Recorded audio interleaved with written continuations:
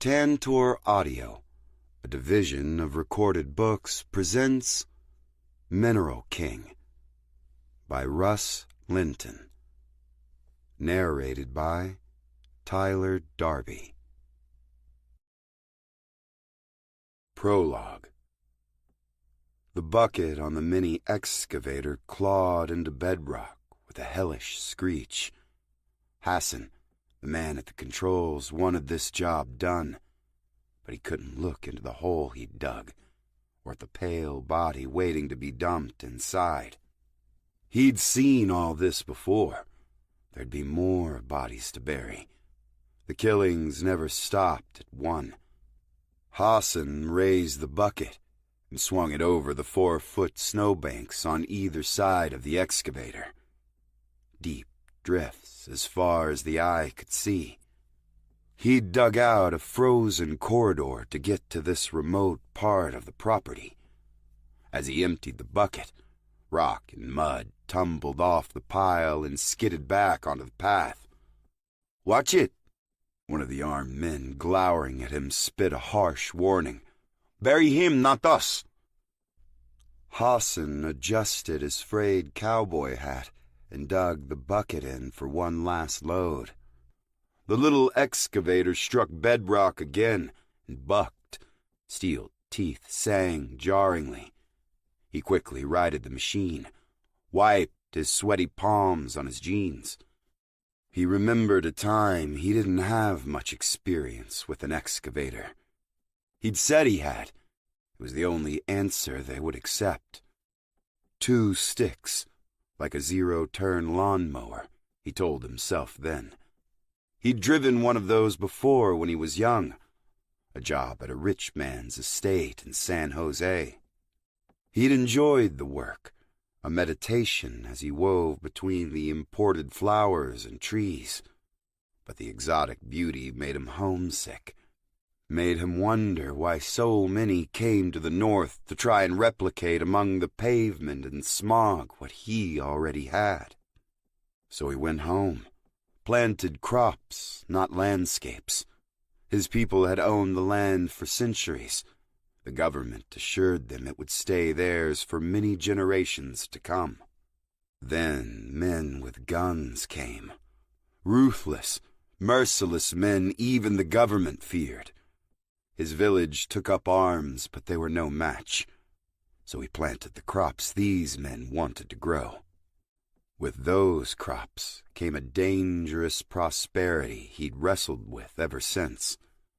And that was how he'd ended up back across the border, putting a body in the ground 2,000 miles from a place he swore he'd never leave again. "You finished, puto?" Hassan glanced at the 2 men. Their faces covered, he could only see the self-appointed leader Lobo's spiteful gaze. True hatred. It had always been there, he knew. They had M16s slung over their shoulders and wore snow camouflage, waterproof combat boots and woolly socks. Sprawled at their feet was the ghostly pale body. A bitter wind slipped through Hassan's worn cowhide coat and between the buttons of his faded shirt. He nodded. "Dump this trash next," Lobo said, kicking the body. Hassan shut down the excavator. He stepped onto the tread and down to the slushy ground. So much snow. He'd never seen this much, even in the Sierra Madre highlands. He slopped his way to the body and bent to carefully lift it. "Use your machine," Lobo said, "or do you want this gringo's blood all over you?" Hassan paused. Working in the fields, the rich earth would get into pores, under nails. No amount of scrubbing would remove it all. It became part of you. Blood was different. You could wash it away, pretend it was never there, but it stained the soul, he knew. He could still ask for forgiveness for his part in this, but if he mistreated the dead, his soul would be lost forever. We must show respect, he said. Hassan ignored their laughter as he hauled the body to the shallow grave. He climbed inside first to gently lower the man into his final resting place. The man appeared wild, almost feral, someone who'd rejected civilization, or it had rejected him. He was heavier than he looked. Injuries marred the man's back. Bruises covered his upper torso. Raw flesh ringed his wrists and ankles. Which injuries he'd suffered at the hands of these men, Hassan couldn't say. The man had been shot twice, but those were old wounds. Hassan arranged the lanky frame gently on the uneven ground, tried to find a comfortable position, one that offered dignity, peace. "Hurry the fuck up, Tarascan!" Lobo stepped to the lip of the grave, M16 pointed at Hassan's temple. "You looking to lie down with him?" Hassan stared dispassionately down the barrel. Lobo gave him a knowing smile, a game to him. "No," Hassan said, making sure to bow his head humbly so the other soldier could see. He clambered out of the hole, boots slipping on the side. The man trained his rifle on the body. "One bullet, right between their fucking eyes." The other gunman interrupted. He spoke quickly and quietly, like an urgent whisper, a Costeña accent. "They were here, by the river. Might put El Jefe on alert." Hassan watched both men. The more disciplined soldiers had only recently joined, their loyalties not fully understood, but he wondered how Lobo might react. Lobo turned on the soldier. "I'm your jefe now, huh?" The soldier offered a silent nod. The leader shot Hassan a glance, daring him to challenge the statement. Neither seemed to know who the true boss was. That was for the best, it seemed. In their game, one would always rise to the top, only for another to cut him down. A bloody harvest with no end. The cruelest, the most ruthless, those were always the ones who survived. Or the craftiest. But this jefe played his part well. Too well. Even so, Lobo heeded the other man's warning.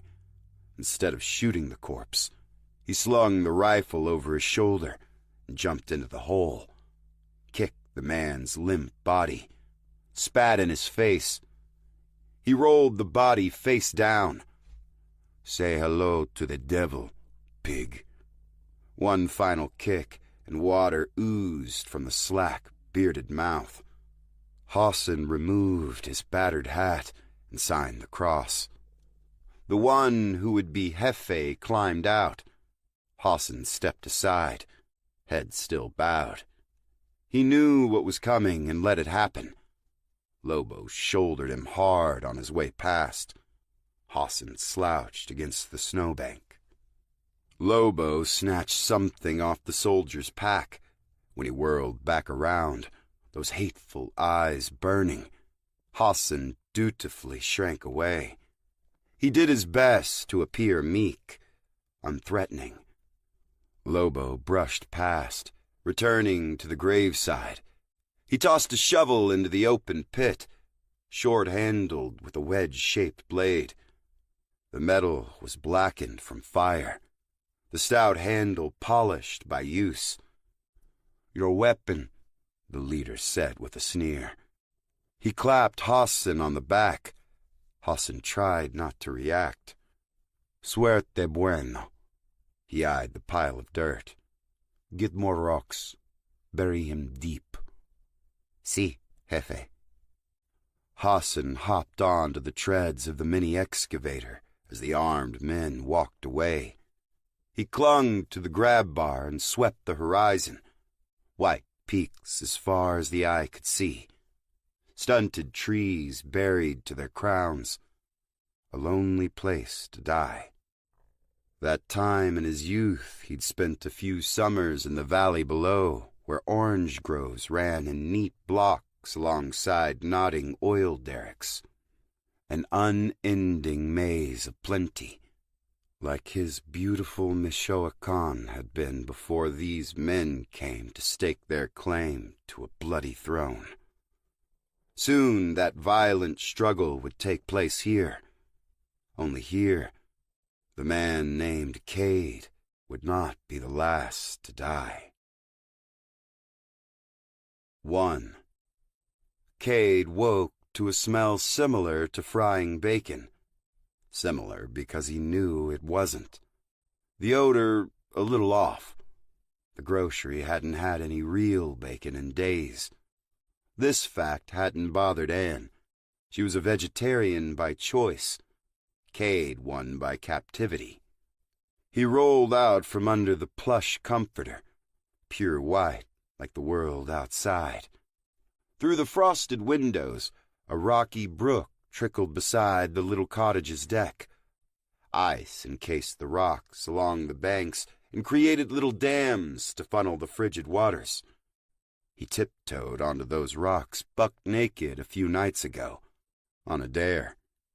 A dare called to him by a nude siren who'd already made the plunge, her skin burning red, smile bright as the snow, inviting lips a definite shade of blue in the cold. He'd only done it so he could drag her back inside under the warm comforter. "Breakfast!" Anne called from the kitchen.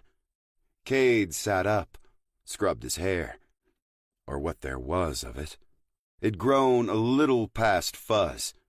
He still wore a hat at all times, in public at least. She'd been fascinated by the inked QR code. He told her it was a bet he'd lost, a bad wager for sure. And no, she couldn't follow the link. She tried to, for a bit, got stymied by his intuitive ability to sense whenever someone had taken aim at the back of his head. Camera, rifle scope, he didn't share those stories. He shuffled to the bathroom, pedestal sink, small soaking tub built for one. They'd managed two. He rinsed and spit, grabbed his shirt off the rack and made the short trip to the kitchen. The living room ran into the kitchen, an area not much larger than Hindi was long. No island or fancy appliances, a mid-sized fridge, propane stove and 2 burners, and a wood stove with a river stone surround. Navajo rugs, knitted quilts and blankets, a worn leather couch. Cozy, comfortable. Things Cade hadn't seen much lately. Coffee's in the pot, breakfast on the table. Anne smiled. She had a beautiful smile. A beauty not in the physicality, but in the intention. Genuine and pure joy. About life. About Cade. She'd given him the smile the day they met. Asked him if he believed in fate. He didn't. She told him she'd do her best to make him. She kind of had. "You don't need to do this," he said. "I'm a grown man. I can make my own breakfast." "You could," she agreed. "But you'd be down at the River Run Grill asking Mrs. Stacy where she'd stashed her murder meat. Instead, you're eating cruelty-free goodness." He sat down with his cup of coffee and began to eat, an oddly flaccid bite. He waved the faux bacon in her direction. "The cruelty-free is debatable," he said as he chewed.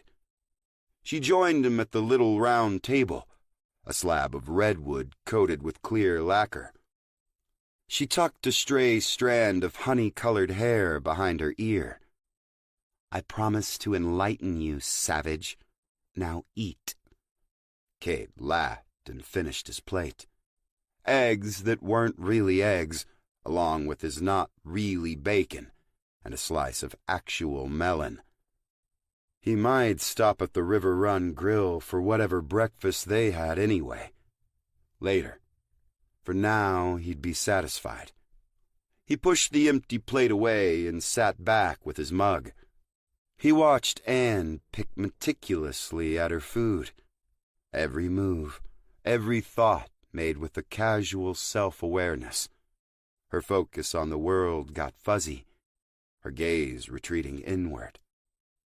"Thinking about your portfolio again?" She said, fork hanging midair. She broke into a grin and took a sudden bite.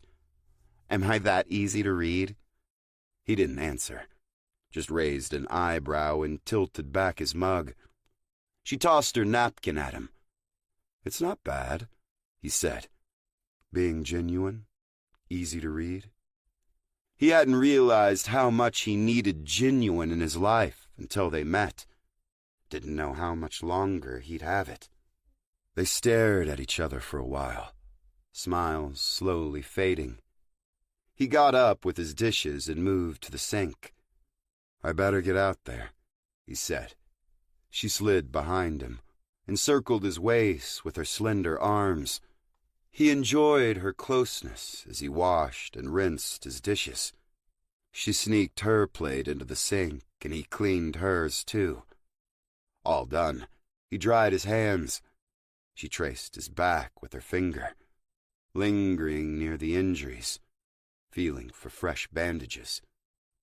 He turned into her embrace, kissed her long and slow. She wasn't the kind of woman he thought he'd ever meet. If it hadn't been for the circumstances, they never would have. And he'd made sure she understood. He wouldn't be here long. "You could always stay in today, you know." Kate sighed.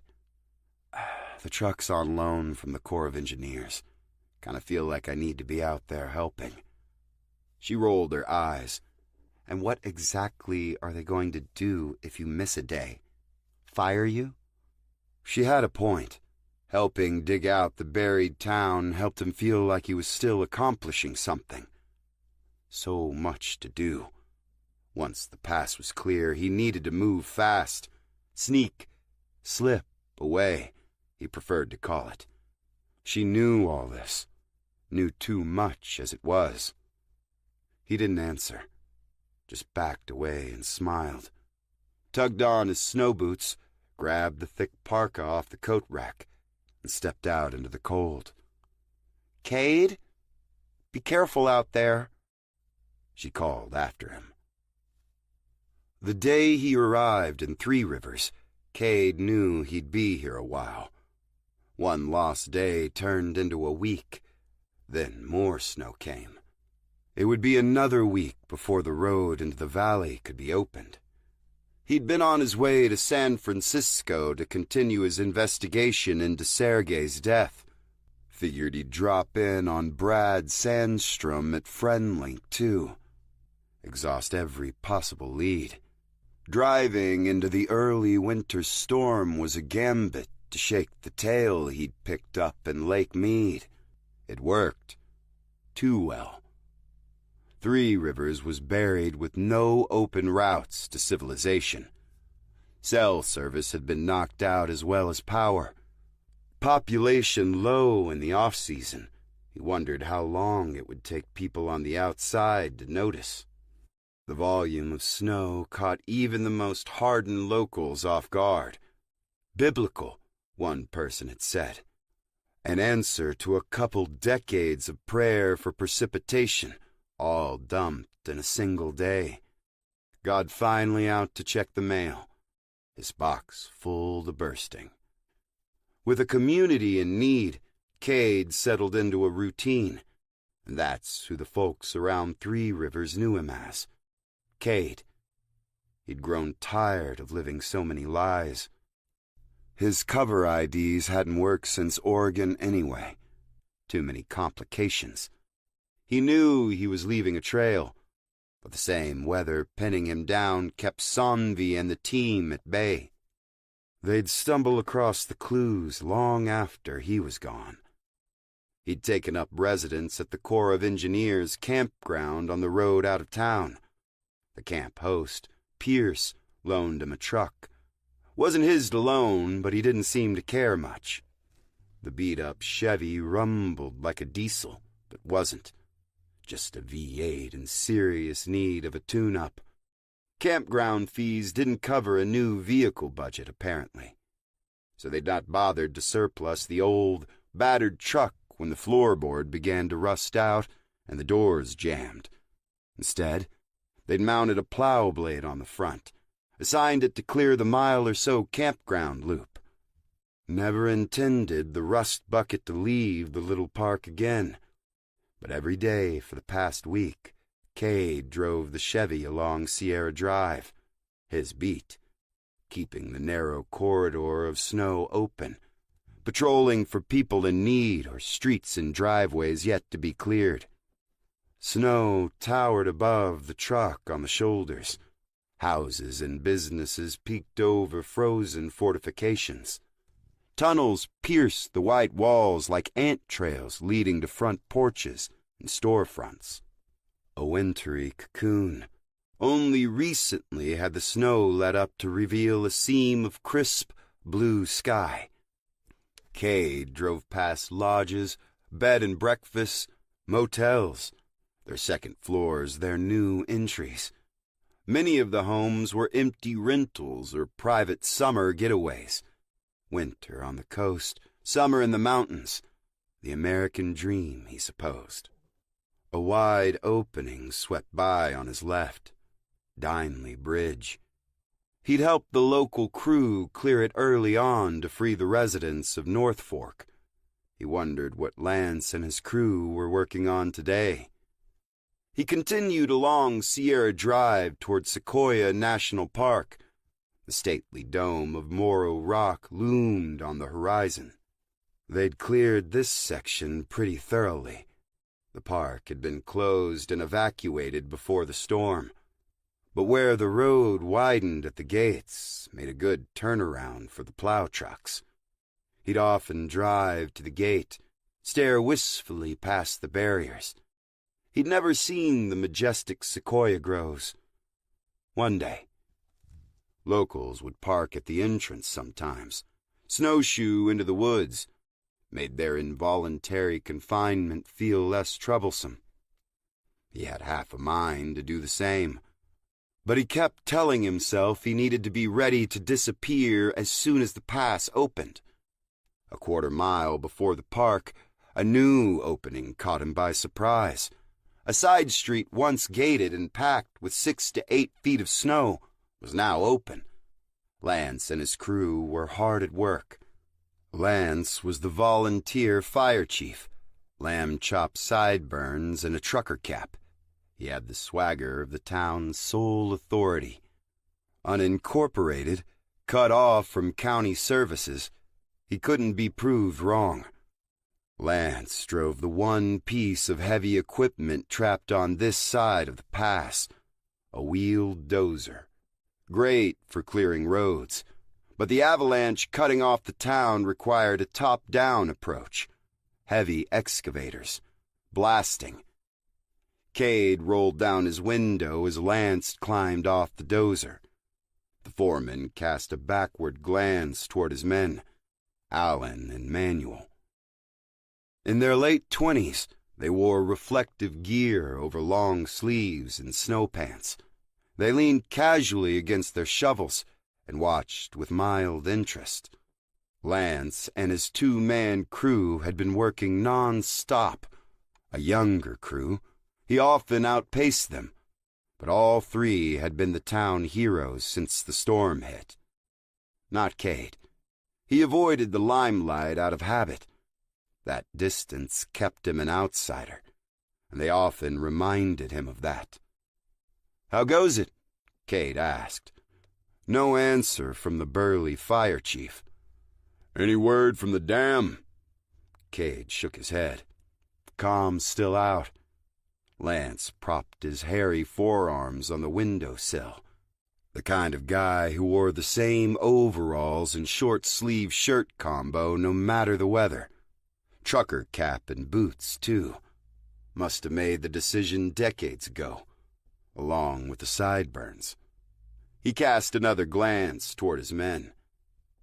You let us know the minute they start in on that rockfall.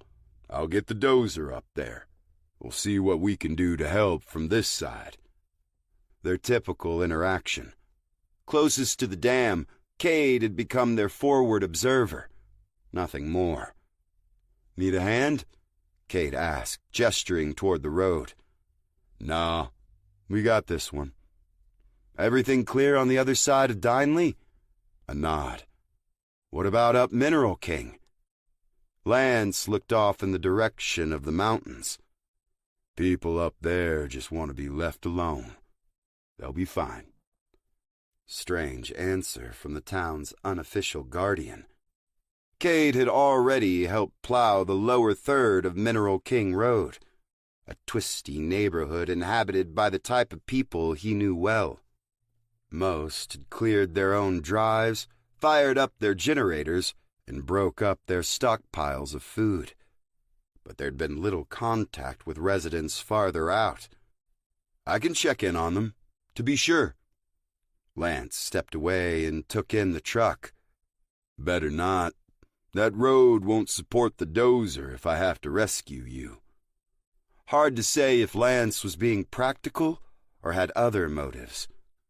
The road was a dangerous drive, even in fair weather. Sharp turns dropped into fantastic gorges, dense with willow and scrub oak. A crack in the earth a person could slide into and never be seen again. If I get stuck, maybe we'll just bury this old beast up there. Lance leveled a gaze from under the brim of his hat. Just as likely we'll have to bury you. The Clevelands are up there. They've been here longer than anyone. They're ready for whatever comes their way. Trust me. Cade nodded, acknowledgement he'd heard the warning, or accepted the risk, either way. So what's up there? Cade pointed to the freshly cleared road. Old park buildings. Might be of use if this stretches out. Temporary housing, that sort of thing. Cade didn't want to question the guy's priorities. Dig out contingency plans or check on the living. Could be a tough call for some. They chatted a little longer. Surface level stuff. The weather. What more could be said? 10 minutes later, Cade headed up Mineral King. 2. The Clevelands lived on the last hill before civilization melted into the wilds of the 400,000 acres of Sequoia National Park. No semblance of a neighborhood, just property built on awkward slopes at impossible angles to nobody's code. Cade knew Lance was right. People who chose to live there had everything necessary to survive an apocalyptic storm. But a person needed more than food and water. He'd been reminded of that this past week. Companionship. Rest from a long, weary journey. A break from the constant struggle to survive. At Lake Mead, he'd wanted to kick back and watch the sunset, beer koozie in hand. The opportunity denied, he'd mentally written off any future chance. Then he'd met Anne. Now the whole world felt like it was on pause.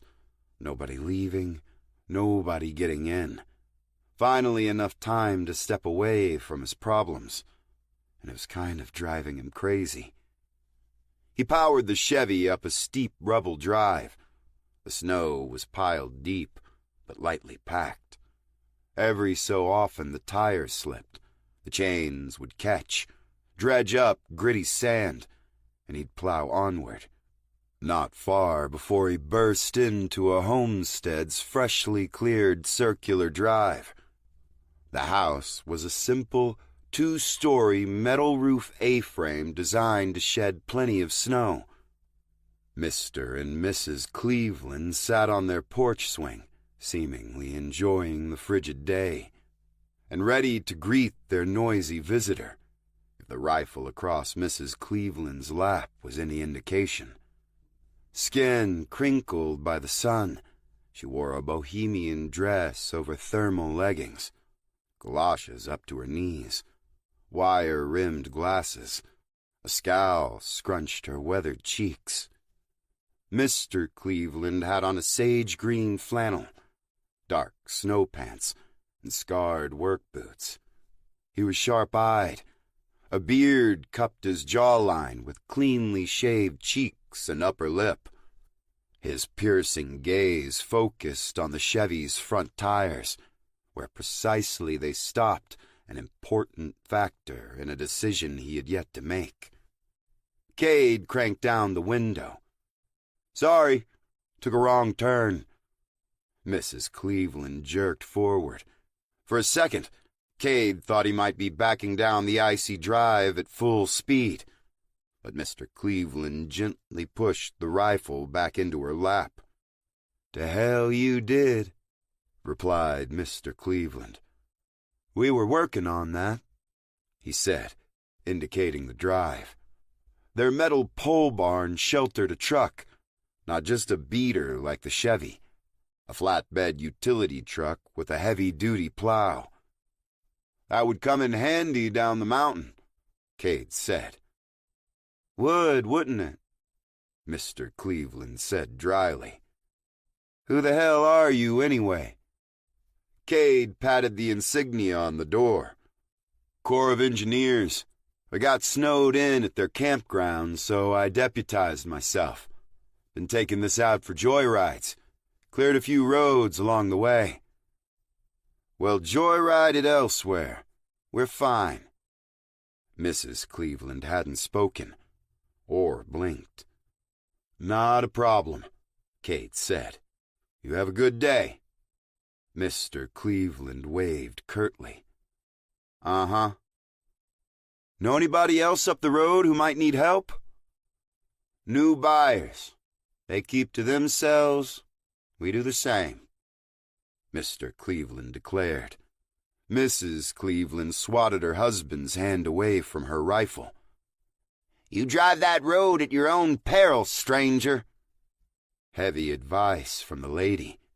Cade crept into a turn and drove away. A quick parting wave, and Mrs. Cleveland stared after him with a hateful sneer. He kept a loose focus on the rifle. Cade scraped the hill into Horse Creek campground with the plow. He cleared the slope every time he came and went. The snow had stopped, but normal early winter temperatures had returned, bringing a constant battle of daytime melt and overnight freeze. He had to keep the ice in check. When the time came, he needed a Hindi-capable escape route. He shared the campground with the camp host, Pierce. The day he rolled in, he must have looked desperate enough, so the Corps volunteer had unlocked the gate. There had been jokes about a background check. Cade smiled, relieved to learn the town had been cut off completely. No roads, no phone calls, no background checks. The host sites were carved into the hillside above the prefab campground office. Indy was parked beside Pierce's decades-old fifth-wheel camper. American and POW/MIA flags fluttered from a pole attached to the latter. Pierce was the kind of guy who'd call the state California. His plates read Texas, but he came back year after year all the same.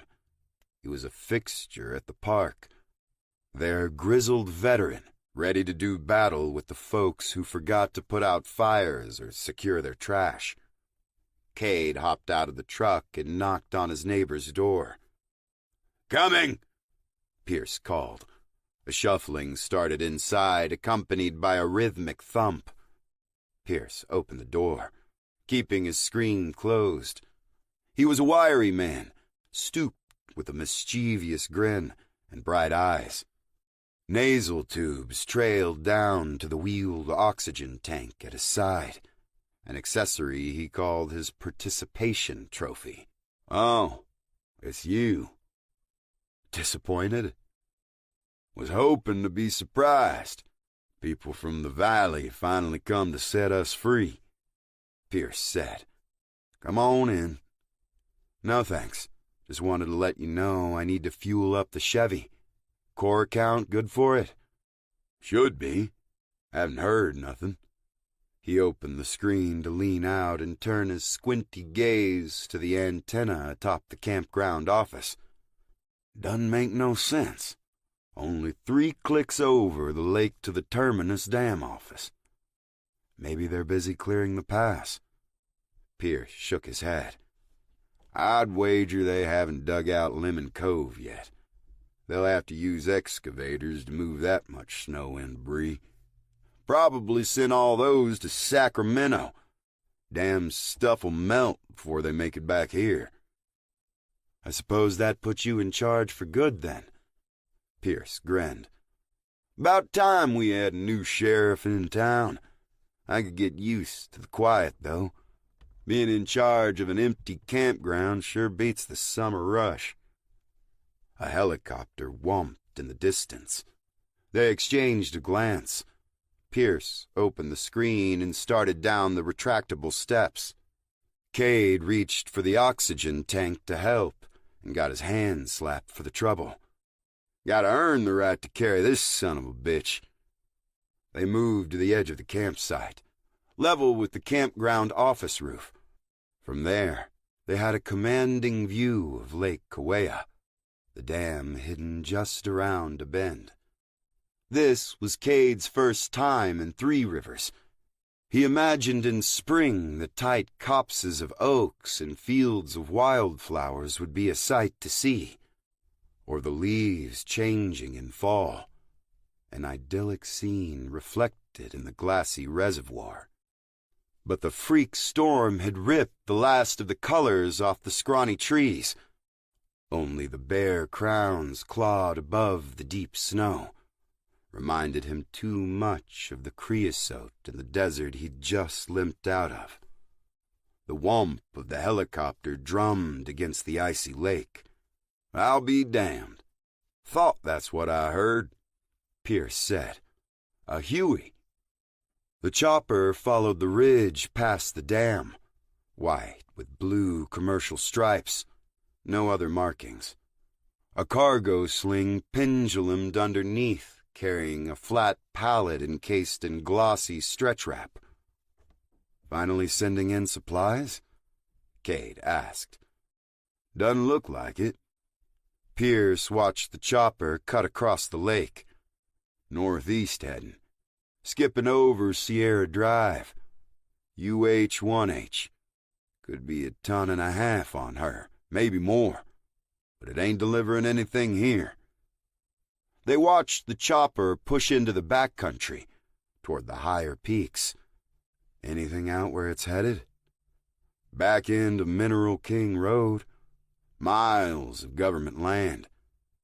Any farther, there's peaks you wouldn't want to mess with in a loaded helicopter." He scratched his chin. "Could be going to those new neighbors everybody's been on about." "The Clevelands mentioned something about that." "You dug out the Clevelands?" "Yep." "Good, I suppose. Don't know much about 'em except they're stubborn like me. Some people in town seem to have bad blood with 'em." Cade watched the helicopter disappear into the mountains. Could mean help for the town, or a guaranteed way to throw off his pursuers. "Maybe these new neighbors would run a mercy mission for us and restock the bacon at the market," he mused. Pierce cracked a yellowed smile. "Ann got you eating the phony stuff." "She does." "I warned you about her. She's new in town, but fits right in. Hippie Central down there." Cade snorted. "Well, I better get back at it. Where are you headed now?" "Maybe I should pay these new neighbors a visit." Pierce frowned. "Campground was packed this year. I barely got out. Even so, I heard about those folks. They paid cash for the property, if the rumors are true. Double the market rate. Cade nodded thoughtfully. Cash buyers sounded about right for someone with a private helicopter. Might not be too charitable. Hopefully they had news from the outside, at least. He thanked Pierce and turned to leave. Take your pack in case you get stranded. I'm not humping this damn thing up there to dig you out, he said, giving his tank a shake.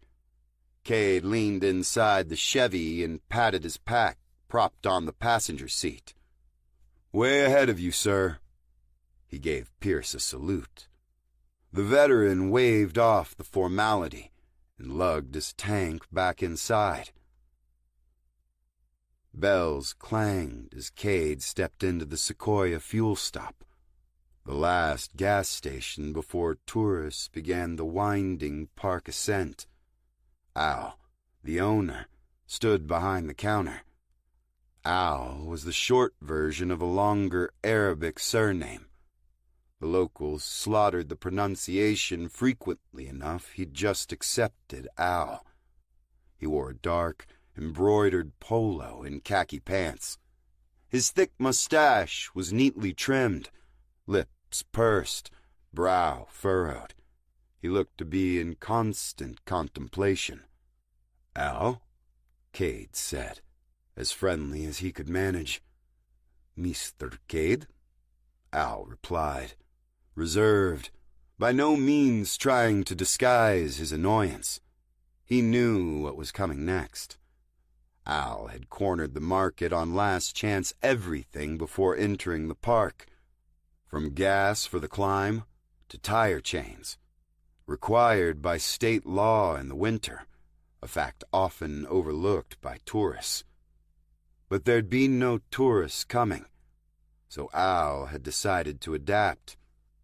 Wasn't there an agreement to provide fuel to the government account at a set rate? I realize this is California and all, but the old price of $6 a gallon already seemed excessive. Extenuating circumstances, Mr. Cade. All covered under the exact same contract. Cade jerked his chin. No use arguing. He wandered down an aisle, hunting for protein. His boots thumped on the hardwood floor as he roamed. There was an impressive wall of canned goods, neatly organized shelves of snacks, empty walk-in coolers. The beer had gone early in the crisis. Absolutely nothing was labeled with a price. As far as anyone could tell, the going rate was whatever the swarms of tourists were willing to pay. And Cade, he was just another tourist. Once, Cade caught him slipping a discount to one of the residents. 2 for 1 on a bottle of ibuprofen. He'd been in earshot and got in on the deal. A handful of those became part of his daily diet. He pulled a bag of jerky off a rack. How much is this? $12. Quick. Decisive. Kinda high, don't you think? Extenuating circumstances. What's the local price? Al's mustache twitched, a disturbed caterpillar. $12. Fine, Cade said. He tossed the package on the counter. That'll be it, I guess. Al had already rung him up. Plus the fuel on the government account. Cade nodded. Your tax dollars at work, Al. He got out his wallet. Didn't open it right away. More impatient looks from behind the counter. Have you heard anything about the new owners up on Mineral King? Bought some property? Cash? Minding this business is enough for me. Al extended his hand and opened the register. Cade pulled out a 50. Al grimaced as he added it to an already overflowing stack of larger bills in the tray. He counted out the change grudgingly. I could use small bills, he muttered. Cade waved the stack of small bills he'd been handed. "Pretty sure you'll get these back." Al's turn to be curious. "Any news about the road?" Of course, his only purpose here. Forward observer. Cade shook his head. No idea when they'll get to it. Al stared back glumly. A season ended too early. Profits gone. Cade felt bad for him. "Do you want me to do a pass with my plow? Open the lot some more. Save the fuel. Might be your last tank." The thought had occurred to him. With people running generators day and night, the Seoul gas station would eventually run out. Lots of residences had solar, but the high canyon walls limited collection hours. Cade thanked Al and left. He checked the payphone by the door. No tone. Crunched his way across the lot toward the Chevy at the pumps. The small convenience store had snow up to the eaves. Ice dammed the metal overhang, dangled like crooked dinosaur teeth, low enough to block the whole sidewalk except where Al had broken them away from around the door. The hum of generators masked the sound of the river behind the store. Al was right to be worried. Difficult to say how much longer the town could hold out. A helicopter could be decisive. Time to go ask nicely for that mercy mission. First time for everything, Cade muttered. 3. Cade rode an invisible tightrope in the 2-ton truck as he navigated the remote section of Mineral King. Even in perfect conditions, progress would have been slow. Forging blindly into the snow was an exercise in extreme caution. He began to anticipate the buried road's tortuous path. Hairpin turns regularly hooked him along a near-parallel line with where he'd just been. A glance over his shoulder, and he'd be looking at the section he'd just cleared across the intervening gap. The road hadn't accumulated snow as deep as elsewhere. The extreme slope sent any excess plummeting into the gorge. Dense powder formed a loose wedge between canyon wall and sheer drop. Crumbling shoulders lurked on the fringes. Every foot traveled exposed new peril. Loose boulders caught on the truck's plow. He'd get out and lever them aside with a rock bar, then back to a crawl. Several times Cade came to a complete stop and just observed, considering the deadly geometry ahead. Did he cheat toward the edge, or risk getting buried against the canyon wall? Grueling work, perilous, as Mrs. Cleveland promised. But he got comfortable seeing the canyon side snow load tumbling into a sudden expanse of blue sky. Too comfortable. When the snow tumbled next, the void kept opening.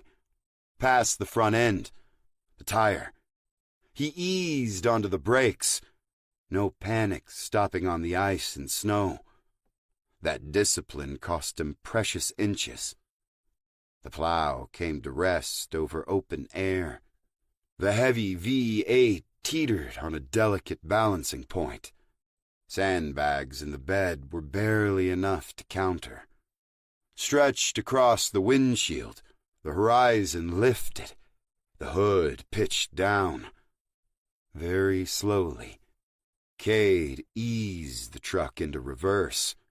One front tire spun futilely.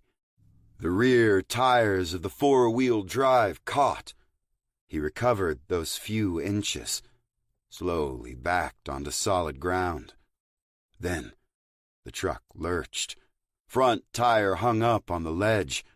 The rear kicked out, drifting again toward the sheer drop.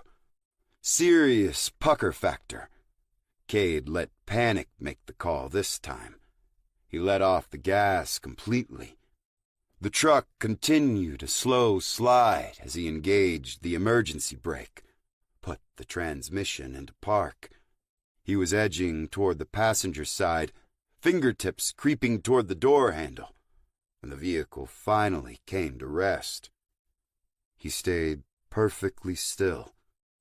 He found a point out the window and stared, senses primed for the slightest shift, made sure the slide had stopped.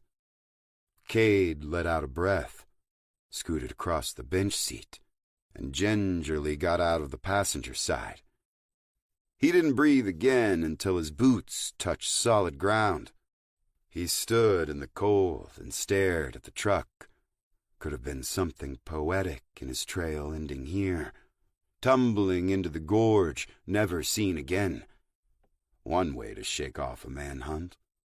He dragged the come-along from the truck bed, wenched the Chevy back onto the road using the trunk of a crooked oak he'd dug out of a drift. Used his trusty MPL 50 when he needed to clear around the tires. Back on the slushy but solid ground, he loaded up and continued. The plow blades scraped against the remains of a stone retaining wall. Above, an aging aqueduct creaked under curtains of ice. A fence post pierced the bleakness. He hung out the door and stood on the running board. A small cabin in the distance. Gate locked. No signs of life. He pushed on. Several more hours passed at a slow creep. Somewhere ahead lay the old park entrance. A handful of cabins were back there, handed down like precious family heirlooms. Cade didn't think the chopper went that far. But what was left? He crossed a bridge. No indication it was even there as he approached, except for a disturbing drop on either side of the road. Snow sluiced through the concrete railing in rectangular chunks as he plowed. The sun was getting low, a biting chill in the air. He'd need to turn around eventually. He'd need to carve out a spot. But where? The road swept away from the canyon. A reinforced wall rode an embankment on his left. An ornate iron gate set between stone posts. Was this the place he'd been searching for? If not, he'd gladly use the driveway to turn around. He'd had enough tempting fate for one day. He kept the Chevy's momentum steady as he approached. Wheels alternately slipped and found purchase on the incline. Buildings appeared over the top of the wall. A cabin. A barn. He leaned over the steering wheel. Was that somebody standing in the loft? Were they holding what he thought they were holding? The plow clanked against the gate with a loud rattle. Damn it! He reversed. Nice and easy. One arm slung over the seat, eyes out the rear. When he glanced back to check the gate for damage, he found himself staring down the barrels of a pair of M16s. Cade raised his hands, but he left the truck in reverse and covered the accelerator. The gunmen wore Arctic camo, their faces hidden behind balaclavas. No identifying insignia. What were the odds he'd stumbled across the Sierra Nevadas version of Fort Black? He could maybe talk his way out of that kind of situation. He'd have to, because a high-speed escape in reverse down the canyon was a terrible idea. The gunman on the right popped his sights high and squeezed off a round above the truck's roof. He quickly retrained the barrel on Cade's face. The move prompted a sideways glance from his buddy. "Get out of the truck!" the twitchy one shouted. Cade glanced at his pack. He hadn't secured a firearm since Vegas. Sure, he had the MPL 50, his buoy too. But these guys didn't look like they'd allow close combat. At least outside the truck, he stood a chance at getting his hands on a rifle. The trigger-happy gunman made a sharp hand motion, instructing the other one to open the gate. He complied, the uncertainty about his partner's warning shot gone. The soldier flicked up the heavy latch. He backed the iron gate open without ever lowering his rifle. Crisp, precise movements, not sloppy at all. Former military? A militia with operational background? He was getting a special forces vibe, not just a bunch of locals trained by a psycho on their days off. These men had seen action, knew the battlefield cost of dropping their guard. They left one side of the gate closed, braced by a drop rod driven into a concrete pad. That and the slick ground ruled out sudden acceleration, chewing these guys up under the tire chains. Cade inched the door open, kept his hands visible. "A little accident," he said.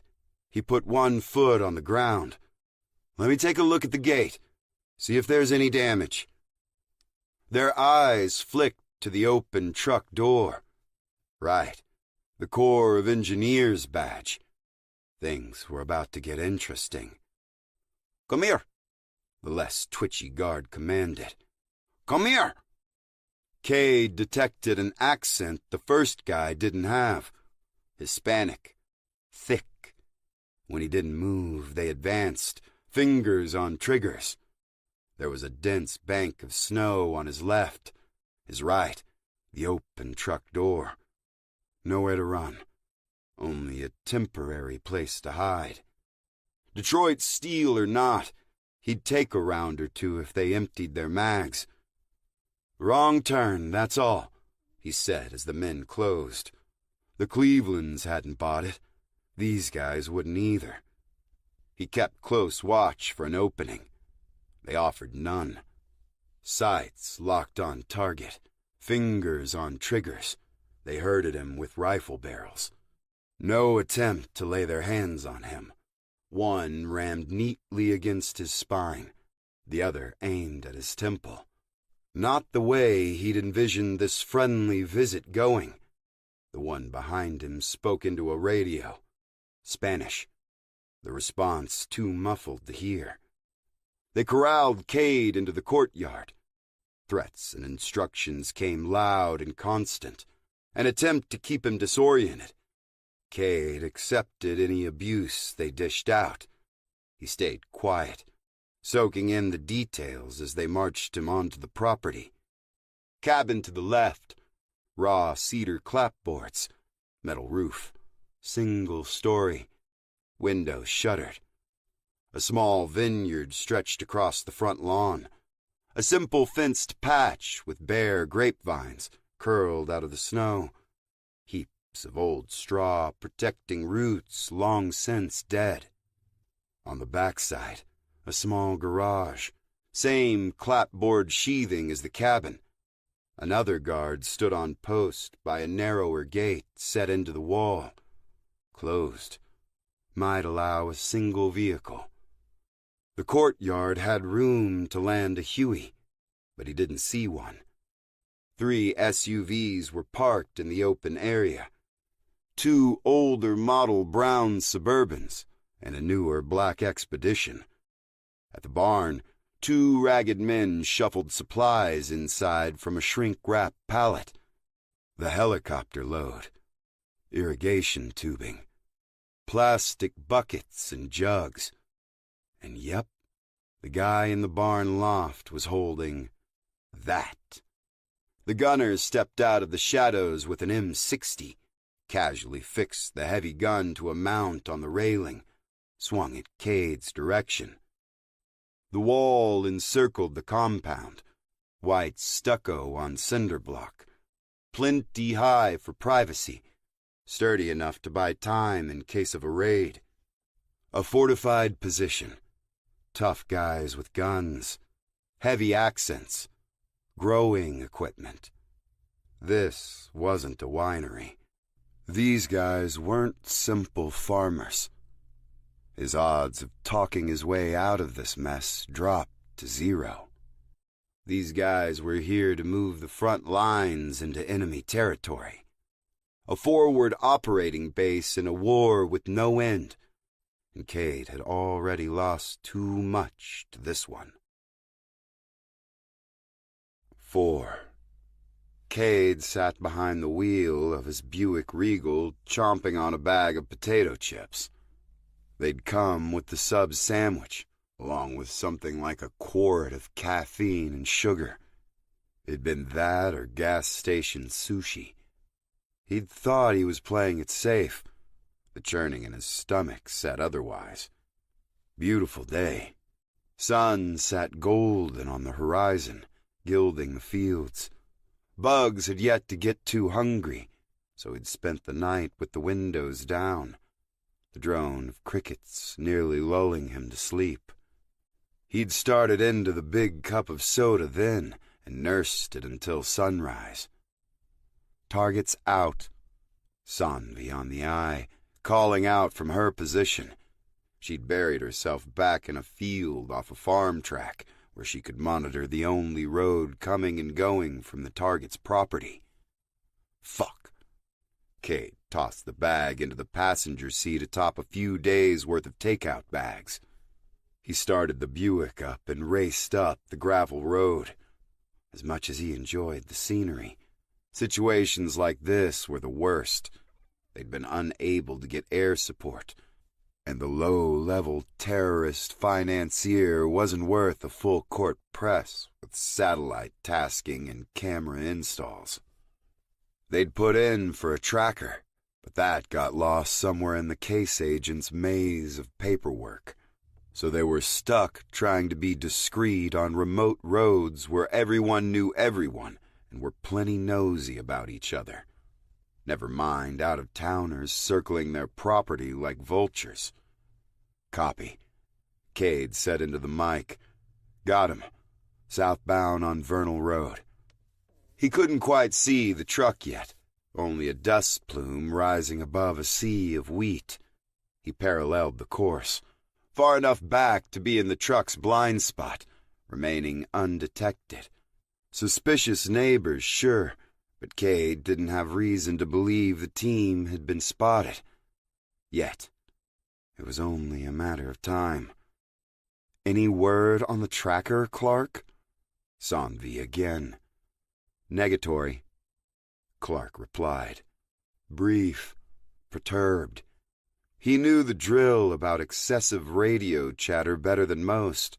Sanvi knew too. She just didn't care. Maybe we just put the damn tracker on without all the approvals? Not looking forward to another night out here. I've got crickets crawling out of my fucking dash vents. Another night and we're burned, Cade said. And keep the channel clear while we're rolling, all right? 10-4.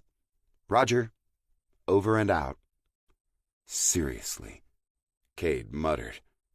They were approaching the intersection with the farm road, a paved strip of asphalt worn down to the local reddish aggregate.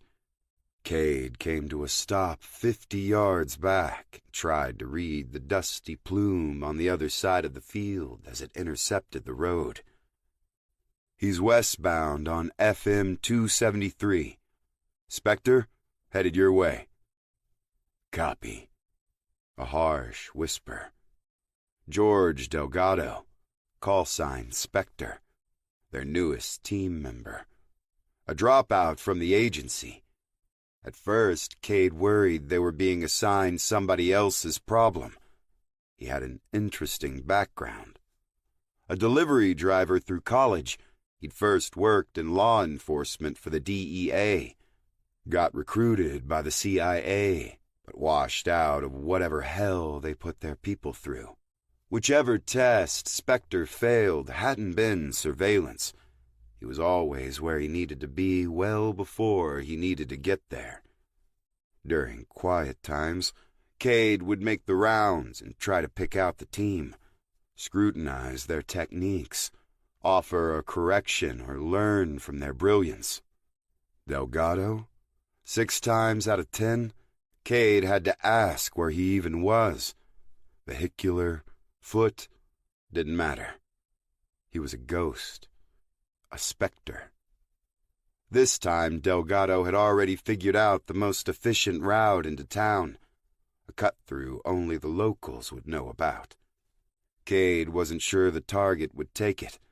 They'd arrived less than 24 hours ago. No time to observe any kind of pattern, but he'd learned not to question the man's instinct. Cade's phone buzzed. He glanced at the number. The office.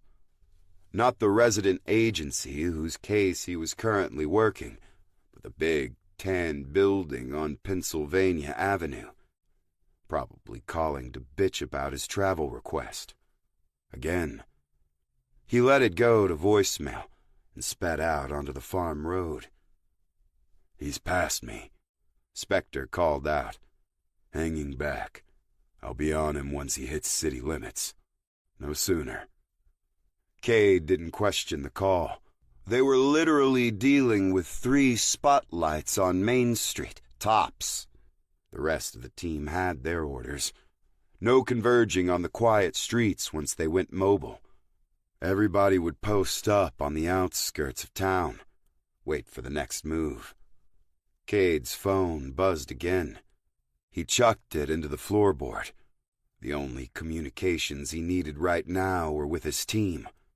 "Approaching Main and Bullard." Kristen. Everybody called her Smudge. Not so long ago, the Bureau had trouble letting go of their film cameras. Things like evidence collection and chain of custody drove the paper pushers nuts. She'd argued at least she couldn't smudge a digital photo. She was quirky, said the weirdest things, but she'd been a photojournalist in the most dangerous global hotspots before coming to his team. When Cade asked her during the interview why she wanted to change careers, she'd said she wanted to capture moments before they were news.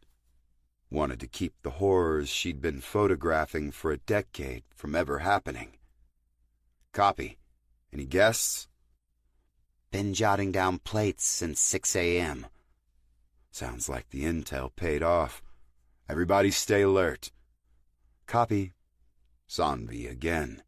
Seniority placed her as his assistant team lead. Cade wasn't sure he wanted it that way, but nobody else was eager for the job. He'd have turned it down too had he not been threatened with a promotion to a different squad. Kristen had taken up a position on a rooftop across from the town hall. The old granite building was a remnant of better days on the red brick square. Big, imposing, built to serve a larger population than the stragglers who remained. Kristen's view covered the rear entrance, where a flight of steps led to a basement, and where a cell of the Aryan Brotherhood was supposedly planning an attack on a nearby power station. "Targets entering the building, carrying a laptop case. Sidearm. There's enough hardware in the basement now for a safari." Cade pulled off the road behind a dilapidated grain elevator. Beached wood planks exposed, the corrugated steel siding flaking off in pitted, rusty chunks. His phone vibrated against the floor mat. Again. "Call out those license plates when things settle down." A few moments later, Kirsten rattled off numbers and a phonetic alphabet strictly NATO protocol. She had that in common with Derek, or Clark. The others often gave a hybrid mix of Leo and NATO.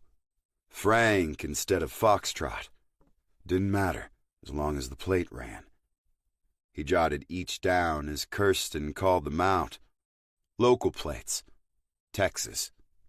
One from New York. A Cadillac with tinted windows. She could have led with that. The communications intercepts indicated a visit from a skipper, lazy code for a mafia capo. They'd been using guys like the Aryan Brotherhood and biker gangs to do their dirty work since the 90s when Gotti went to prison.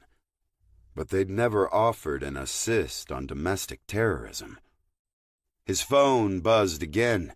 He glanced at the floorboard, trying to see the screen, but had fallen face down. He didn't bother picking it up. Not yet. Spectre, Clark, I want you both on the caddy when it leaves. The rest of us will mop up here and join up later. Copy. Sheriff's here, Kirsten called. They didn't have any intel on the local law enforcement. Yet another reason to be careful. He'd done surveillance in hostile jurisdictions before, even been assigned to watch corrupt officers. The lack of cooperation on that level made for dicey situations. Out here, they had nobody to call for backup. The nearest federal office was the resident agency 75 miles away. It consisted of a few armed agents and a single-room office overlooking a square a lot like this one, protected by another sheriff who could easily be persuaded the federales had gone rogue. Any backup that arrived on scene might not be aiming to apprehend the locals. And he's down the steps. Good old boy count 9. The guest came with 2 more. Driver and a ride-along. Pictures? Cade asked. Clear enough for their dermatologist to examine. He didn't have to ask. She knew her job. They all did. Answer your damn phone. Sanvi on the radio. Must be her calling him. She did this. Often. Some days he didn't mind the chatter.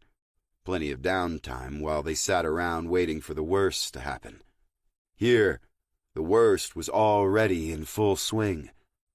Keep the comms open, Cade growled. His phone exploded again, and he snatched it up, her number on the screen. He flicked the connection open. What? WFO has been trying to reach you. Your phone off? It will be shortly. Well, now they're blowing up my digits. If I have to answer some stupid admin question, I'm going to tell them you said to fuck off. Permission granted. He hung up.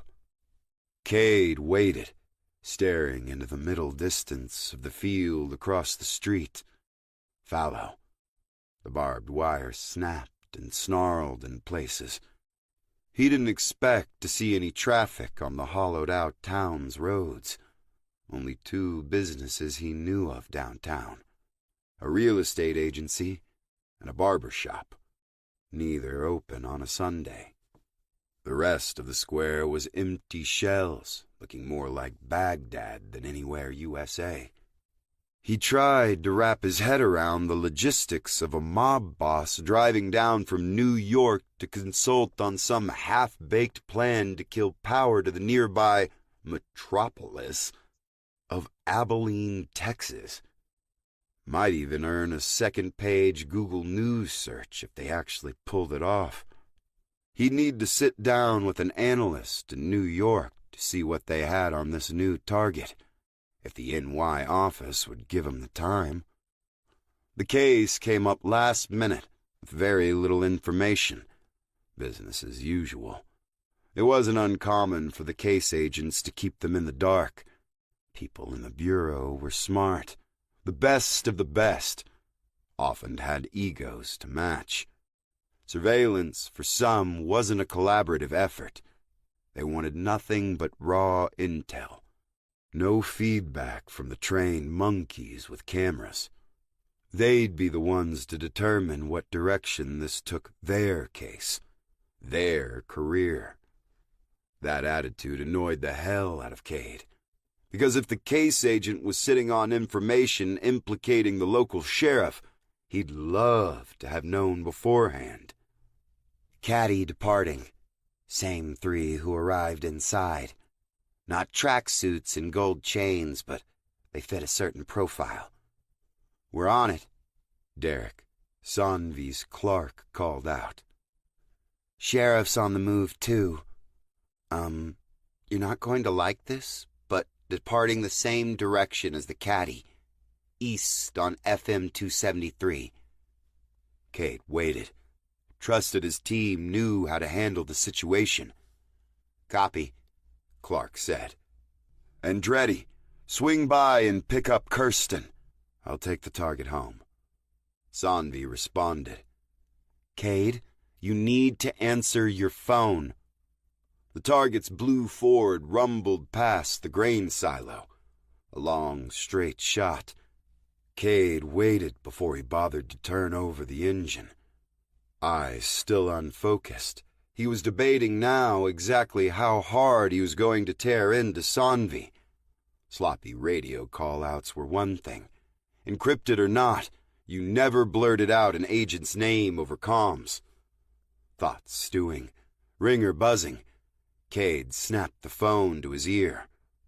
After you've done what I asked you to do in support of this fucking surveillance, then we'll have a nice, long chat. I promise. Agent Black? Cade checked the number. Headquarters. Of course. Speaking. Thought you were someone else, he said as he wheeled out of his hidden spot and jostled onto the road. He could still see the truck cresting the horizon. Far enough away, if he'd been seen turning out, it wouldn't be clear from where. We've been trying to get a hold of you. The Buick's engine rumbled as it redlined and found the next gear. The travel notice. Right. Look, I'll get that sorted out when we get back. Short trip. No, this is the Organized Crime Squad. Sac Piero's office. The engine dropped an octave, the tachometer falling fast toward idle. Cade's gaze slipped toward the middle distance out the windshield. The truck, a far-off blur, turned onto a dirt road, dust spewing. What have you got? The Buick dropped below the speed limit. Agent McMillan went on a raid today. There was some bad intel. We've lost contact. It doesn't look good. The Buick rolled to a stop on the country road. Cade's radio barked life. Kirsten picked up by Sanvi. Clark being lit up by the sheriff. Spectre asking if he needed to drop the caddy. The one step ahead surveillance operative had gotten out ahead, lead-tailing, following from a safe distance in front of the target. Sanvi taking over, telling Clark she was en route, the roar of her engine a familiar backdrop to her voice. If Deputy Arian gets hinky, Derek replied, I'm not going to hesitate. The situation escalating. Cade's world spinning. Agent Black? Copy. Here. We just thought you should know. Thanks, he mumbled. I'll be back as soon as possible. Cade lifted his mic. Andretti, he said. Go for Andretti, Sanvi replied. You're in charge. Target last seen north on Vernal, toward home. Copy. The Buick's tires broke loose on the gravel shoulder as he U-turned across the old farm road. A solid chirp when they dug into the red pavement, and he was rocketing toward civilization. No filed travel plans this time. He'd buy the first ticket he could find. A hop to DFW. WFO next. He wouldn't make it in time. Chapter 5. Move! Move! The barrel jamming into his spine was getting old. Cade tamped down the urge to react. They herded him toward the cabin. Good. Inside an enclosed space, he could make a move. One of his escorts jumped in front, shouting. They hadn't even made it to the porch yet. 15 yards from any cover. Great place to get cut down by the machine gun. He tried translating their demands with his sketchy Spanish. Look up, Look up. He kept his head down instead, playing dumb. He didn't understand why they wanted him to, but he wanted them to know he wasn't going to cooperate. Pissed them off enough, maybe one would move closer to force compliance. The less twitchy of the two gave up, but no rash moves. He backed away, beckoning Cade with his free hand. Venga! Venga! A shove from behind sent Cade staggering toward the porch. In the split second he was off balance, the man beckoning him deftly swapped his rifle for a sidearm. Smarter choice to get close or march him inside. Too damn smart. Who were these guys? Cade ducked his head, hands high. All right, he said.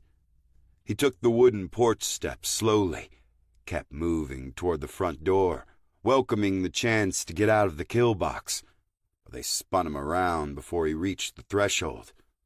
The guy with the pistol patted him down. Twitchy held several yards away with his rifle, waiting for an excuse to shoot. Another rough shove after the frisk steered Cade toward a wooden bench. Seat.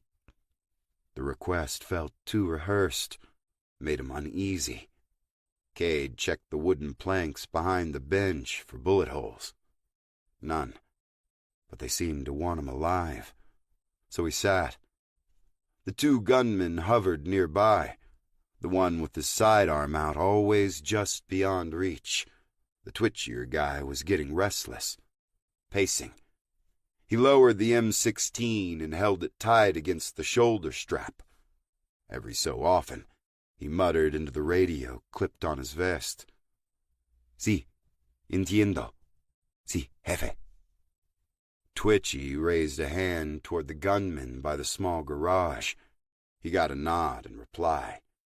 At the barn, the machine gunners shouted at the workers, and they double-timed unloading the helicopter drop. Cade sensed a definite difference in the ranks here, both temperament and training. They all hadn't graduated from the same cartel academy. He watched the back gate to the compound. The dirt road had been cleared like the rest of the grounds and wound off around a hill that blocked his view of the back property. Difficult to say how big the place was.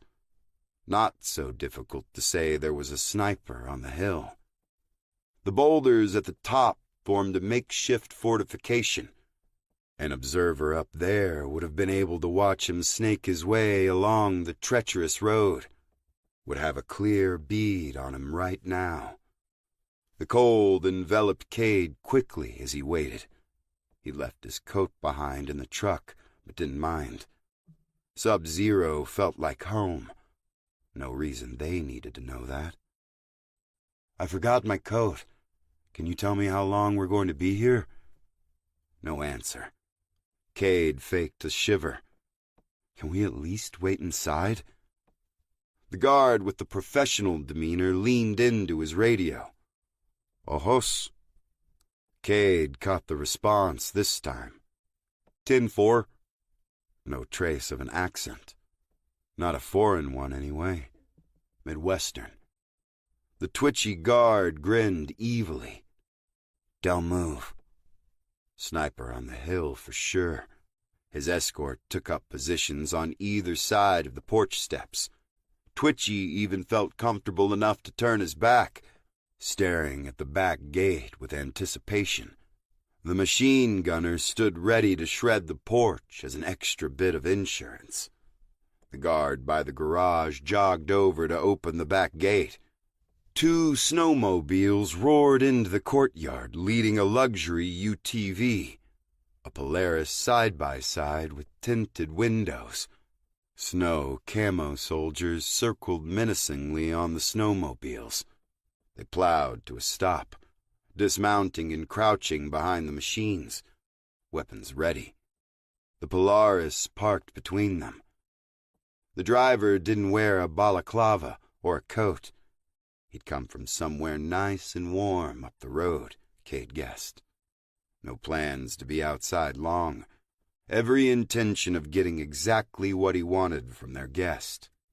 The four-seater had two more heads in the back, fully enclosed, tinted windows. Only their silhouettes were visible. "Stand up," the driver commanded. He wasn't like any of the grunts. Wavy hair that'd never seen a helmet, aside from a sculpted shell of styling gel. Gold chain instead of dog tags.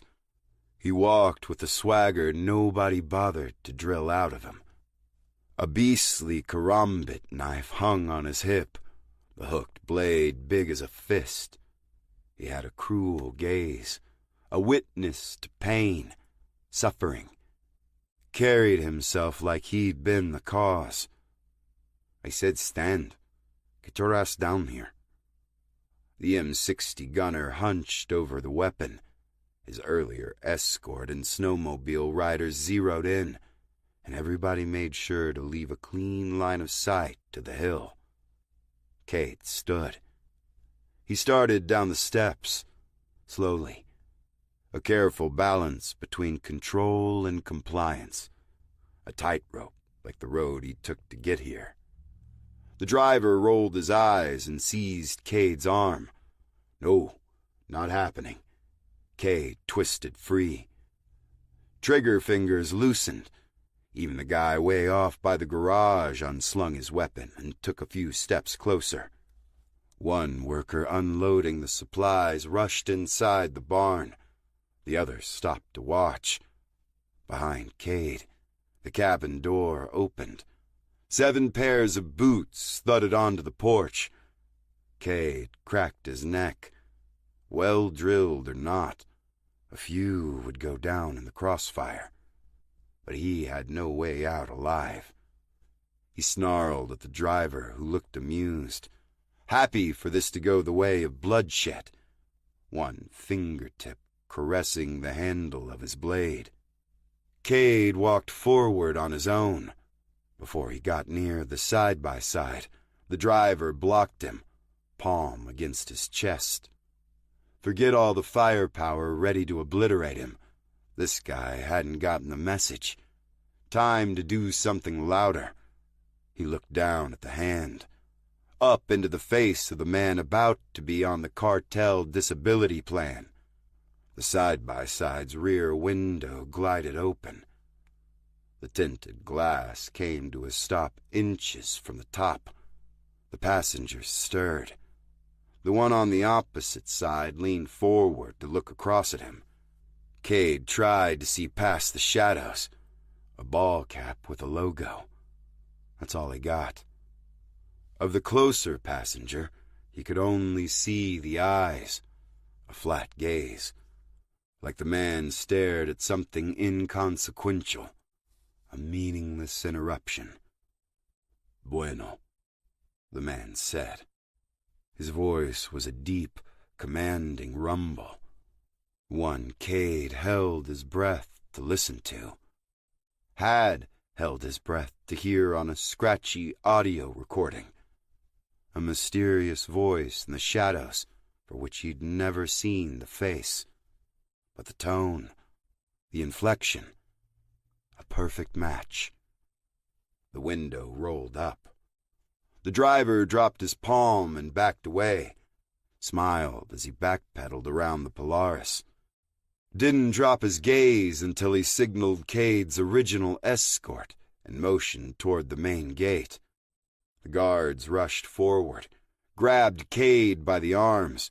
He let them, eyes fixed on the back seat of the Polaris as they dragged him to his truck, trying to see past the tent, into the shadow. That voice followed him down the treacherous road, stayed with him around each curve, each death-defying crawl on the edge of oblivion. He'd know it anywhere. "What's wrong? You haven't touched your tofurkey," and playfully twirled a fork with a bland-looking cube speared to it. "Or have I finally broken you?" Cade tried to smile. Not hungry. Feeling cooped up, I guess. She stabbed a bite off his plate and quickly devoured it. I swear, as soon as the market gets a big old rack of ribs, we'll have a barbecue. You've been a good sport. No reason I can't reciprocate. He glanced up. If the market gets another delivery, that'll mean the pass is open. Anne's face fell. She stared into her wine glass as she took a drink. Early in the day for a drink or dinner. Another thing they had in common. A fuzziness about the appropriate time for anything. His came from a schedule he never controlled. Hers, an artist's odd hours, he figured. Never trapped into punching a clock. Cade set his napkin on the table and leaned back, avoiding her worried gaze. Her photographs hung on the walls, an exhibition of her art. She had an eye for natural beauty, a trait she shared with her work. The black and white pictures were a mix of landscapes and what she called bodyscapes. Smooth contours, up close and personal, with the more enticing parts left to the imagination, not readily identifiable as the sensuous body they represented. Her body. He hadn't been sure what he was looking at the day they met. Clearing driveways and checking houses, he thought he'd come across a corpse. That's where his mind went first on seeing her pale body naked in the snow. Death. Another crime scene. Then the camera flashed, and he wondered if the evidence techs hadn't already arrived. He'd been shocked. Took him a while to process the tripod, the remote in her hand, the way the curve of her body followed the distant horizon. Moro rock, a glacial monolith rising from her belly. Surreal. More surreal when she didn't leap off the blanket and cover up. Is the lighting okay? She'd asked. Perfect. She was young, not quite half his age, but an age he'd long given up being attracted to. Youthful looks were great, but maturity counted for something. Less complication, a clearer understanding, especially with his complex past and present. But she pursued him with a matter-of-fact intent. He'd seen her naked. Only fair she got her chance. Trapped as they both were, Cade wasn't going to argue. He gave up avoiding her gaze. The overhead chandelier deepened the furrow of her brow. All crystal and bangles, the light a gaudy thing in the rustic cabin. With all the surveillance photography he'd done, he'd never worried about the light quality, just whether the pictures would produce positive identification, suitable intelligence, hold up in court. He'd once snapped a shot of a terrorist financier in his side mirror while sitting at a light. Captured a shot of a suspect leaving a bank, the sun blaring down with enough intensity that a little enhancement brought out the text on the account statement's reverse side. That was his kind of good lighting. For all his recent attempts at honesty, he hadn't told her about that. Wouldn't either. And he wouldn't mention anything about what he'd seen on Mineral King Road, or about what he might have to do. He reached across the table and touched her hand. I didn't mean to bring it up. She smiled gently, stroked the back of his hand. It's the reason for all the photos, she said. Nothing is forever. Anne got up, took their dishes to the sink. Kate stood. I should get back to camp. She didn't turn around. You could always stay here. He walked up behind her and kissed her neck. I need to talk with Pierce before he goes to bed. Once that apnea machine kicks in, he could sleep through an artillery strike. She stayed focused on the dishes, but the corner of her mouth turned up. So macho, she said. Artillery strike? Who talks like that? Too many movies, I guess. Another kiss. He headed for the door. Careful on the front lines, babe. Yep. She didn't know how right she was. 6. Pierce was swaddled in a quilt on his sofa. Feathery cracks ran through the aging vinyl. He kept the inside of his fifth wheel dim, a stark contrast to the searing brightness of dazzling snow under the late-day sun. Cade took off his sunglasses. He sat down in a creaky recliner across from the old veteran. A muted TV played at his elbow. Who's winning? Cowboys, Pierce grumbled. Got a videotape of the last time they won. I cleared Mineral King past the bridge. Hell, you that bored? I got maintenance that needs doing around the park. Dug out the new buyers. That's so. Pierce's cloudy gaze didn't drift from the television. Always animated in the morning, at night he mellowed as the waking hours exacted their price. The volunteer work he did fit the schedule well. Early morning rounds to swap the reservation notices at each campsite, then a mid-morning sweep to see how checkouts were going. Late nights got covered by the other volunteer who'd already left for the season. Anything too taxing, Pierce was supposed to radio a ranger. Cade got the feeling that didn't happen often, even when the radios worked. Comms any better today? Any word from the dam? Damn. Now he was doing it, making idle talk. Cade didn't quite know how to warn Pierce about the danger outside of town. Nada, Pierce droned. Radio's still acting up. Landline down. They'd all had this conversation before, too many times. Cade shifted restlessly. Pierce seemed to detect the awkwardness of the moment.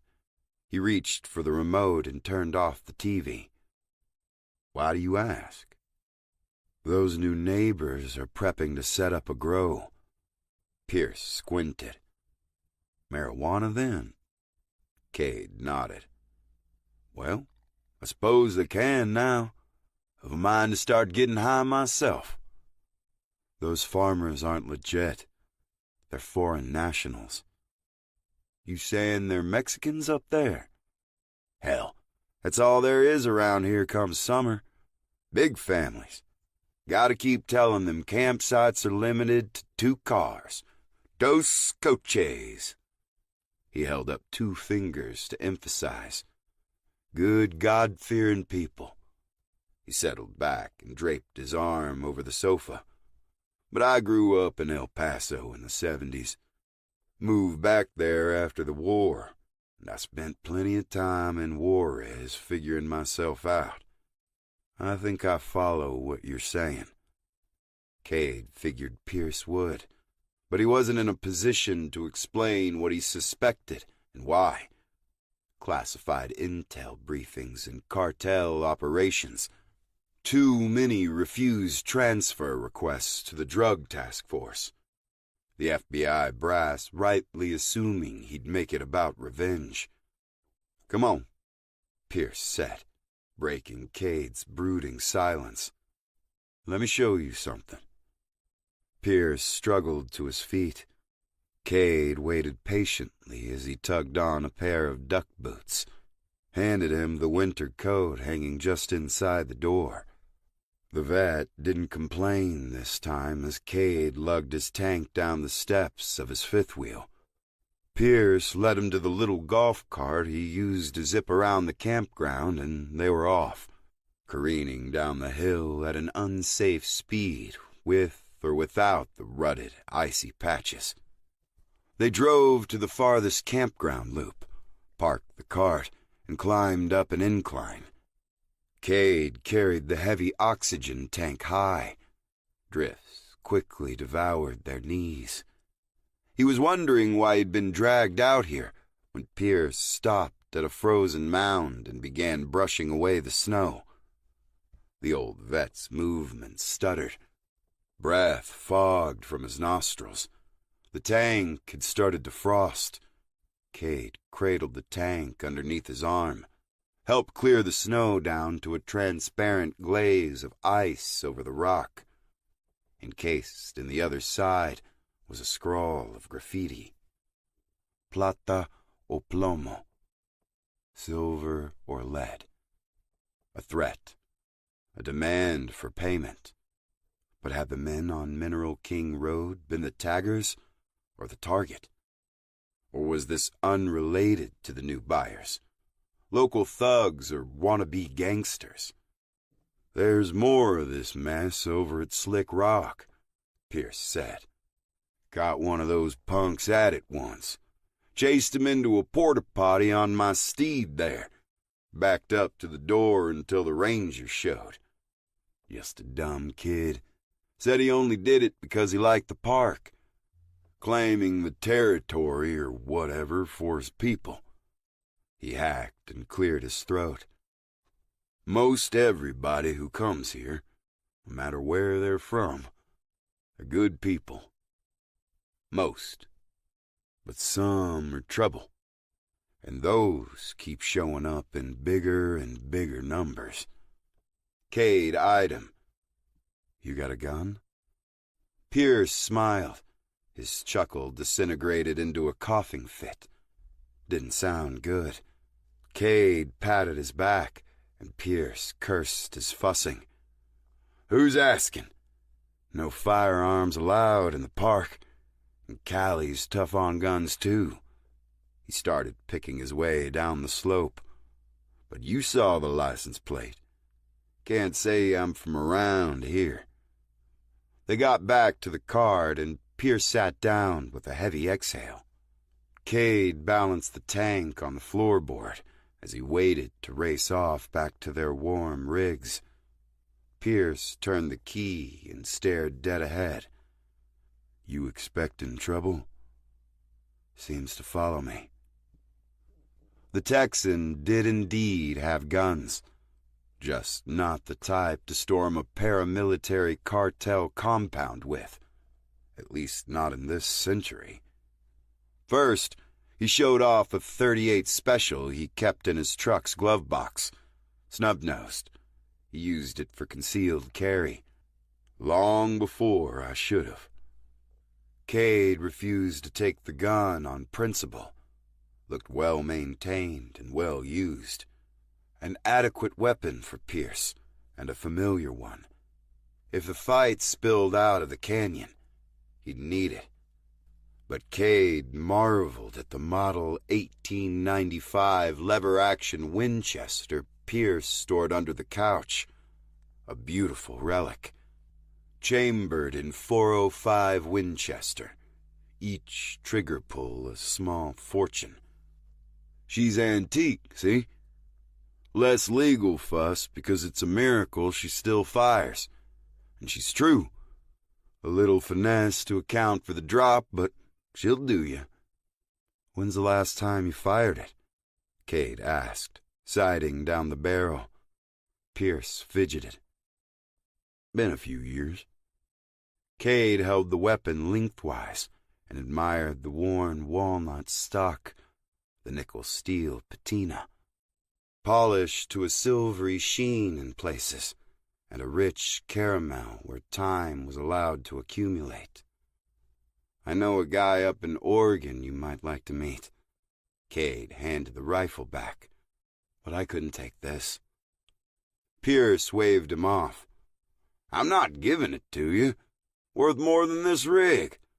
Alone is all." He shrugged at Cade's reluctance and put the rifle away. "I got something for self-defense, too. Just don't tell the ranger." He shuffled up the stairs into the attic bedroom. Pierce would have needed to stoop in the cramped stairwell in his younger days, Cade noted.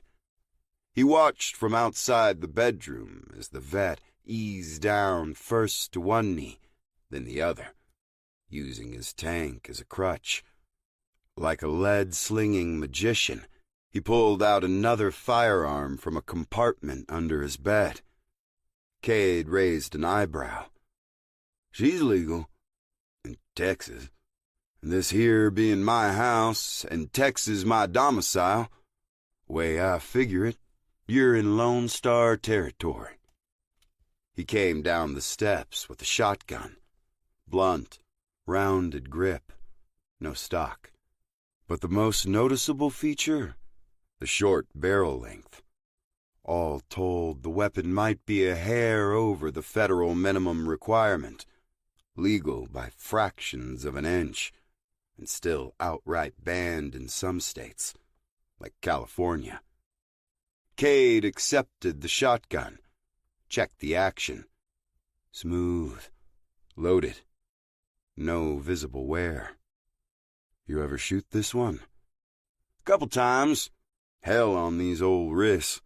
Kind of an impulse buy. I got rid of my collection when I sold the house. Wanted to live a simple life. Pioneer a bit in this here trailer. Winchester was all I needed for that. But you know how it is. Went to a gun show, saw something I thought I had to have. Cade didn't quite know. He wasn't a collector. He trained and got comfortable with a few reliable weapons and stuck to those whenever possible. Fewer surprises that way. But he'd watched a motley collection of firearms parade through Fort Black. Still, he'd never used a shotgun like this, or any sawed-off. But a concealable, compact shotgun might just be perfect for the occasion. Ammo. Pierce started for the steps again, then gave up, turned and pointed. Box of shells under the bed. 25 rounds. Wasn't figuring on needing more than a couple at a time. It's a start, Cade said as he retrieved the box. Any luck, I won't need to shoot anybody. And there it was. He started lying again.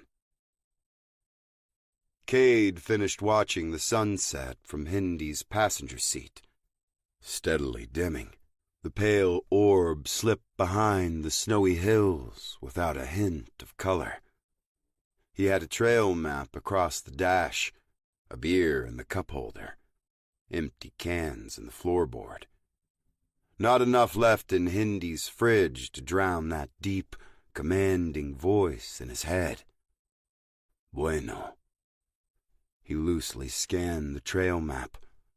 Illegal grows had been popping up along the west coast, on public lands, inside sprawling rural counties, or on reservations, remote places with inadequate law enforcement for the vast jurisdiction they covered. By spreading their operations across unmanageable territories, mixing in with legitimate and illegitimate growers, cartels were quickly creating a stateside, decentralized network impossible to stamp out with one big raid.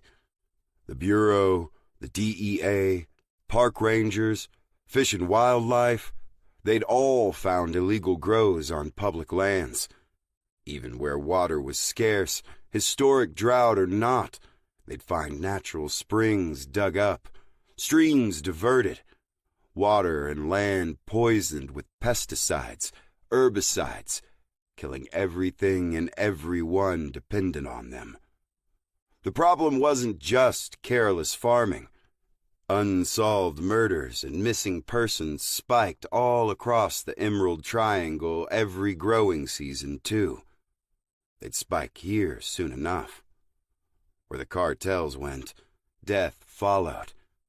Few people understood exactly how much of the domestic market those thugs already controlled. Even fewer risked their lives to stop them, or gave their lives, like Clarence McMillan. Cade slammed his fist against the dash. A sudden explosion of rage he couldn't contain. If he didn't do something, more would die, and it would be his fault. He'd just blazed a trail for what had to be a cartel operation, but the whole town in danger. The last thing he wanted was to bring a drug war to the sleepy little town. He closed his eyes, took a deep breath. McMillan would want him to do this the right way. He needed a clear head, solid intel. Why the hell were they here in the middle of winter? Exactly how big of a force was he dealing with? How many more soldiers passed the front of the property? By the accents, some were U.S. citizens. He knew cartels had strong connections in San Jose. They were less than 200 miles from there. No border checkpoints, no walls. Easy to assemble a small army of local enforcers. And he needed to verify who was pulling the strings. That distinctive voice was all anyone had. It'd been too many years since he'd seen the body cam footage. He needed actual proof. He'd do that much to honor McMillan. Compared to most cartel bosses, Ramirez kept a low profile. Strict observation of security protocols had kept him alive and off law enforcement's radar for decades. McMillan had been on his trail when he died. Too close. Close enough to incidentally capture the only known audio recording of Ramirez's voice. It had to be the same voice. Cade grew more certain as it replayed in his head, over and over. And if he was right, there'd be hell to pay on Mineral King. He glared at the trail map. No good routes to the compound. Snow. Dangerous icy cliffs. Steep ravines. All an exercise in embracing the suck. Cade finished his beer and tossed the can to the floorboard. He let the dark settle around him, kept the hills in focus. A stark wave against the frost-glazed starry sky. The beer sank into his gut, tickled his brain. He followed the curves outside the window. Smooth, sensuous. Wasn't all cold and uninviting out there. He traced the lines with his eyes, followed the swell with a finger. A sudden slope of the shoulder, gentle curve of her neck. Her long, dark hair draped there, a strand of silver riding the contour of her cheek. He wasn't lying under the plush comforter with Anne. His mind was an organ, with Mia. Cade woke with a start. The green LCD clock display was a fuzzy mess. He stared at his faint reflection on the windshield. Maybe he'd never stop lying. To the people of Three Rivers. To himself. 7. Cade left the campground mid-morning. He'd overslept. Too many weird dreams. For the 100th time, he swore off his diet of caffeine and alcohol. Easiest way to confirm the identity of the new property owner would be tracing the sale. But the cartel would have obscured the facts, used false names and dizzying chains of accounts. But somebody along the chain knew something. He'd start with the person who listed the property. The office for Three Rivers Realty was at the back of a gravel lot. Cade drove past the prefab building with its faux log cabin siding daily. He and the work crew had cleared the lot early on to create a matching turnaround on the south end of Sierra Drive. The neon open sign was never lit. Also closed the nearby coffee shack. Damn shame. He was down to reusing grounds at Hendy. A stop at the local market fast becoming a priority. He was almost afraid to go. Last time he went, the shelves were looking bare. He parked the Chevy out front. The real estate office was dark. No backup generator. No reason to waste the fuel. A checkerboard of property flyers covered the windows. He secured the shotgun under the seat and got out. He blocked the glare with his hand and peered inside. Reception desk. Back room with a conference table. Sparsely furnished.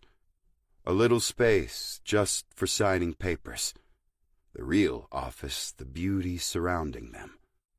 It'd been the same in Montana. The land sold itself.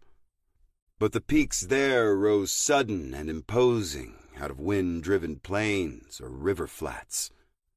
The Sierras transitioned gradually from rolling foothills. Their bald monoliths bubbled from the uneven horizon.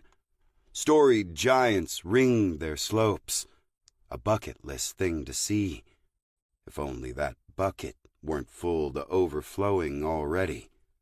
The massive sequoia trees grew at higher elevations off toward Kings Canyon. He'd heard of secluded groves outside the park boundaries, but didn't know where. He scanned the real estate flyers. About half were marked sold. Everything from seasonal cottages to lodges. The photos had all been taken during peak season, spring or fall. The colors were, like he expected, intense compared to the blank canvas he'd stumbled into. Hills covered with wildflowers. Treed slopes painted autumn oranges and yellows. The stony banks of the Kauai River meandering in the background. The prices reflected the seclusion and scenery. Tricky things to come by in California real estate. $500,000 for a modest seasonal home. Millions for the year-round ranches and estates. He focused on those marked sold. No luck. The property on Mineral King Road wasn't posted. Likely never had been. Dropping this kind of cash wasn't common. Even people rich on coastal equity would be hard-pressed to pull those figures together. Paying double, like Pierce said? Red flags had to go off somewhere. The real trick was picking out the criminals from the law-abiding citizens. Banking regulations were complex and convoluted. Lines blurred when numbers went stratospheric. The Treasury Department had announced an effort to flag suspicious real estate sales years ago. Another bureaucratic mess of false positives and missed opportunities.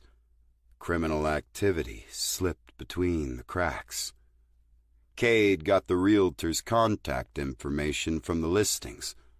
Valerie Thompson. Local area code. No use with the phones out, but he memorized the number anyway. He'd have to canvass the area to track her down. He knew right where to start. He pulled out onto Sierra Drive. The local hardware store wasn't far. The owner, Jacob, knew everybody in the county, it seemed.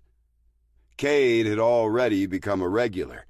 Hindi, after all, was always in need of parts. But mostly he'd made regular trips to top off the propane tank. The old furnace and the drafty rig burned through the stuff fast. He coasted into the parking lot at a cautious crawl. Only a few customers.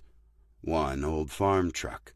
In the spot beside it, 2 snowmobiles, like the ones at the cartel compound. Same color, same model. They'd wasted no time. Smart move was to park across the street, wait for them to come out. He didn't have that luxury. They needed to know they didn't have free run of the place. Cade parked in the corner space, away from the sliding glass door and windows. He tucked the shotgun under his winter coat, went inside. Typical layout. Registers up front with aisles of merchandise behind. Tools, electrical, plumbing, all visible from the front door. Fluorescent lights hummed overhead. A snow shovel display sat right beside the door. Cade grabbed one. He walked along the front, eyes on the back of the store. Nobody else around. He moved deliberately but cautiously. The store had basic security cameras. He could be under observation if they'd overpowered the office. He made his way to the outer wall and a power tool display. Considered a drill. Too messy. Put it down. He walked the perimeter. Casual. Aiming for the rear of the building. Visually clearing each aisle. There was a lumber yard out back. Garden supplies. Could be where everybody was. He spotted the owner through the glass back door. Medium-built guy with a long gray ponytail. He'd never seen Jacob without his khaki gardening apron. Jacob had lived in the area since the late 80s. If anybody could point him to the realtor, he could. Normally a laid-back guy with an easy smile, Jacob didn't look happy today. At all. Might have had something to do with the cartel foot soldiers in his face. They had rifles slung over their shoulders. One waved a stack of bills. Clouds of breath jousted between the two parties as they argued. Cade rested the snow shovel on his shoulder. Hickory handle. Aluminum blade. He'd skipped the plastic ones. Might be entering a you break it, you buy it situation. He placed a hand on the door. Watching. Waiting. Jacob made a frustrated gesture toward a tall shelf. Outdoor irrigation equipment. Stacks of PVC. Tubing. He seemed to be indicating a pile of curved, corrugated steel panels. Maybe 10 feet long. A disassembled water tank, if Cade had to guess. Bits and pieces of the argument carried. He heard one of the cartel soldiers say Jacob needed to choose sides carefully. The guy with the money stepped closer, shoved the payment toward the flustered shop owner. Jacob looked angrily away, then spotted Cade. He gave a pleading look. Time to join the party. "Jacob!" Cade called as he opened the back door. "How are things?" The two men swung around. They seemed to recognize Cade right off. One slipped a thumb under his rifle sling. "Excuse me," Jacob said as he squeezed past the men. "What can I do for you, Cade?" "Cade," the one with the cash spat. He knew the voice, the twitchy one from the compound's gate. The balaclava had kept him anonymous. Better if he'd kept it on, because Cade had a face to match now. Dark complexion, straight teeth. He swatted his friend in the chest with a stack of hundreds. The other guy took the playful tap stone-faced, like a professional soldier accustomed to a mixed bag of COs. This was the one with the deeper accent who'd been at the gate. Broad cheeks and a complexion earned by hours spent drilling under an equatorial sun. The odd couple.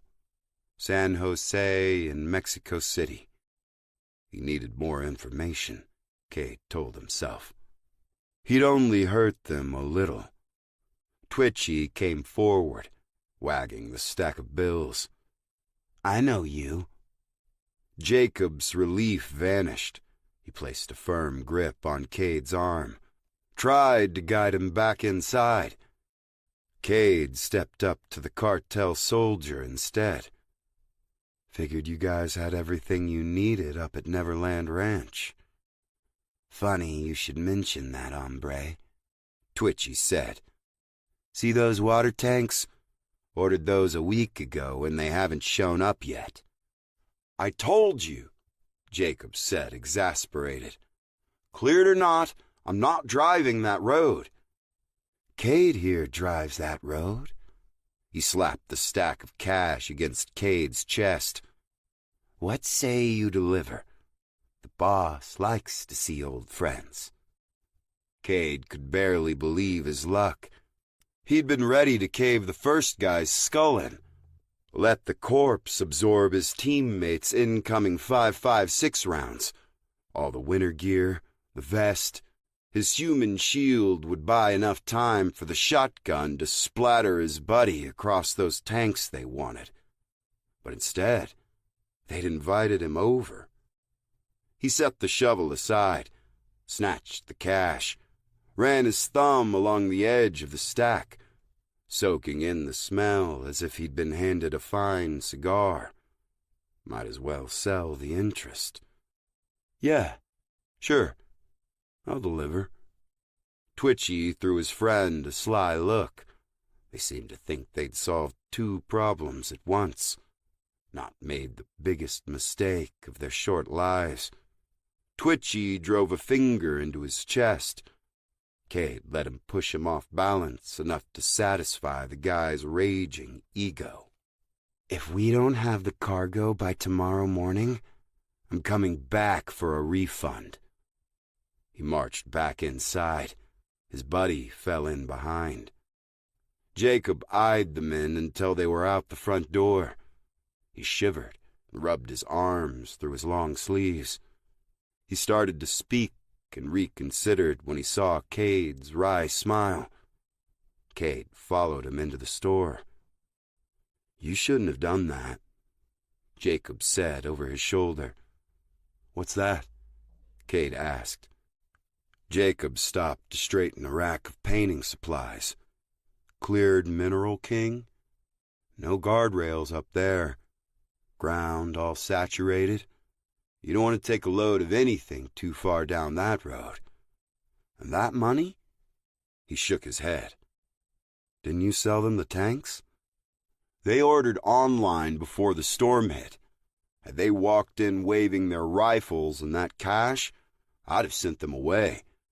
I don't deal with folks like that. Ever. Legal or not. I don't want to get mixed up in the dope scene. I've had to make myself clear on that point too many times." So other growers had asked, and Jacob denied them. But Cade didn't want to debate the logistics or morality of the law. He just needed information. "Who does a guy talk to about buying property around here?" Jacob fixed him with an icy stare. He blundered too close to the previous topic. "Don't tell me you've got ideas to get into business with the fools up there, too." "What kind of business?" "Where'd you say you're from?" "Montana." He took that into consideration. A reminder Cade wasn't from around here. Unfamiliar with the history. He might actually be naive to the whole business. "Nobody on Mineral King's watering cattle. You need to watch yourself. You deliver those tanks and you'll cause nothing but trouble." "Kind of my intent." Jacob started to walk away. "About that realtor?" The man stared at his shoes, mumbling as he went. He came to a decision and turned so abruptly, Cade almost walked into him. "Valerie. She lives on North Fork. Pretty little blue house on the riverfront. Can't miss it. I'll be back for those tanks later." "Uh-huh." Cade swore he heard Jacob mutter "dumbass" as he left. 8. North Fork Drive followed one of the 3 branches of the Kauai River across the north side of town. Working farms and ranches checkered the riverbanks. Cade didn't know the area as well as the main drag, Sierra Drive. With all the tractors and trucks available, North Fork had been mostly dug out by the time the cavalry arrived. Lance and his crew had met North Fork's residents at Dineley Bridge like they were driving a golden spike. A brief cheer went up. Cade kept a low profile, as usual. Then back to work. He made a few passes with the plow, waved all friendly-like, hadn't been back. So Cade hadn't noticed the realtor's unmissable blue house on his first trip. Clearing the road only added more height to the impressive shoulders. They loomed precariously over the truck, 10, 12 feet high. At least there'd been progress since then. Corridors to homes cut into the towering snowbanks were wide enough for vehicles now, not just foot traffic. But the work was slow going. Drifts that side could swallow tractors whole. Heavy excavators were needed to clear the upper layers. Without those, most of the top-level work was done by hand. He glanced down every driveway until he spotted a strip of blue between a loaded roof and an irregular drift. A single-story house buried to the eaves. A ladder rested on the roof. Divots showed someone had been picking away at the load, one shovelful at a time.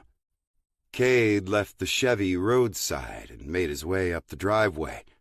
The blue was a bright electric color, pale trim. A red door beamed from the hollowed-out entry cavity. "Hello?"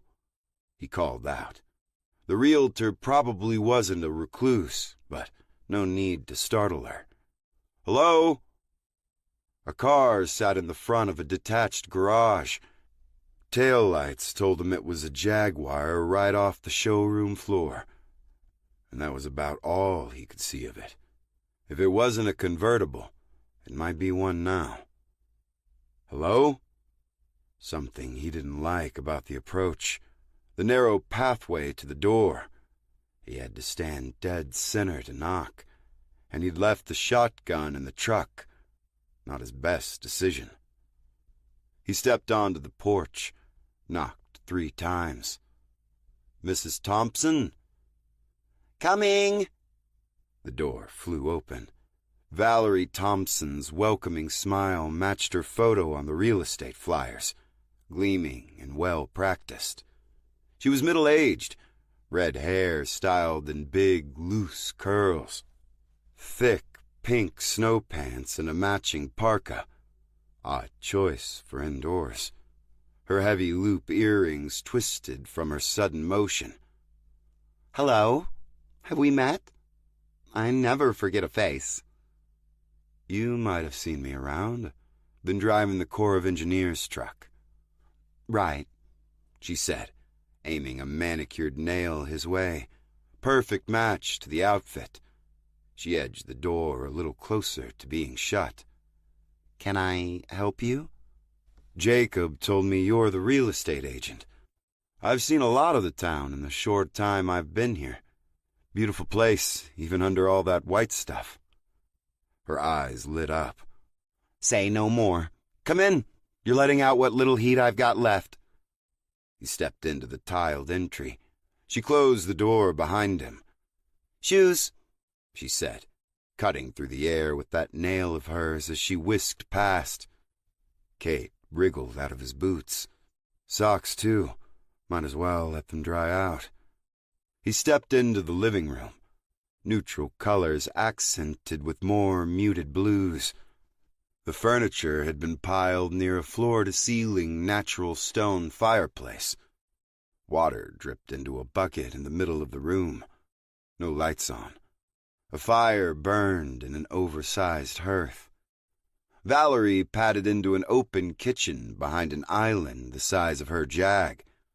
The refrigerator and dishwasher had been concealed to blend with the antique white cabinetry. "Can I get you something to drink? Tea is all I have because I'm afraid to open my refrigerator." "Sounds perfect." She poured a cup from a pot already on her gas stove. She placed it on the island in front of him and made her own. Teacups and saucers matched the whole color scheme, too. Behind the glass-paned cabinets, all her dishes did. Must have looked like a magazine spread when the furniture wasn't all out of place. Cade never put much thought into those things. Even at Fort Black, decorating had been an afterthought.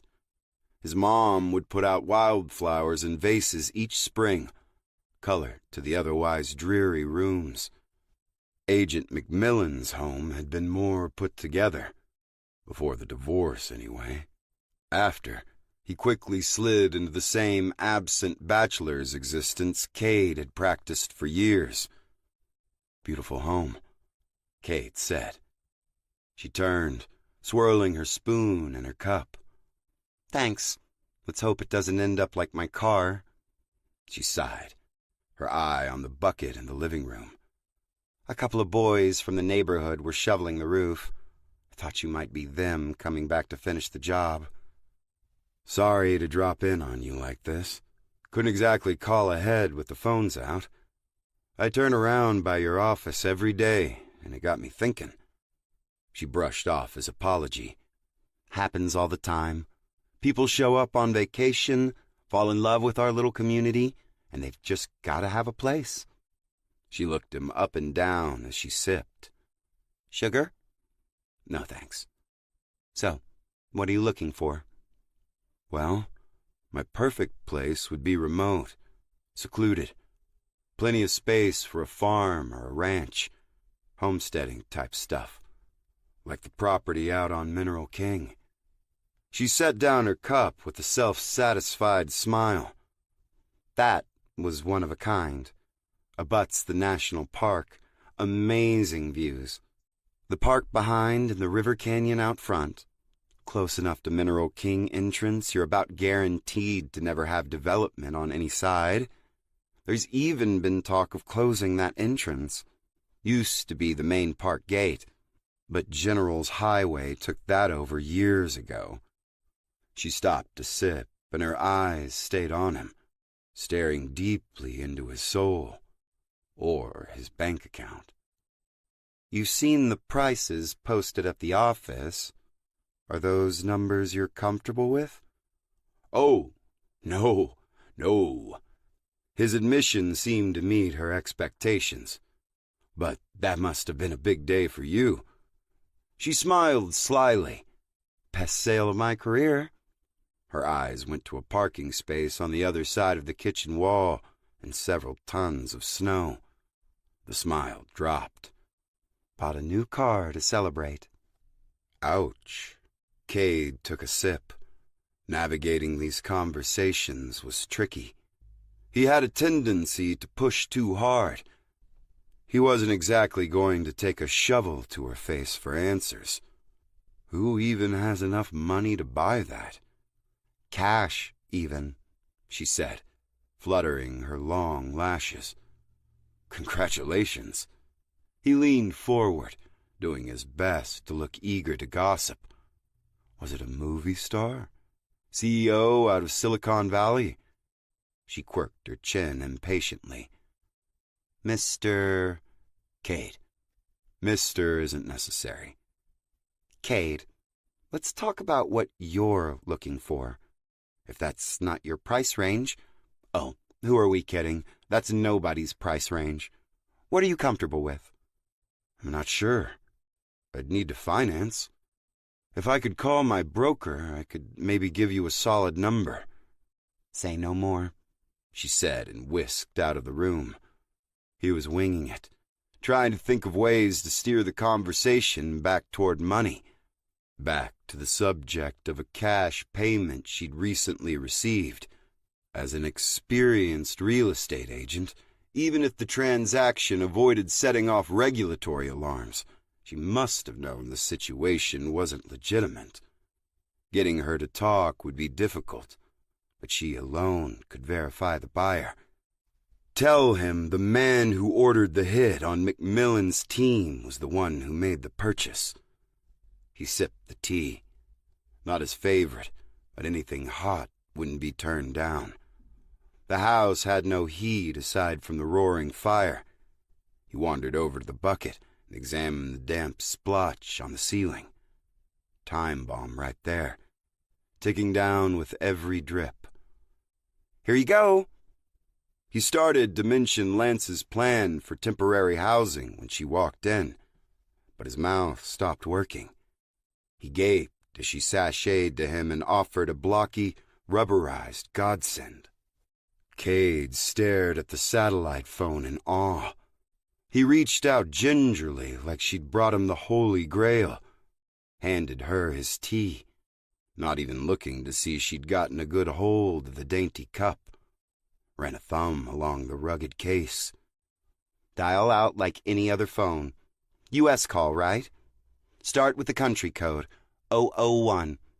Might need to step outside since I'm living in an igloo. Cade still hadn't blinked. A week of driving around, wondering about the outside world, being constantly asked about the pass, thinking just this morning about who to contact if this cartel encounter went bad. And right here, in his hand, a way to call anybody he damn well chose.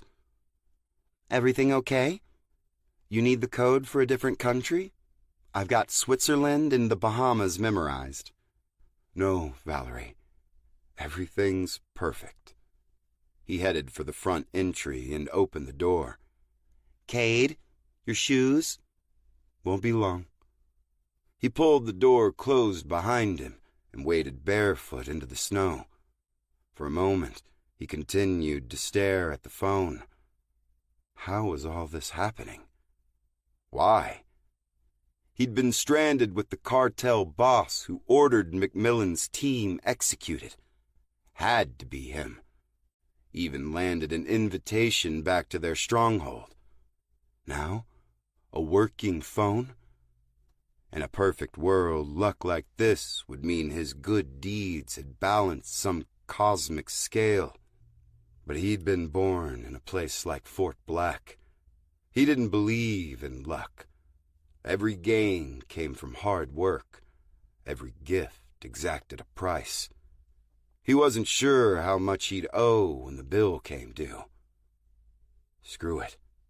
He powered up the phone, disabled the tracking status, and dialed Harper's number. 9. Guess who? Cade heard Harper curse. She didn't often. When she did, he was normally involved. Figured as much. I don't get many sat phone calls direct to my Cypher app. That was right. Hadn't occurred to him through the astonishment of finding a working phone, but Immersat had its own prefix. Every sat company did. Surprised, she answered. You're interested in real estate, Cade said. I am. To explain the call if anyone comes asking. Listen, I've got a situation. No. No more playing cleaner for you. No more bodies. Turn yourself in and we'll do this the right way. You're the one who sent me on the run in the first place. I was wrong. This is getting too heated. Do they know we're talking? No. Maybe. I really can't say.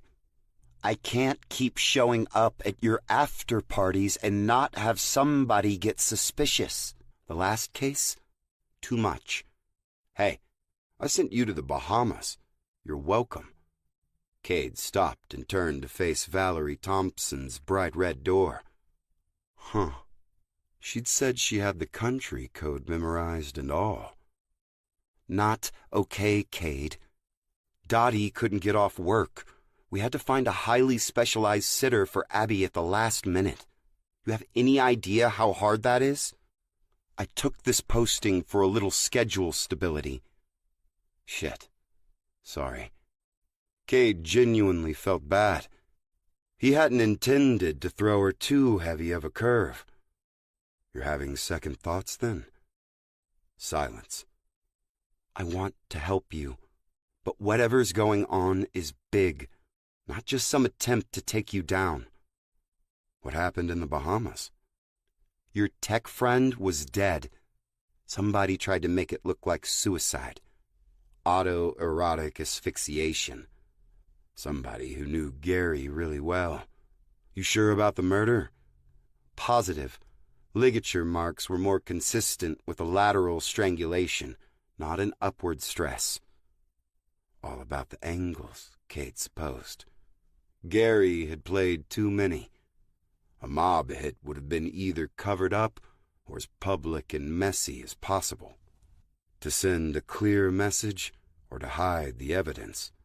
But Cade believed Gary's mob contacts died with Cal, a loner from a dwindling generation. Who did that leave? So a cover-up by whoever's framing me. What's your next step on the case? It's not my case. Come again? I was on the ground at the victim's private island when I got a call to hand the whole thing over to Washington. What squad? Wasn't a squad. We talking top brass? Counterintelligence SAC? NSB director? Lots of filing cabinets and offices for the case to be lost in at 935 Pennsylvania. She didn't answer. The director? Outside the bureau entirely. Deputy Attorney General's office took a special interest. They classified it as SCI under the DNI's office. Took everything. I can't even look at the notes I jotted down. Cade, this is big. Bigger than we can handle by ourselves. They were talking upper cabinet members here. Guys who sat next to the president. Joint chiefs. The top echelons of the intelligence community. The news didn't surprise him. He'd suspected a deeper problem. He'd not thought much outside the bureau, though, and hadn't completely ruled out an elaborate attempt solely aimed at discrediting him. Fort Black was a dark stain on the bureau's history. Hiram and his ilk had sympathizers even still. Then there was Cade's acceptance into the cadre of elite agents in the first place. But there was also the possible involvement of a guy with near limitless resources. The kind of money Sandstrom had would buy all kinds of favors, political and otherwise. Cade had yet to understand what to make of the Friendlink connection, if any. He understood why Harper would be having second thoughts. When she first tipped him off, he suspected she'd gotten a glimpse of a bigger picture. And now, as she hesitated on the phone, he could tell she'd never known. But she made the call anyway and risked her career. Felicity, you've got to know if I turn myself in, I disappear. Just like Gary's case. He heard her mouth open, a light breath. A start to words she didn't need to say. Then silence again. He wanted to grill her about what she'd found. Any links between Gary, Jericho, and the social media magnate he could use. But all that would have to wait. I do have the crypto account data still, she chimed in. My assistant was working on it when they came for the files. Public knowledge, all on the blockchain, right? Nothing classified. I can maybe track down Sergei's transactions. Might turn something up. You're amazing, Harper. Cade hadn't thought much about Sergei since his life got put on hold by the storm. The news was good to hear. He had a feeling, though, she wouldn't want to hear what he had coming next. I'm about to cause some trouble. Why not? Harper said, exasperated. I ran into an old friend, Rafael Ramirez. What? Just out grocery shopping, I suppose, and you bump into a recluse cartel boss on the produce aisle? No, freezer section. Listen, I need to verify he's here. And maybe, while you're at it, find out why he feels confident fielding a small army this side of the border. I'd ask what border you're near, but don't say. Are you sure? Looked him right in the eyes. Why? How? He insisted. He could imagine her rubbing her temples. Cade, One revenge plot at a time. I don't have a positive ID yet. I want to try and confirm, Cade said, uncertain how hard he was going to try. Whether it's him or not, a cartel is setting up shop stateside, out in the open, wandering around like they own the place. Probably will soon enough. I can't do this. I just need you to poke around the case files for me. We've got to have something that explains this. There's got to be chatter out of San Jose. No way there's a big enough gap in our coverage that a cartel regiment just slipped in and started playing house. Is this part of an operation? If I burn it to the fucking ground, will that be the path of most pain for him? Or is he being set up for a bigger fall? Don't make this about McMillan. We all take the oath and know the risks. They left his head in the fucking street, Harper. I'm sorry. You're in too deep with all of this. You're not thinking clearly. You can lecture me in a week or so. Why? I'm headed to SFO. Another terrible idea. They'll expect the move, Cade. It's an investigative cliché. I need to make sure there's nothing I missed, and I need to get eyes on Sandstrom. Find out how he connects. Let me see what I can find on Ramirez. Assuming his case hasn't been swept up by DNI 2, whatever we have should be accessible. But whatever you do, don't engage. Wait for me to reach out. How can I contact you? Where are you? He'd called from space. Satellites in geostationary orbit 20,000 miles up. GPS tracking disabled. Difficult to trace unless the signal was caught locally, in real time. Valerie's number would be plain enough, though. Subscriber data wasn't difficult to get. For Harper, though, it could require violating her personal code. A warrantless search. You'll figure it out. If not, I'll tell you next time I get in touch. Cade hung up the phone. He stood barefoot in the stinging ice and snow. Cold, gray skies today. He'd be better off following Harper's advice, backing down on this cartel connection. But if he was right, he couldn't just let the man responsible for McMillan's death walk. The door opened behind him. Cade? Valerie glanced at his feet. They'd turned a virulent shade of red, fading into a frigid purple and blue. Does your broker have news? He collected himself, smiled to disguise the burning glow of his cheeks, less from cold and more from the heat of a sudden rage. He turned to face her and held out the phone. She's the cautious type. Says I need to consider leaving my retirement where it is. She smiled, her nails clicking around the rubberized phone case. Smart, but what good is all that retirement without a place to call home? Truer words, Cade said. She pushed the door open to allow him inside. Come on in and put your shoes back on. You're giving me frostbite. Cade squatted in the entry as he tugged on his boots. You mind if I think about this some more? Maybe stop back by and give her a call in a few days. See if she can move things around without tax penalties and all that. Sure. Not like I'm going anywhere. Thanks. Maybe we could meet at your office next time. I hate to barge in like this again. She wrinkled her nose. Honey, I'm not going to walk down there for a meeting. The car, she said, gesturing again toward the garage. I locked up the office right before the storm and haven't thought of it since. Come by here any time. Thanks. He left her with a smile and a tip of his hat. Time to make a delivery. Find out firsthand who was up on Mineral King Road. He was being thorough, he told himself, when really he'd already made up his mind. McMillan's killer would soon pay.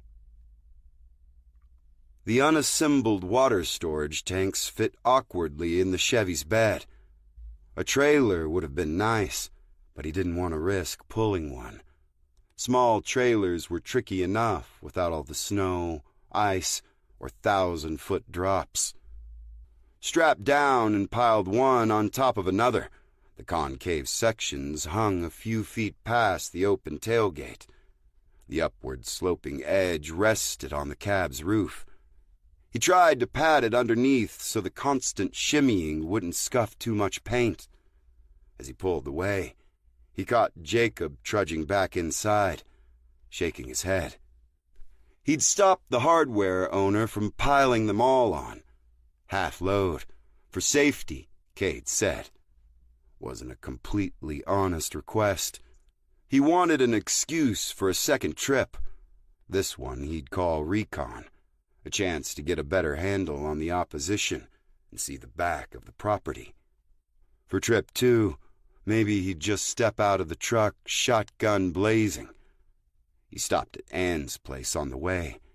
A string of lights glowed softly behind the cabin along the deck. A thin trail of smoke rose from the stovepipe, the warmth beckoning. Digging out the little cabin hadn't taken much. She'd managed it on her own before he ever stumbled across her. He remembered thinking whoever lived there was probably doing just fine. Remembered walking around back on his routine checks, seeing exactly how comfortable she was. His lucky streak had started there, not in some purely sexual way. That was dismissing too much of what they'd found. He sensed they were both refugees, new in town, outsiders. They'd gotten along quickly. She'd not been fazed by his injuries like most, found them a part of who he was, a new subject matter for her to explore. She'd asked about taking pictures, and he'd declined. He debated going inside. At least Harper knew where he was headed, even if she was a couple 100 miles away. If he never came back, she'd know the name of the party responsible for his disappearance. And they'd be going their separate ways sooner or later. The door opened as he placed his foot on the porch. She was outlined by the glow of the fire, glass of red wine in her hand, her ivory silk robe barely clinging. The cartel bruiser had said by tomorrow morning, after all. 10. Dead reckoning from 3 Rivers to the cartel compound was only 5 miles. Cade knew this much from his GPS watch. With all the tight curves and winding ravines, he figured it closer to a 10-mile drive. At his current speed, he'd be there around 2100 hours. Well before the deadline, long after safe road conditions ended. He wanted to blame Anne. After being willingly distracted by her, he'd rushed out the door. Too little time to figure out where to stow the shotgun. He anticipated a full search. Wasn't sure how thorough they'd be. He'd brought his pack, stuffed the shotgun in his hydration pouch, almost the same length. The rigid frame easily concealed the bulge. He found that clearing Mineral King Road had been the easy part. Being surrounded by the deep snowbanks concealed the true danger. This time, he was keenly aware of the edge. At night, sudden gaps tumbled into pitch blackness. Daytime melt undercut the road. He had to use the plow blades in spots. Compromised snow already sliding down from the heights to cover his hard work. The added load of the tank sections was a blessing and a curse. Extra weight helped maintain traction, but the slightest slip threatened to swing all that weight into the lead, drag him wherever it wanted to go. Too often that was toward the void. When necessary, he'd overcorrect into the steep wall. bounced the bumper off the rock face a couple times, gouged fresh ruts in the ditch. Jacob had been wise to refuse the delivery. Cade took it on as an obligation. He long thought he'd made peace with the loss of Clarence McMillan. He never called the man Dad. He felt too old to start over that way. McMillan had sensed the awkwardness. "Mac," he'd said. "Just call me Mac." They didn't ever go to Little League or pool parties. There was always a big, imminent threat or unfolding disaster he'd get called off to. He let Cade just be Cade, figure himself out without being an overbearing presence. So different from how he'd been raised. All that space, that freedom, felt terrifying at first. The oppressive, claustrophobic atmosphere of Fort Black encouraged everybody to curl inward. The bustle of D.C. demanded the opposite. But always, when Cade thought the new change would overwhelm him, when he was thinking of running away back to the mountains, Mac would be there. McMillan developed a sixth sense for when he'd been gone too long, or when his job was taking too heavy a toll on those around him. Might have been the divorce. Might have been the added responsibility of an adopted teenager. Cade didn't know. Figuring out people hadn't been a talent of his. Ever. But Mac had been one of the good ones. That much he knew for sure. He deserved justice. A spotlight hit the Chevy as he approached the compound gate. Sun fully set, an eerie glow clung to the winter landscape. Cade shielded his eyes. Two men walked open the double-iron gates. Twitchies slipped between them, rifle raised as he approached. "Out!" Cade kept his hands on the wheel. "I was asked to make a delivery to your boss. Easier if I pull on in." "Out!" That's the way this was going to be. He crunched onto the snow, hands raised. The gate minders took up positions. One of the guards lowered his rifle and took out a flashlight, along with a mirror on an extendable pole. He swept the undercarriage first, then checked the load. Cade had left the driver's door open, and the soldier peered inside, shining the light around the interior. He spotted the pack. Instead of reaching in, he inspected from a distance, looking for wires, trigger devices. Smart. He crossed to the passenger door and opened it. Twitchy stepped up to get a closer look. Cade almost wished he'd packed a bomb. "What's this?"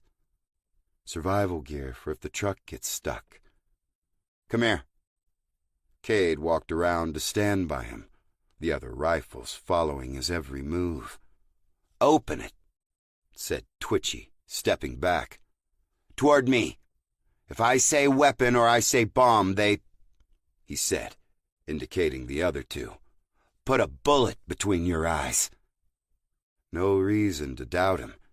He didn't want to come clean about the shotgun, though. Under the blazing spotlight and the flashlight shining into the Chevy's interior, Cade laid the pack across the seat, loosened the drawstring. "You missed one weapon already." The guard scowled. "Where?" Cade flicked the MPL-50 strapped to his pack. "Right there." Twitchy frowned, checked his buddies. They burst into laughter. "You'd be the first gringo I'd ever seen touch a shovel." More chuckles from the peanut gallery. Cade raised his hands in surrender. As he did, he let the pack fall open lengthwise across the seat. The contents shifted toward the opening, spilling across the hydration pocket. Twitchy came forward with his light, reached inside. "What's all this?" "You want an inventory? Food, water, survival kit, first aid, There's a magnesium fire starter in there. Give me a few hours and I could maybe set the porch on fire. A guard shoved Cade aside and hefted the pack. 20 kilos, más o menos, he said, rattling the pack, a big smile on his face. Tal vez el jefe necesita una mula. The guards had another laugh. Twitchy tossed the pack into the snow. You don't need survival gear. El jefe decides who survives here. Get in and drive. Cade did his best to hide his frustration. These guys were assholes, but they were careful assholes. He played off the loss with a nonchalant shrug, got behind the wheel, clucked the Chevy into drive. The spotlights stayed trained on him, unmanned, mounted on the ranch house, a motorized mount, probably with a camera. That was the reason they'd been wanting him to look up his first time here. He drove into the courtyard. One of the haggard laborers by the barn flagged him down. The man's skin was cracked like old leather. He wore jeans and a western shirt with a sweat-stained thermal peeking above the pearl snaps. Wisps of hair at the corner of his mouth and on his pitted cheeks. With yellowed cowhide gloves, he guided the truck as Cade backed into the barn. The M60 gunner watched closely from above. Before Cade could get out, the man was in bed undoing the straps. Cade went over to help. Cade, he said by way of introduction.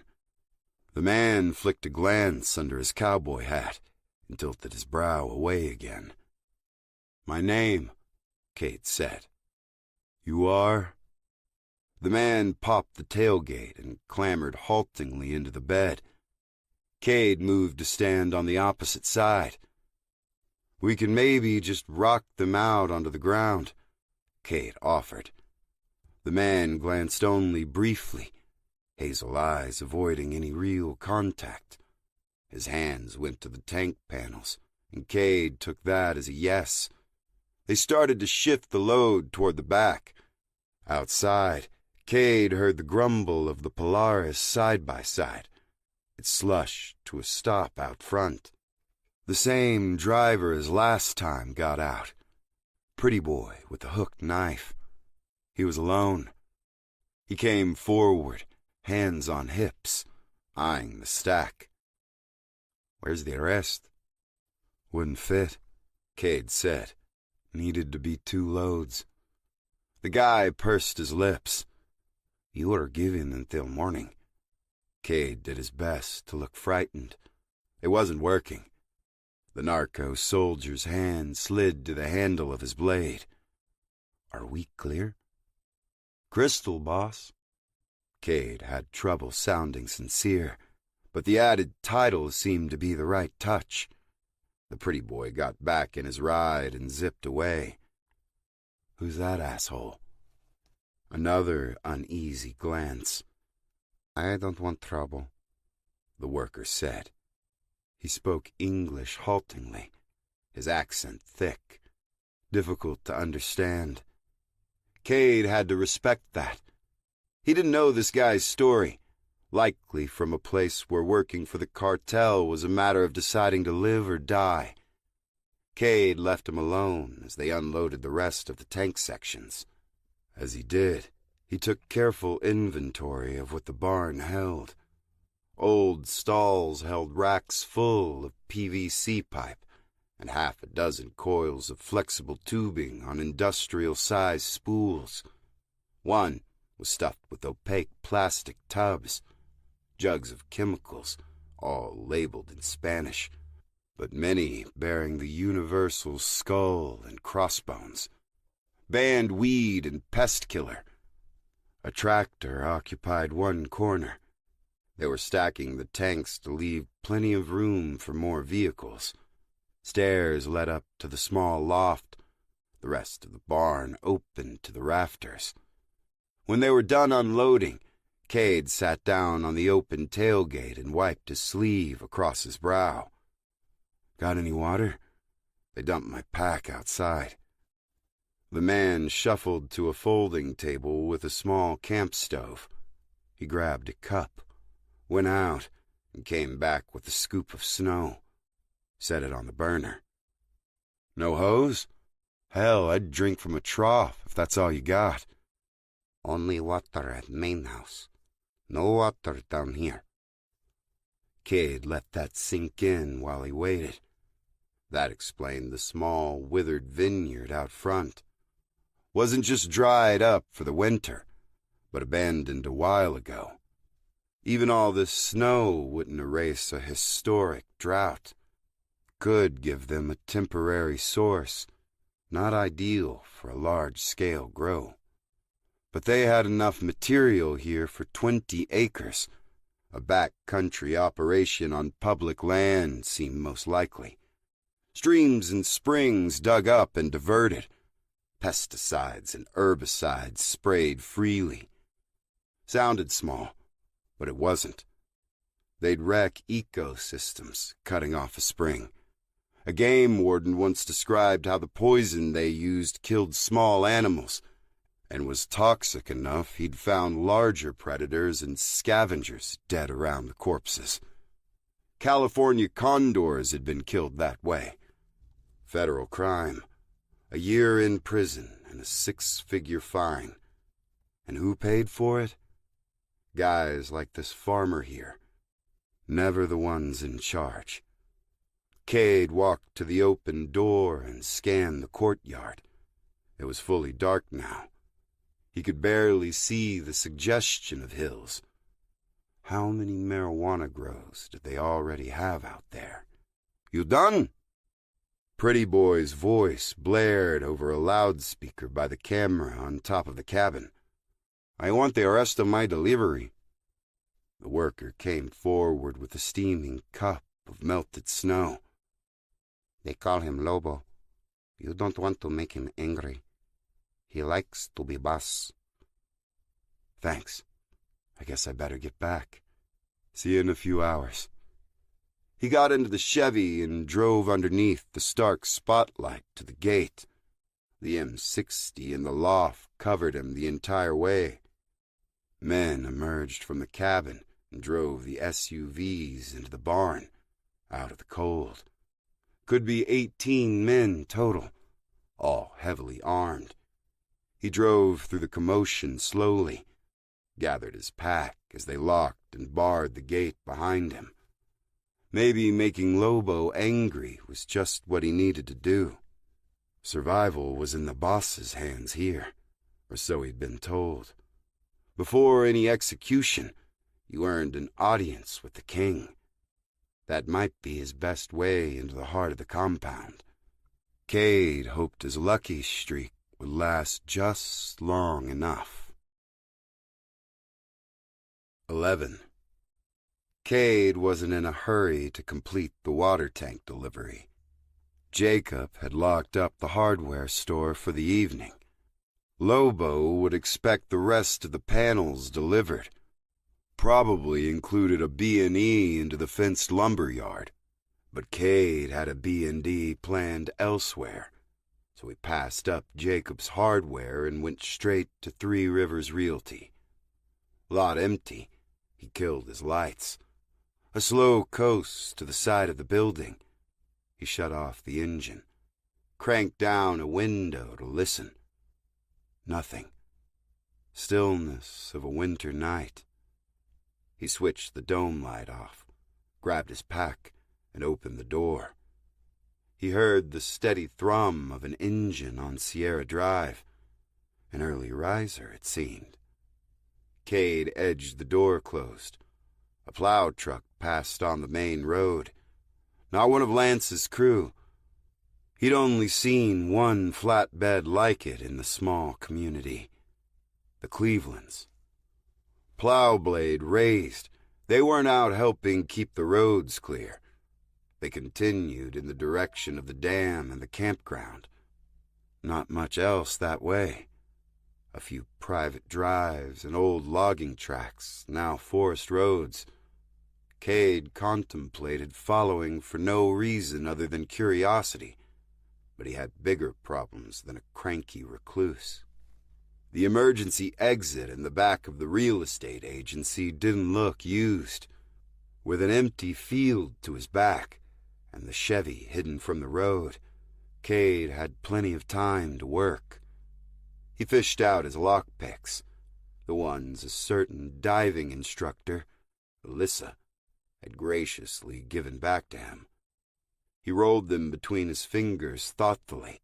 Stealing Alyssa's diving gear would have seen him dead. Going it alone in Lake Mead, a fatal mistake. What choice did he have here? He inserted a jagged rake-style pick and started to work. Cade was no locksmith. The Bureau had guys for that. But boredom on a surveillance meant time to occupy idle hands. Kirsten knitted. She'd done it since her first war correspondent assignment on the front lines of the Rwandan Civil War. Spectre took photos of sunrises and sunsets, because their shifts always overlapped those. Derek had one of those basic grip strengtheners.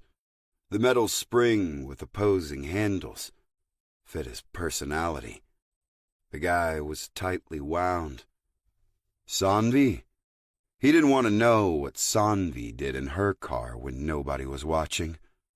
Probably took selfies, uploaded them to a FriendLink account. Cade picked locks.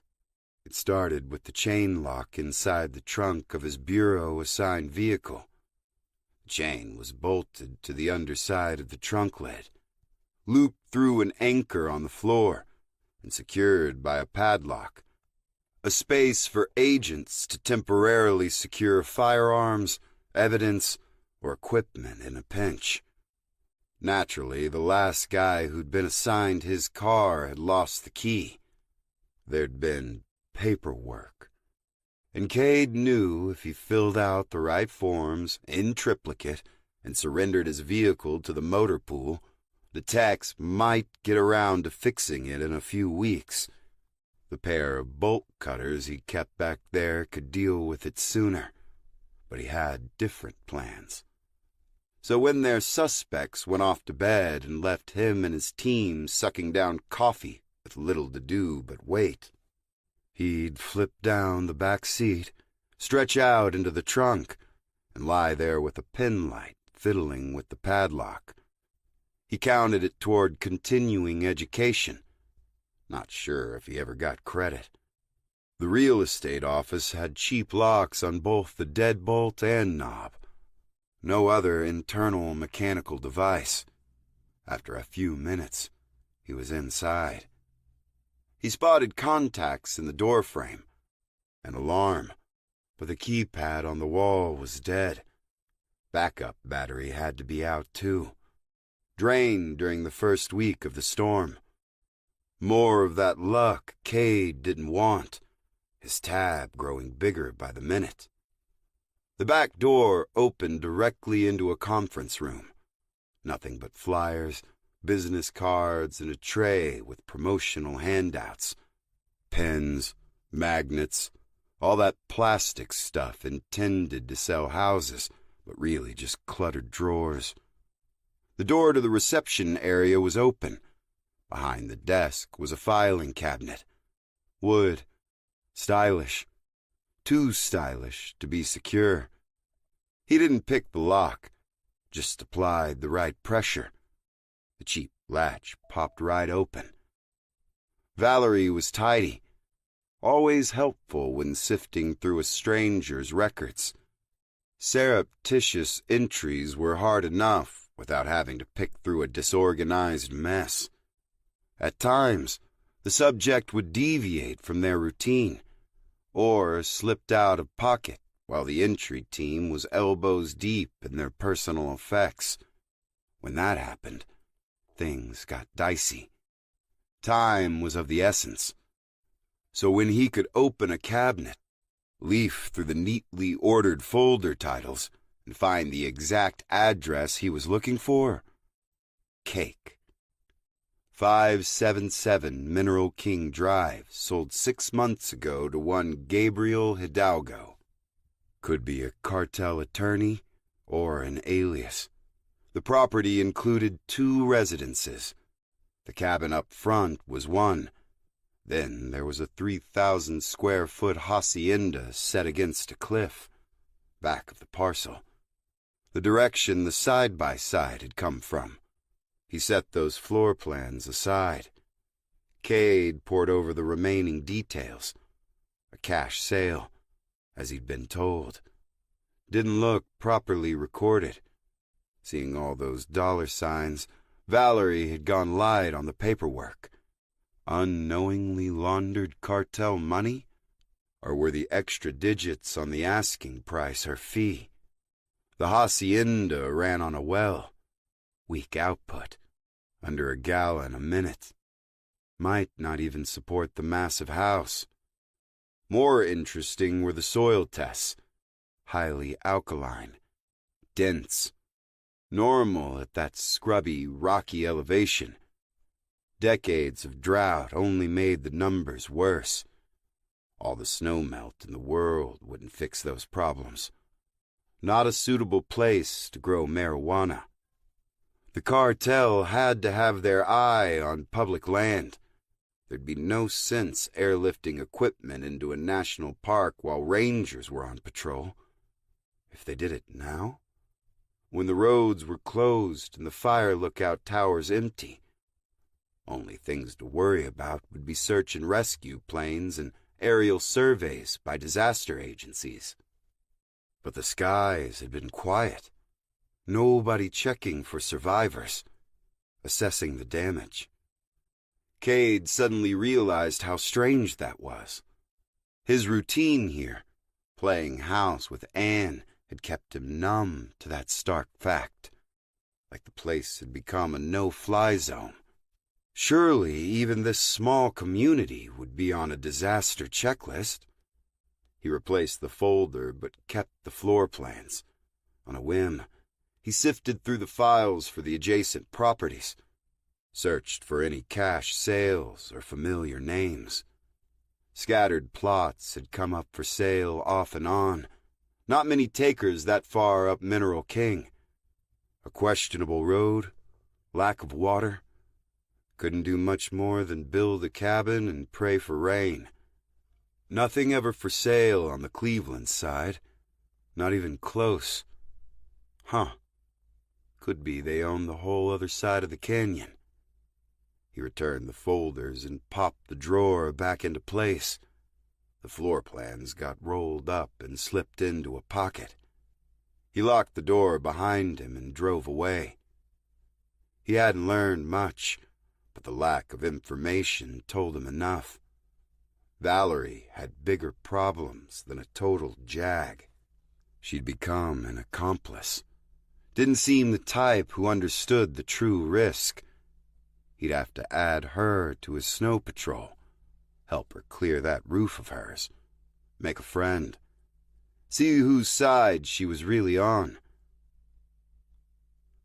The next morning, Cade locked up Hendy and drove to Anne's.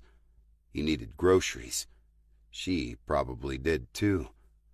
He wanted one last normal morning before he rolled up to the compound, late for his delivery.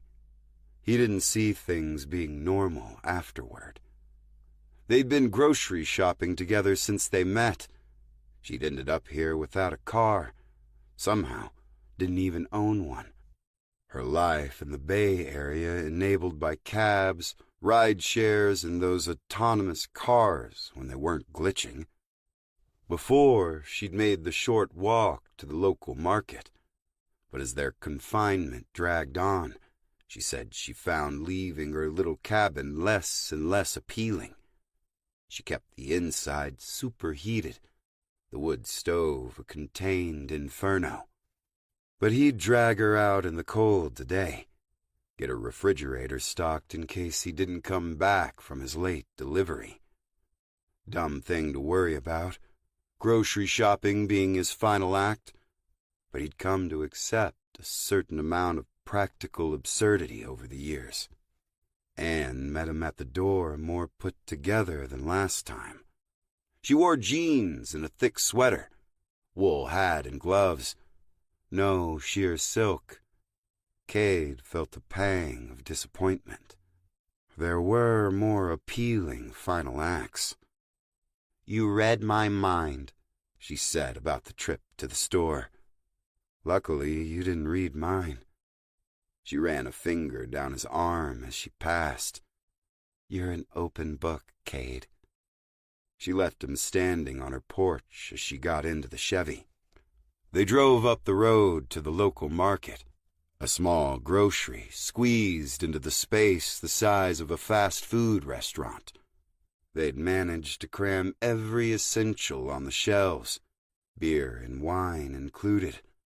One small cart could navigate the narrow aisles at a time. Arrows dictated the direction of travel. "This or sandpaper?" Anne held up the last remaining roll of toilet paper. All the big, poofy rolls disappeared early on. Management resorted to setting out their store bathroom supply, one individually wrapped roll at a time. Cade swiped it from her. "This stuff is perfect for Hindy's black tank. Dissolves even before use." Her nose crinkled in disgust. "I don't want to know." The store's shelves were getting bare. Holes where popular items went. An entire shelf of water and bottled drinks wiped out. "They finally came for those off-brand toaster pastries," he said. "The ones that taste like cardboard." "I wouldn't know. Never tried them." Anne glided past the meat counter, examining what was left. A few steaks starting to brown. Same with the ground meat. She shook her head disapprovingly. "Looks like I'll make a vegan of you yet." Cade grabbed the least funky-looking cut. "You may continue to try." They wandered the aisles, taking whatever looked remotely edible. The market hadn't started disaster pricing like Al, but the normal prices had been high enough to stretch his limited funds. He was doing the math in his head when a high-pitched whine sounded outside. Snowmobiles. Locals had them. Lots of people did. But this one had a distinct, almost formula car whine. Side exhaust. No bothering with an aftermarket silencing kit. A high-end ride, like the ones Lobo and his crew rode. "I'm going to check on the beer section. Maybe somebody missed a six-pack." "Not a food group," she called after him. "Uh-huh." Cade moved toward the front of the store. Beer, snacks, all that used to be near the entrance. Grab and go for the tourists, long ago ravaged by the worried locals. He passed the single-lane checkout counter. The woman there eyed the windows frightfully.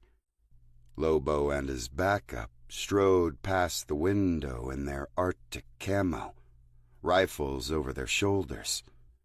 Cade met them at the door. He'd make this grocery trip last act thing memorable at least. 12. Lobo spotted Cade through the glass. His scowl deepened as he forced the automatic door open, the motor grinding in protest.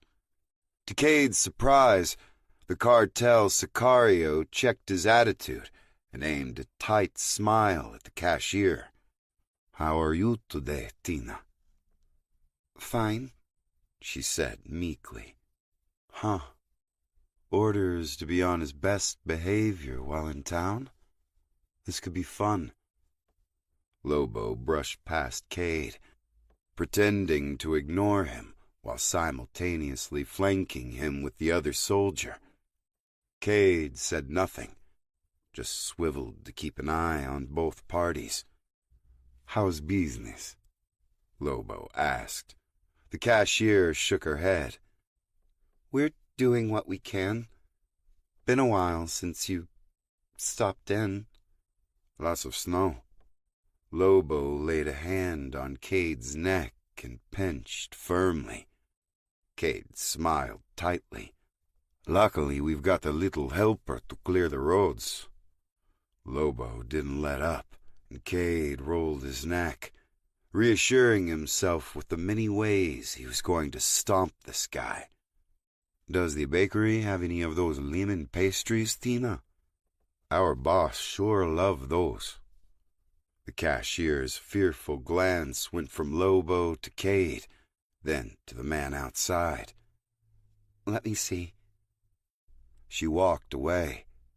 Lobo turned, the menacing glare making a comeback. Cade knew the tactic well enough. Send away any witnesses. Try to make him feel isolated, but he felt relieved. The innocent bystanders had been removed from harm's way. The Sicario got in his face. When is it? Cade shook his head. I don't follow. The Sicario slapped him on the back of his head. It's tomorrow, Pintejo. Where are our water tanks? You guys are punctual. Another incoming slap. Cade seized his wrist. The rifle outside the glass door popped up. Lobo's free hand shot toward his sidearm. Cade snatched the gun before it cleared the holster, his palm covering the rear sight and the web of his hand between the thumb and index finger contacting the hammer. A slight adjustment, he could grip tight, jam the slide, sacrifice some skin to block the hammer. It hurt like hell, but not as bad as a bullet. He was tired of being shot. They held their stalemate, muscles tensed, Lobo's nostrils flaring. The cartel foot soldier outside kept his rifle up and kicked the automatic door open. He shuffled in, combat pace. Cade ignored him. Good idea. Let's do this outside, he said. He slowly released Lobo's hand. The Sicario's face twisted with rage. The cashier stepped around the corner, her voice bright and cheerful. She'd found what these guys needed and would soon have them out of her store. We've got one left. She gasped as she saw the raised rifle and the tense standoff taking place a few feet from her station. The pastry hit the floor. Outside, Cade repeated. Lobo twitched. He recovered quickly and motioned to his man to lower his rifle. I'm so sorry, the cashier said, her voice trembling, a yellow smear of icing at her feet. We'll have more tomorrow morning. Lobo smiled, a bleached gleam. He could be charming, Cade figured, when he wasn't playing enforcer. He stepped away from Cade and dug out a wallet. Not a problem, Tina. I hope we haven't bothered you today. He stuck out a wad of cash, more than enough to cover a shelf full of pastries. The cashier stared a long while before taking the money with a trembling hand. As soon as Lobo turned away from her, his smile dropped. He stalked toward Cade and grabbed his elbow. Cade allowed the cartel lieutenant to drag him outside. This wasn't about Lobo, he reminded himself through gritted teeth. Holding out for a meeting with the boss was his top priority. They marched him around the corner of the store. Lobo slammed him against the brick wall and reached for his weapon again. Cade let him.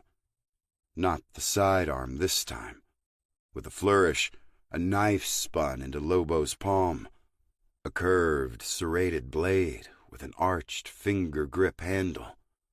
A large open ring bulged from the butt of the handle, the purchase for the spins and twists used in the karambit's knife's deadly dance. I should gut you right here, but you won't. These thugs had to be on a tight leash. Orders from the Jefe not to cause trouble in town. Anything that might jeopardize those plans would be dealt with harshly. Cade understood that.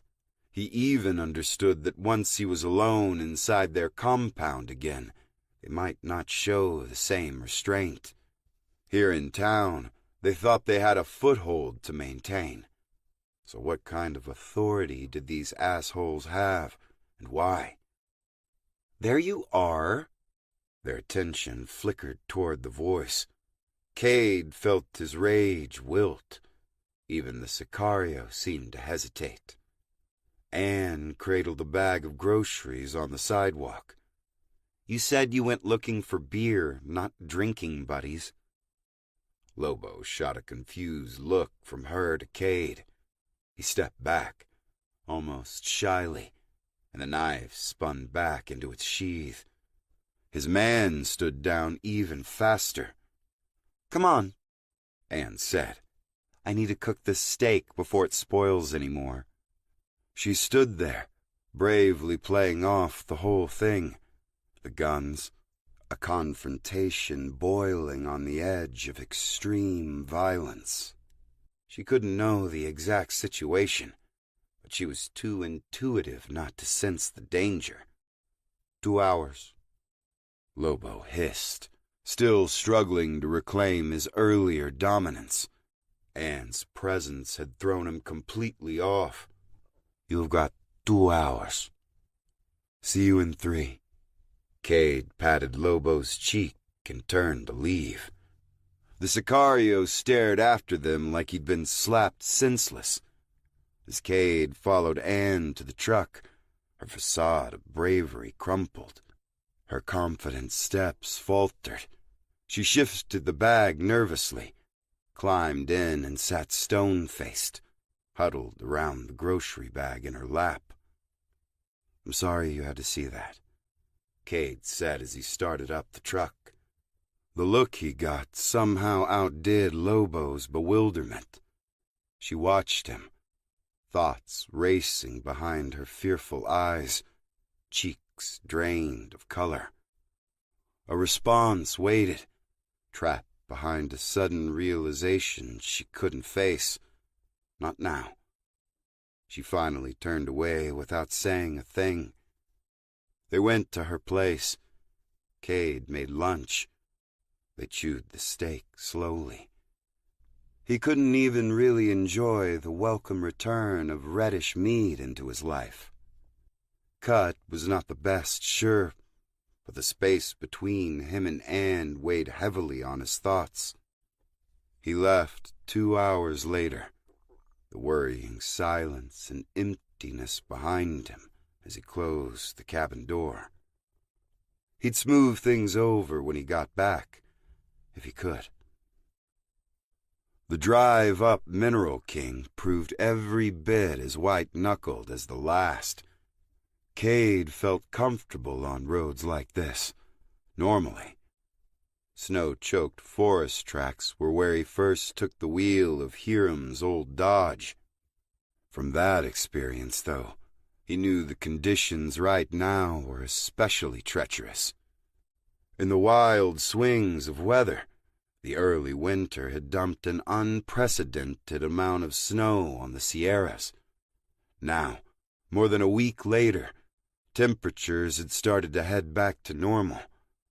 Millions of tons of the white stuff was melting on the slopes, starting to slide. He drove slowly and carefully. He and Jacob had taken extra time with the load, too. That and his awkward lunch with Anne gave Lobo and his friend a solid head start.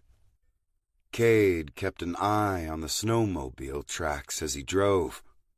They skirted the edge at times, experienced riders or ones willing to take stupid risks, like brazenly setting up a grow on U.S. soil or turning down the Cleveland's drive.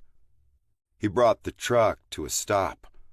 The snowmobile tracks came back out, continued toward the cartel compound. They'd already left.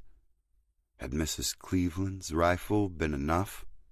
As stubborn as they were, he didn't like their odds. Cade made the turn. They'd finished clearing the snow around the A-frame house and the pole barn. Another private road they'd opened ran off into the mountains. They'd even dug out a quarter-acre section by the house. The hoops of a greenhouse stuck up there. Metal ribs of an unearthed carcass, bent and twisted by the snow that covered them. Cade parked. He got out the shotgun and stalked cautiously toward the house. The porch swing drifted gently in the breeze. Their old plow truck was parked under the pole barn. He touched the hood. Cold. Snowblower out in the open. Recently used. No sign of the Clevelands. He went toward the front deck of the A-frame. Smoke drifted from the chimney. A long woodshed set off to the side. Enough wood to burn for 2 winters, if needed. As Mr. Cleveland said, they were prepared. But had they been ready to meet their new neighbors? The upstairs window jerked open. Curtains fluttered into the dry air. Mrs. Cleveland's face appeared, then ducked back inside. When she came back, she led with her rifle. A 5-shot hunting rifle. Only needed one to hit. And she didn't look shy about pulling the trigger. Cade had a fraction of a second to consider his actions. Shoot first, or assume she'd been rattled by the cartel boys and try to show her he meant no harm. He raised his hands, his barrel aimed at the sky. Just checking you're okay. She sank deeper behind the sights. A little charity, reluctance to shoot the little old lady, was going to cost him. He got ready to let his barrel fall. Mr. Cleveland stepped out the front door. "Fern, now, we talked about this." He's got a gun. "And so do you. We're all tied up on that matter." Mr. Cleveland turned to Cade. "You mind putting that in your truck?" He minded.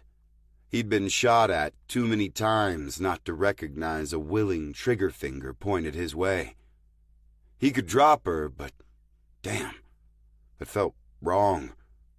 Turn his back on her? Not sure about that either. He walked backward and placed the shotgun in the truck. Another peace offering.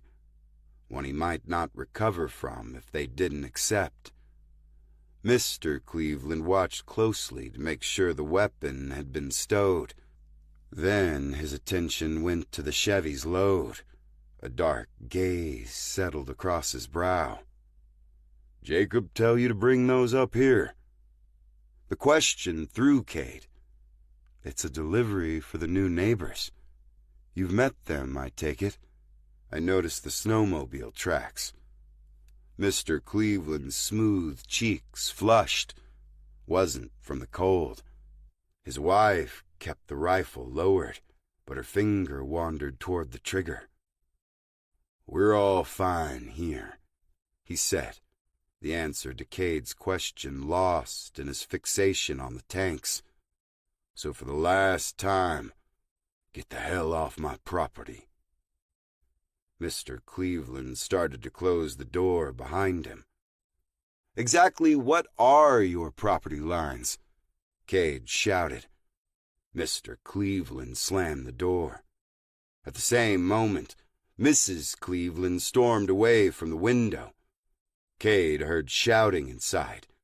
The door burst open, Mrs. Cleveland launching out like a rabid badger, her rifle swinging stiffly at her side. "You here to snoop around? That's why you've been talking with Valerie? You and Jacob with those Mexicans up the hill now, too?" My God, I never figured Jacob for a goon. She didn't have the rifle pointed at him anymore, at least, but she was in his face, shouting, eyes bulging, lip curling. He could handle her better now if she decided to raise the gun, so he tossed another question into her fury. What did Lobo want? Did he threaten you? Fern Cleveland's lips twisted into a malicious smile. We've been running off gangsters like you for 50 years, and I got another 30 in me. Best you take your ass back to wherever you came from.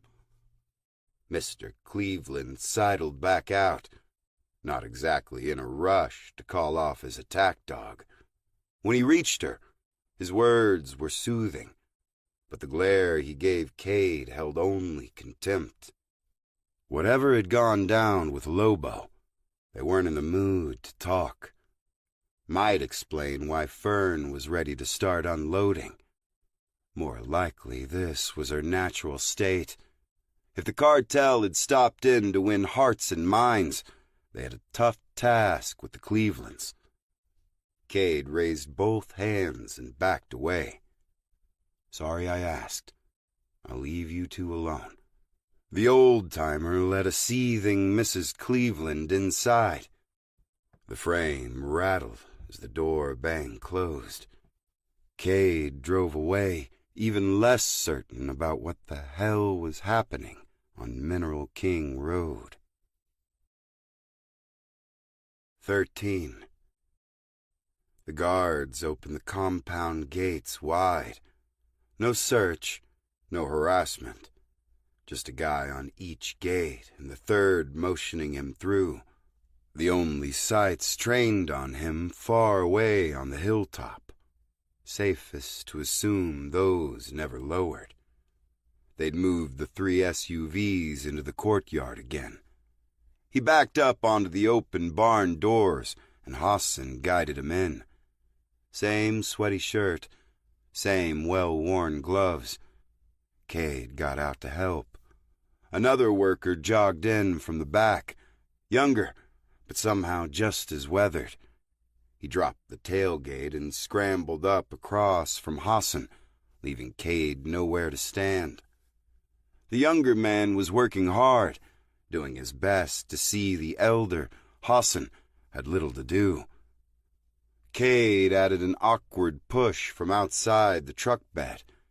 Wasn't doing much to help, but felt like something. The 2 men had just tipped the load onto the tailgate when the side-by-side whipped into view. Lobo leaned out the window. Get in. Cade checked the 2 workers. They continued to focus on their task. Whatever happened around them, they'd never observe, never witness. He was invisible to them, a ghost, or one in the making. As Cade walked by the Chevy's open door, he reached for his pack. "Leave it," Lobo said impatiently. A hardened command. The threat subtler than as usual, but right there on the surface. Cade closed the truck door, made his way to the side-by-side, and got into the passenger seat. Mission successful on getting the Hefe's attention. The worker, Hassan, looked up as they pulled away. A knowing glance. All he could manage for the guy he'd met only a day ago. Somebody he probably figured on never seeing again. Where we headed? Lobo stayed quiet, stewing. He barely gave the guard at the inner gate enough time to get out of the way as he zipped through. The ride was rough. Lobo ran the UTV full throttle. Tires broke loose regularly on the muddy slush. They passed beneath the gaze of the sniper hill. Cade caught the flutter of a tarp behind a rampart of large boulders. Whoever was up there knew their business. The guards below had an unerring trust in him. He'd be the last guy in the compound Cade would want to mess with, but the first he'd need to deal with to get in or out of the hacienda. The land sloped quickly upward on both sides. Less than 100 yards, the narrow entry opened up into a breathtaking scene. He'd seen the floor plans. He'd seen the topographical maps and surveys, too. But his imagination hadn't quite pieced together a final picture quite like this. The classic hacienda sat in the middle of a box canyon. Behind, ice draped a sheer cliff face, locked in its spill from 200 feet above. The sound of the side-by-side elevated by the screeching roar of the frozen amphitheater. On the flat prairie out front sat the Huey. A battered corral ringed the spot, the fence torn down in big sections. Cade checked over his shoulder. The hilltop had an unobstructed view to here, too. The hacienda included a walled courtyard, a smaller version of the barrier surrounding the ranch. Heavy wooden doors led inside, 10 feet tall underneath a pillared arch, all pink stucco and gray slate. A dated departure from more traditional neutral beiges and terracotta, but in its time, luxurious.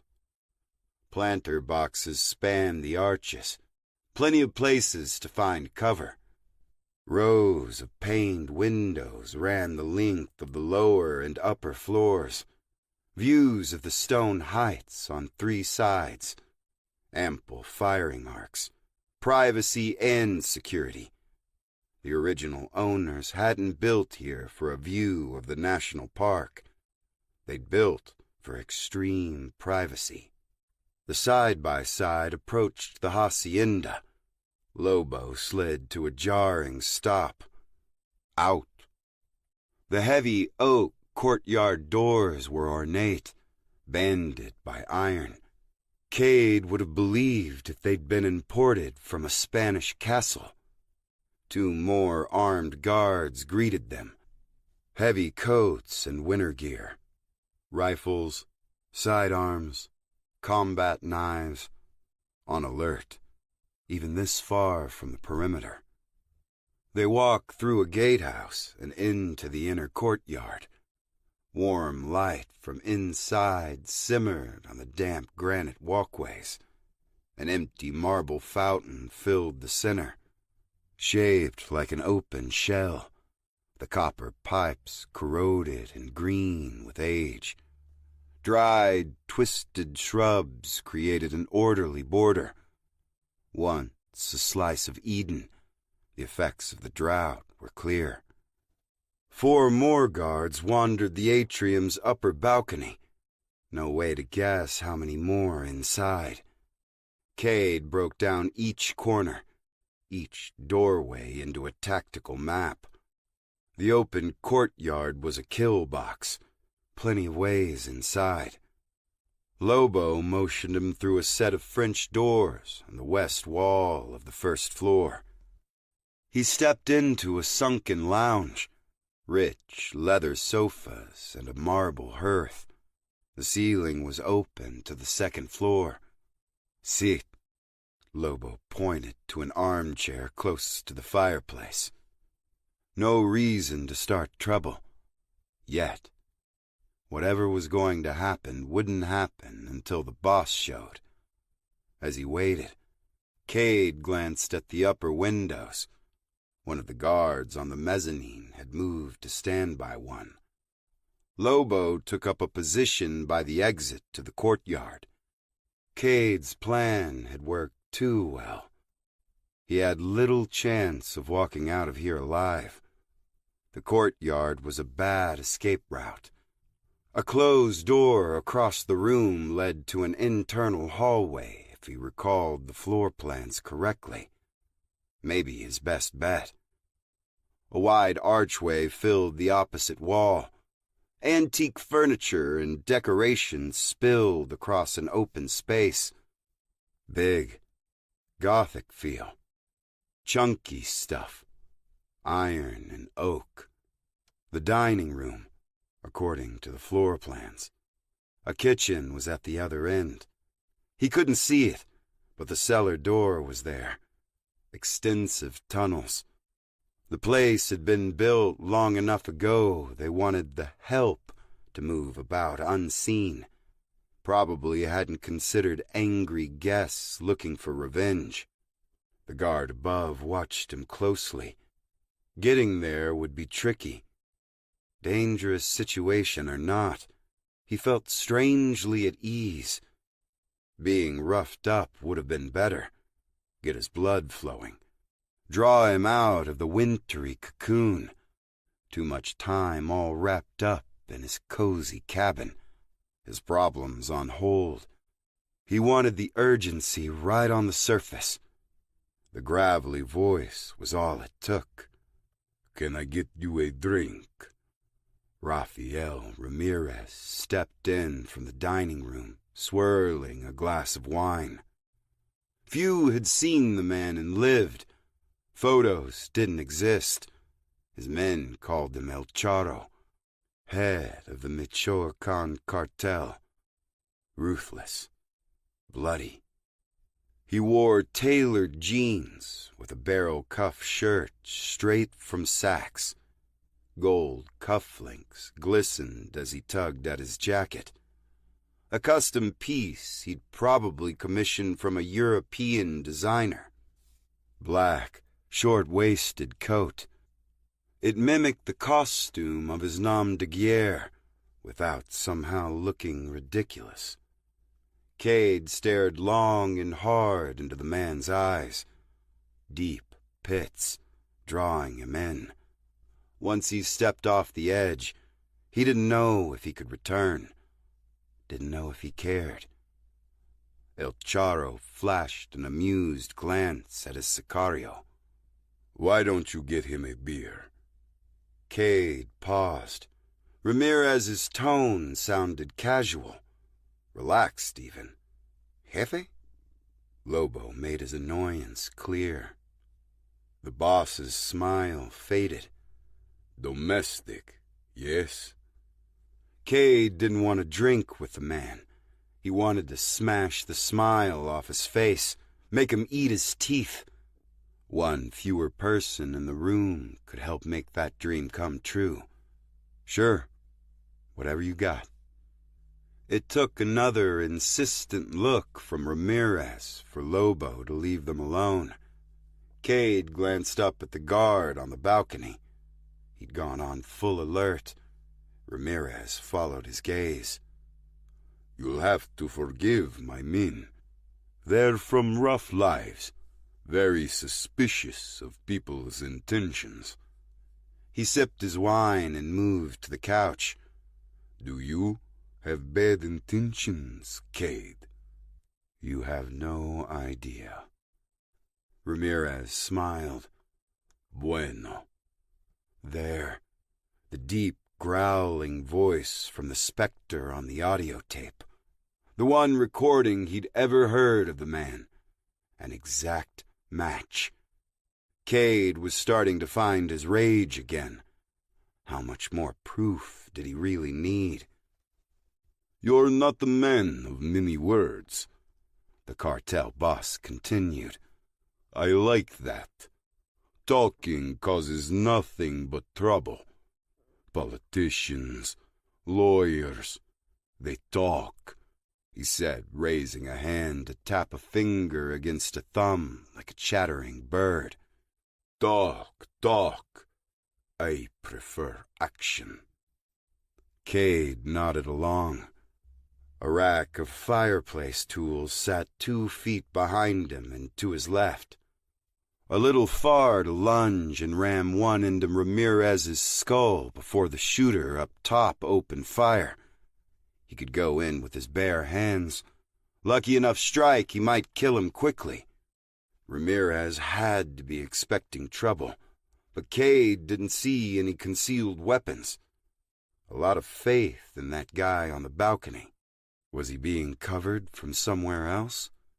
Cade started to rise. The guard at the upper window backed up and took aim. "See?" Ramirez said. "Very suspicious."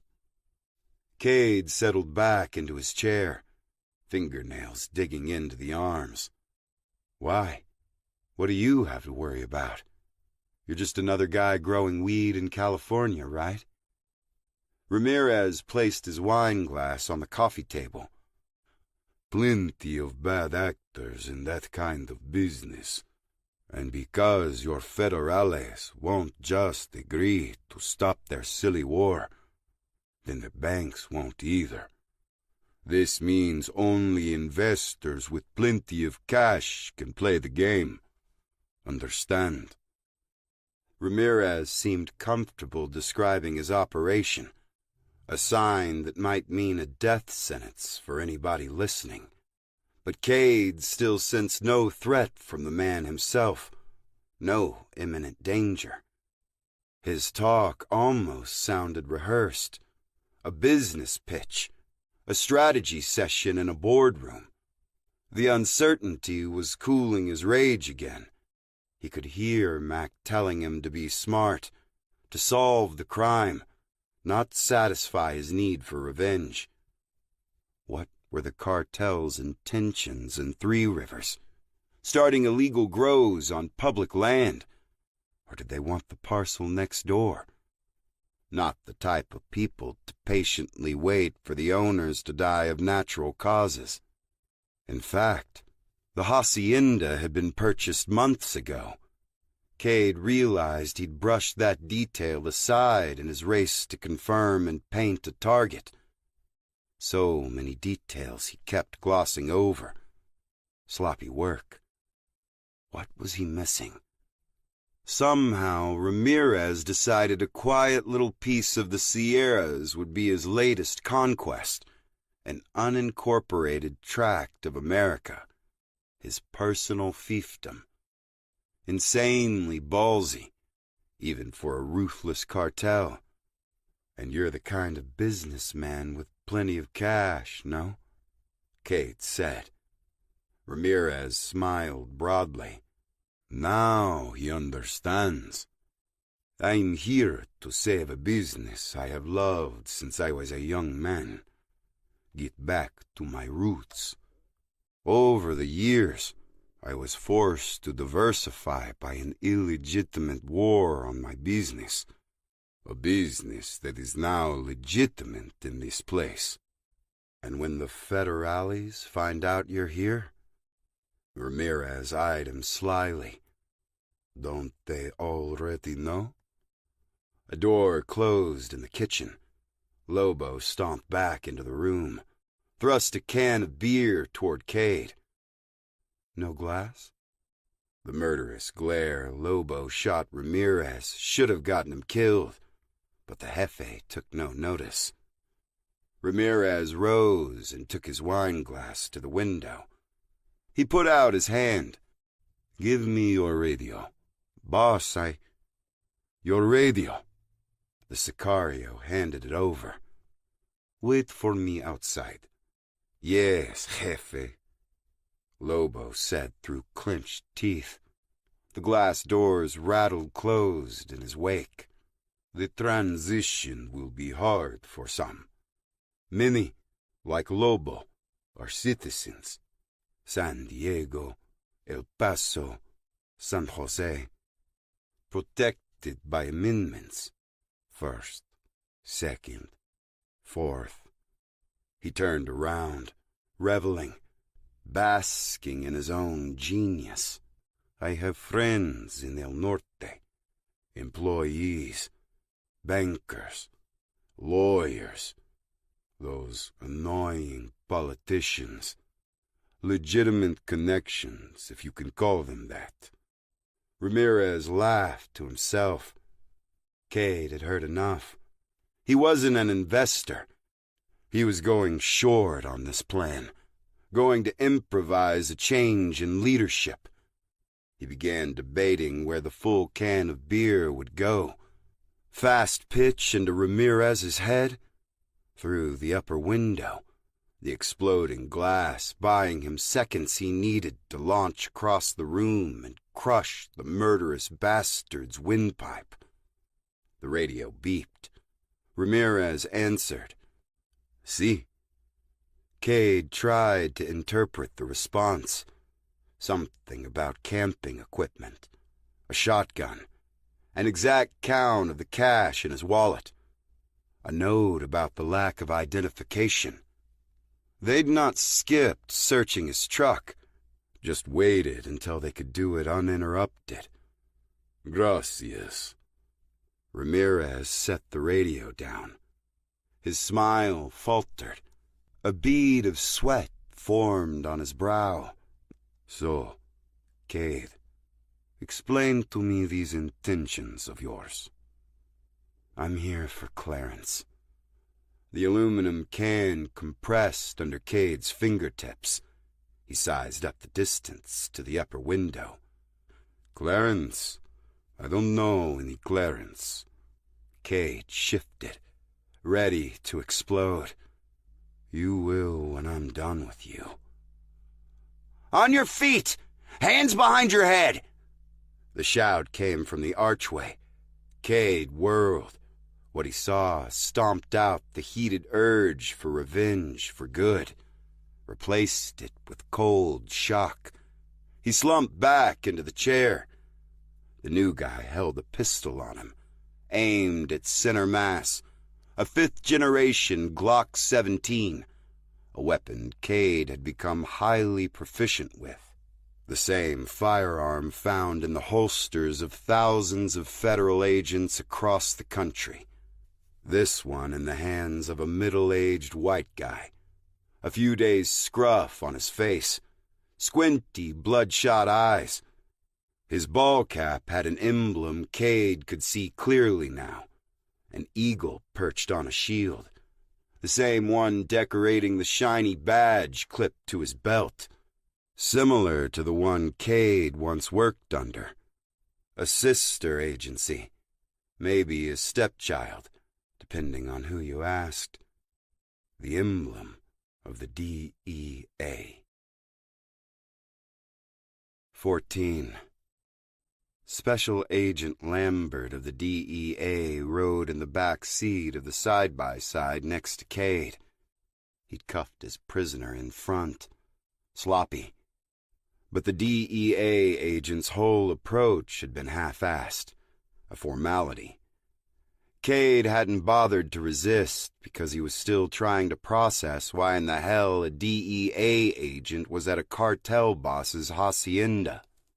Lambert said nothing. He asked no questions in front of Ramirez or Lobo. Cade stayed silent too. Odds were slim this agent was legit, but they at least weren't headed for the cellar or some other murder hole.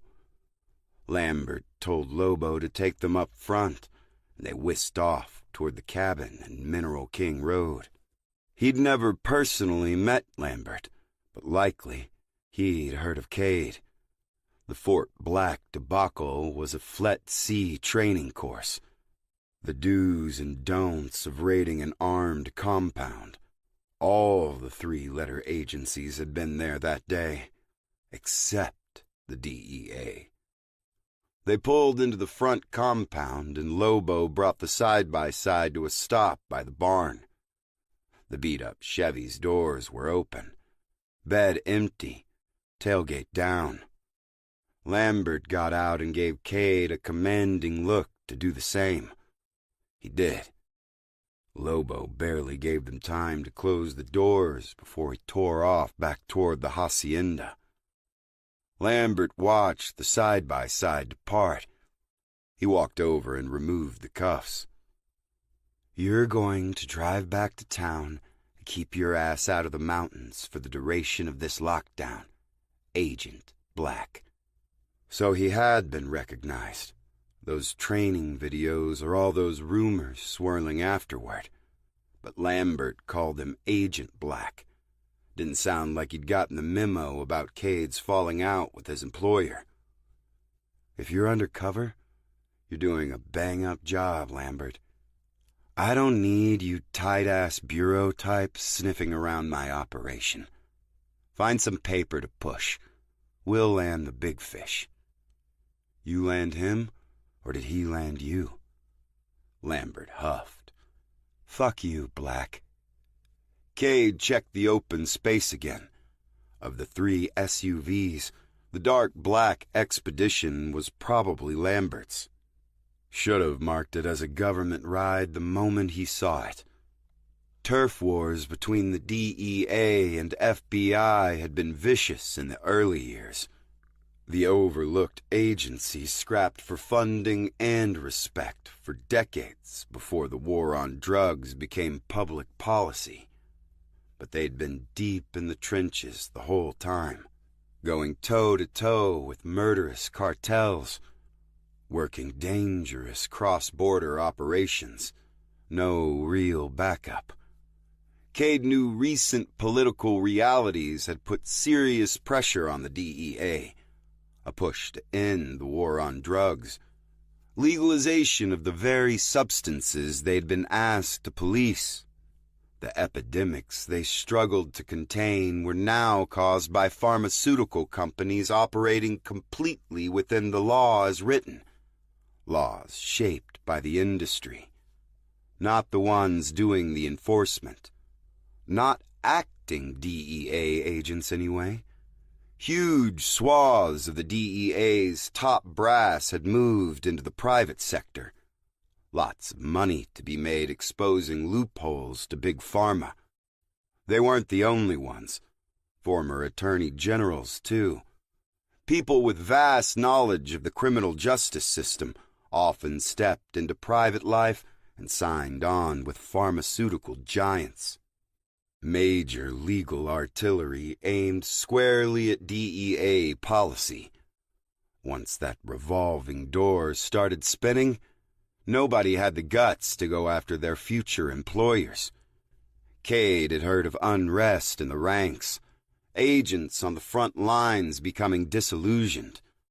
They'd get calls from justice officials asking about their cases, inquiring because their buddies, now in private practice, had been calling in favors. With tumbling morale, temptation filled the void. Cade had assisted on several narcotics cases. One arrest he'd never forget. A DEA agent caught laundering money for a Colombian cartel. Cade's team tailed him for a month, got to know his daily routine, uncovered a string of unreported bank accounts. He wasn't muling cash across the border, just shuffling funds around, laundering for a cut of the drug money he'd given up trying to stop. "What?" the agent had said when they dragged him off in cuffs. "So my business partners weren't paying off the FDA? Is that the problem?" So who was Cade dealing with in Lambert? A disgruntled but loyal agent? Or one who'd used all the political pushback as an excuse to go rogue? "I'm not here to stick my nose in your business," Cade said, wandering over to his truck. "I'm just trapped like everybody else." A coincidence, huh? That's right. He didn't expect Lambert to believe him. His pack was open. Contents scattered about the seat. He started to stuff gear back inside and made a subtle check of the hydration pocket. Empty. "Confiscated your boomstick," Lambert said. "You should know better. Sure as hell not FBI issue." "You didn't find any creds, right?" Cade said, cinching the pack closed. "Let me guess. You're under some kind of deep cover. Told these guys your real name and everything.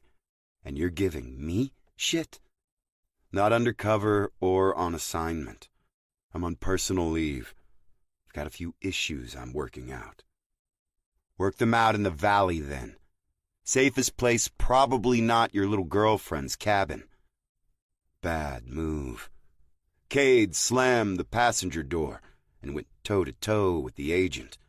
He needed to leave Anne out of this. Lambert chuckled nervously. Damn, you premier law enforcement agency guys are dense. The DEA agent had to be pretty friendly with the cartel to know about him and Anne. Only Lobo had seen them. If you're with him, Cade said, stabbing a finger toward the distant hacienda, you picked the wrong side. Lambert crossed his arms. Watch the evening news, Sherlock. Ain't sides in this war anymore. What do they call it? Détente? Cessation of hostilities? He swallowed hard. His gaze went soft and his shoulders slumped. You get used to it. The regret seemed genuine. That didn't move Cade. Feel as bad as you want. There was no excuse for answering to a killer. The DEA lost agents on McMillan's raid, too. Cade loaded up and drove away. Lambert was right. Hard to tell the good guys from the bad guys anymore. All Cade knew was he had unfinished business. Lights were on inside Anne's cabin. Cade saw a graceful flicker of movement behind the curtains. Anne settling in on the couch with a book, a glass of wine, huddled under a sheepskin throw. A sign of life. That's all he'd come to see. He drove off toward the campground. They needed some time apart after the encounter outside the market. Agent Lambert mentioning her only worried him more. Things always came back to that. Every damn time. How safe could anybody be around him? How much did they deserve to know? He drove past the Horse Creek campground, a trip he made on autopilot. He followed the curve of the road toward the dam. The frozen lake had started to crack, fissures tracing jigsaw lines from bank to bank. On his left, the rolling hills sat under a shimmering mound, damp snow glistening. The road swooped past another part of the recreation area, a boat ramp, an icy parking lot indistinguishable from the lake. Another sloping curve, and he approached Terminus Dam, a 200-foot earthen embankment, a marina under the snow somewhere down there. The visitor's center buried up to the eaves on an adjoining rise. He kept driving. Level with the top of the dam now, he couldn't see it anymore. Sheer rock bluffs hemmed him in, jaws of a blunt-toothed beast. Ahead, those teeth had clamped down, right where the highway's descent into the fertile valley should begin. Dormant orchards of plowed fields swept a 400-mile corridor. 3 rivers had been cut off from it by a plug of fractured rock, dripping mud, and wet snow. Might as well be a continuation of the dam. The only indication it was out of place were the yellow stripes of the road ending abruptly at the base. Cade parked the Chevy, climbed out to sit on the warm hood. This was when all his luck would unravel. The past week had been like a welcome kind of therapy. No fighting, no dodging bullets, no taking them. Just a warm bed and a gracious person to share it with. Honest work. No need for recognition or compensation. Wounds from Oregon and Nevada finally starting to heal. Then, right when he felt ready, he'd been handed a shot at avenging McMillan's death, and he'd let the man responsible slip away. Twice. He slammed his palm against the hood. When would he get a better chance? The last trip might not have been a suicide mission. Lobo pouting in the courtyard.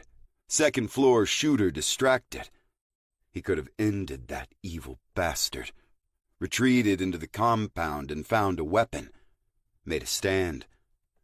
But nothing felt right. With so much luck, he'd been uneasy. So much downtime, off balance. Let Anapos. Pause the words for a moment and give your mind a gentle rest. Coming up is a soothing melody for your relaxation. Take a deep breath, relax your body, and enjoy this peaceful interlude before we continue with our story.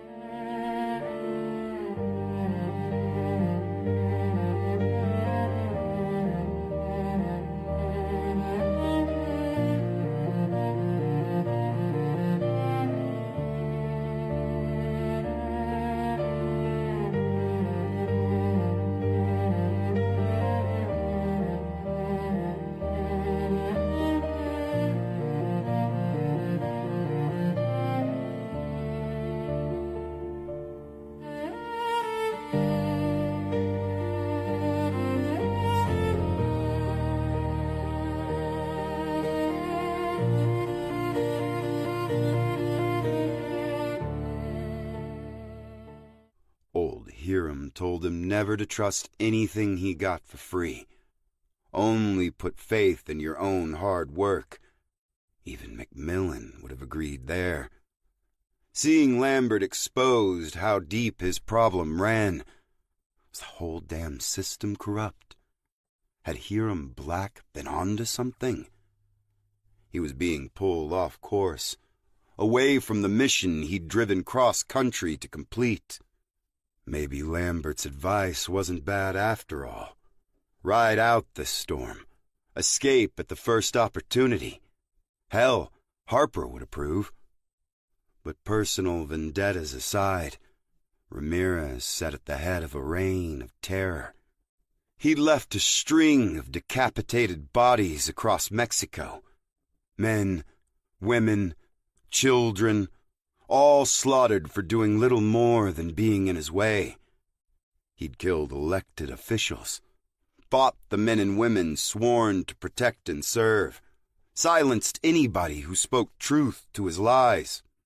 That bastard planned on setting up shop here, and right now, he was the only one standing in Ramirez's way. No, he couldn't let it happen.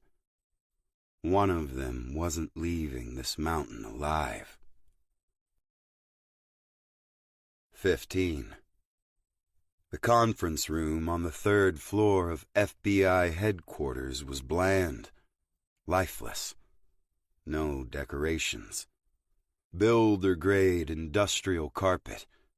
A sleek, glossy table made of veneer and budgetary constraints.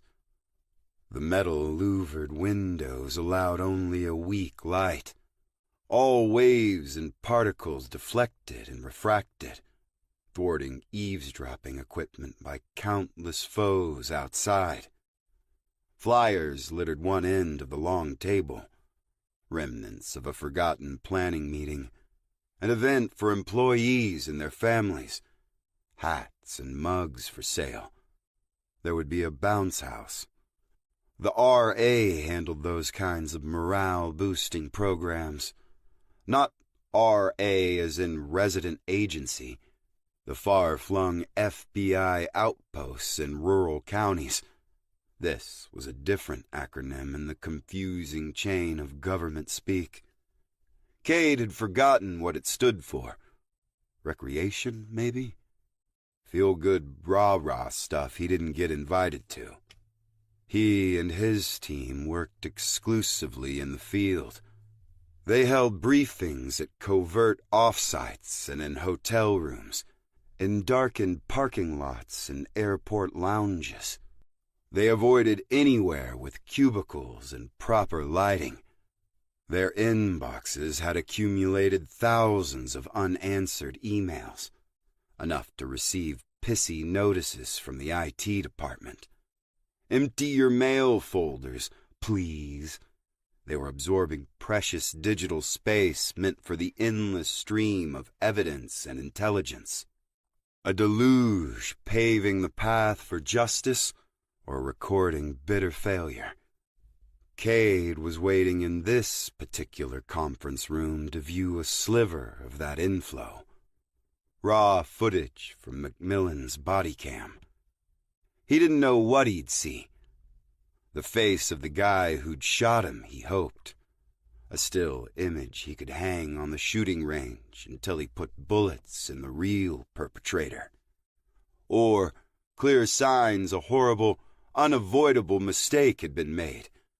Not by McMillan. The man was a consummate professional. But possibly another member of the HRT team. A rookie or some fuck-up agent from a sister agency on the task force. His bet was on the fuck-up. A guy he couldn't incidentally put bullets into to fix the ache in the center of his chest. He'd heard from the task force their intel had been compromised. He wanted to know who was responsible. This wouldn't bring Clarence McMillan back, he knew, but it might just provide a release for the rage quietly brewing at his core. SSA Caldwell came through the door, somberly. He held a tablet, screen toward him. Cade was surprised to see him. Caldwell headed up the FCI squad, not the drug task force. The choice made some sense. FCI worked with all the problem children in surveillance on a regular basis. He was as close to a supervisor as Cade had, been working with him since the start of his career.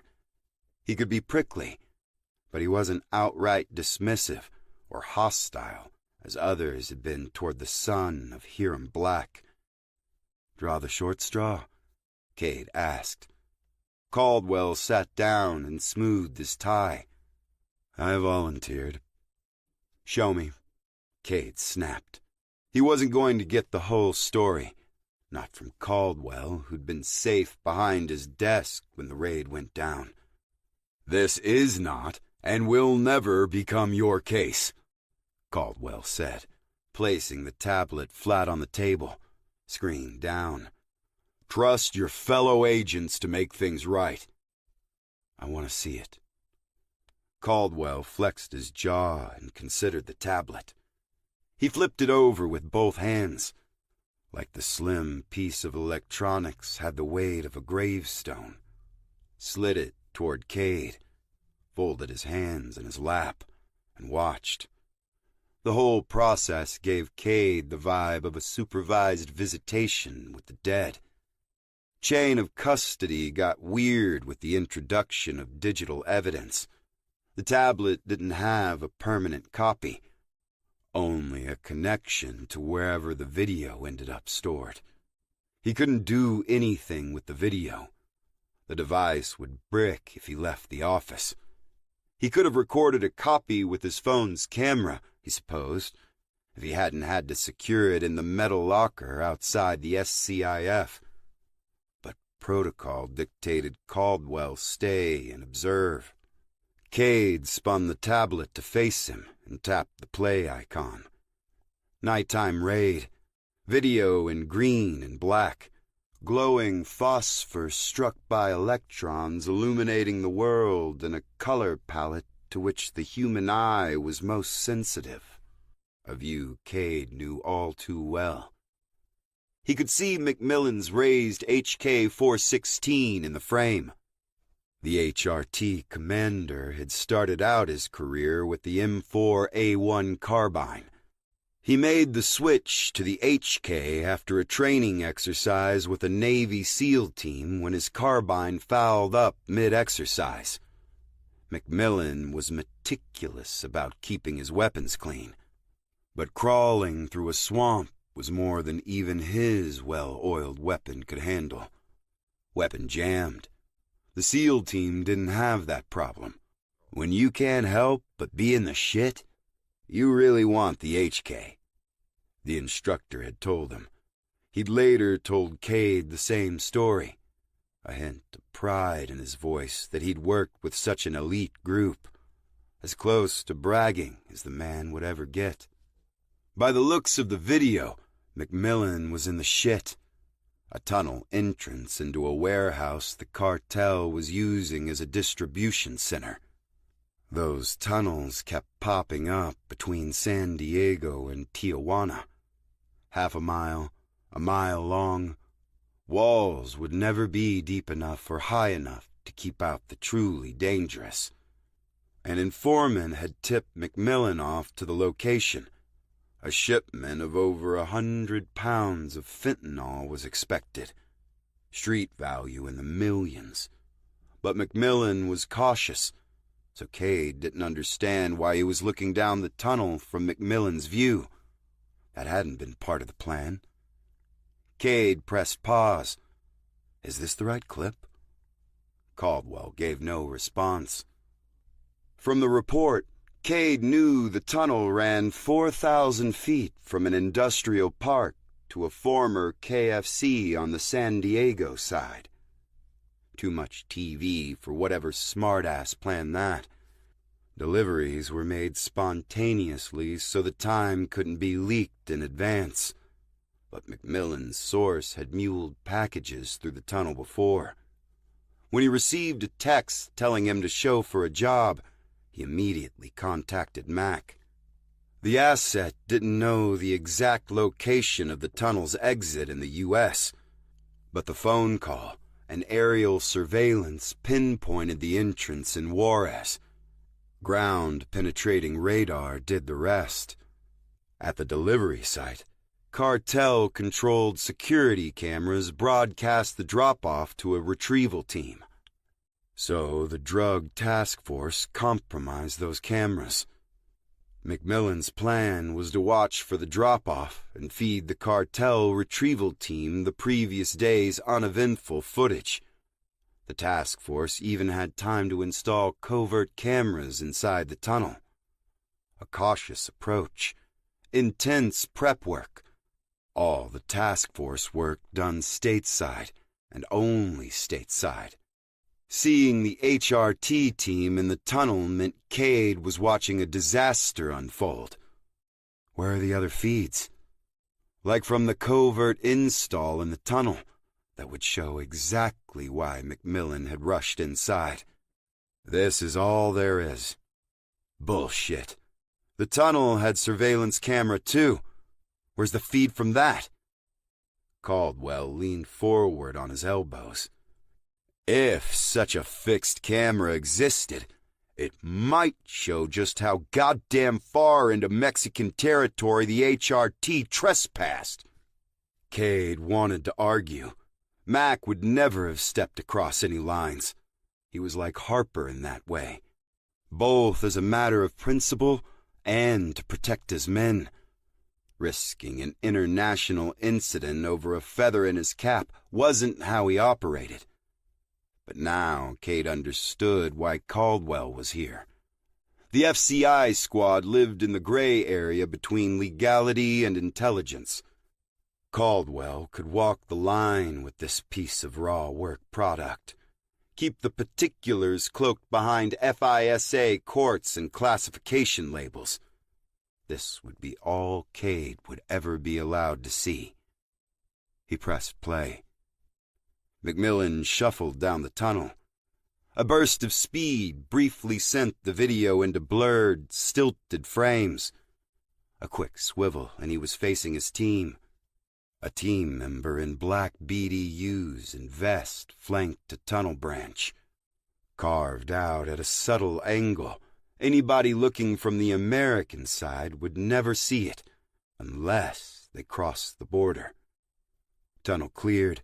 McMillan took up point. Hurried movements now. Shaky video returned as Mac double-timed up this new section.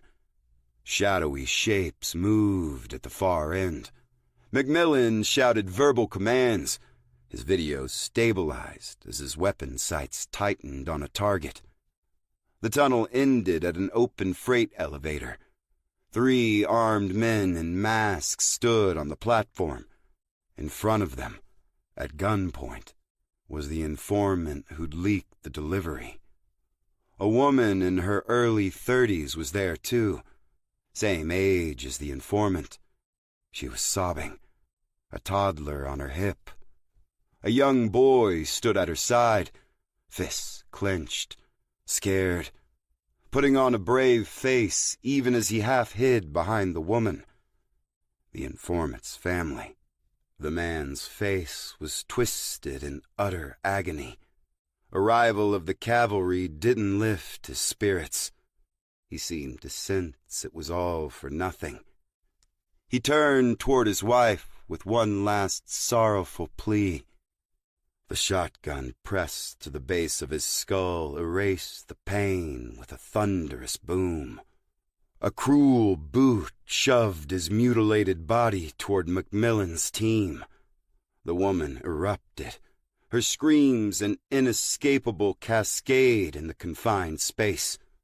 The child in her arms matched her cries, tiny lips quivering. The boy tucked his face completely behind his mother, trying to erase the scene. The elevator rose. My God. Cade shut off the video. He stared vacantly. Caldwell watched him with a pained expression. He reached across the table. You don't have to watch the rest. Cade wondered if he shouldn't give it back. He'd seen horrible things. Fighting the worst humanity has to offer meant being exposed to all the trauma that brought. Dead kids weren't new. Families butchered. Serial killers, rapists, pedophiles. An investigator had to collect the evidence to put them behind bars without a reasonable doubt. This involved someone he knew closely. But he'd been wrong about him, too. Macmillan didn't always walk a straight line. He'd scrapped operational plans once before to save a kid. A dumb boy manning a sniper tower on a madman's orders. He'd have seen those kids' faces and broken every damn rule of engagement to save their lives. 16. Cade needed a plan, one he didn't have. He puttered around Hindi, the last six-pack in Three Rivers on the dinette, and a package of hot dogs boiling on the stove. Getting that close to Ramirez again wouldn't be easy. With the shotgun gone, he had access to a .38 and a rifle, last useful on a conquered frontier. If Pierce was still willing to loan them, he could ask around town. California or not, this wasn't the Bay Area, but the townsfolk had been suspicious of him from the start. He doubted they'd be willing to share any weapons. 2 guns and a shovel to take out an army. He rinsed off in the shower, hot water only. The water stung as he watched the drain through the haze. He let it run until the little 10-gallon tank emptied. Then he stood in the cold water. The freshwater tank mounted on the undercarriage, never catching warmth from the sun. He could ask Jacob if the hacienda wanted any more deliveries. Doubtful. Why would they be in a hurry? No way to grow anything until spring. That was months away. He watched water swirl down the drain.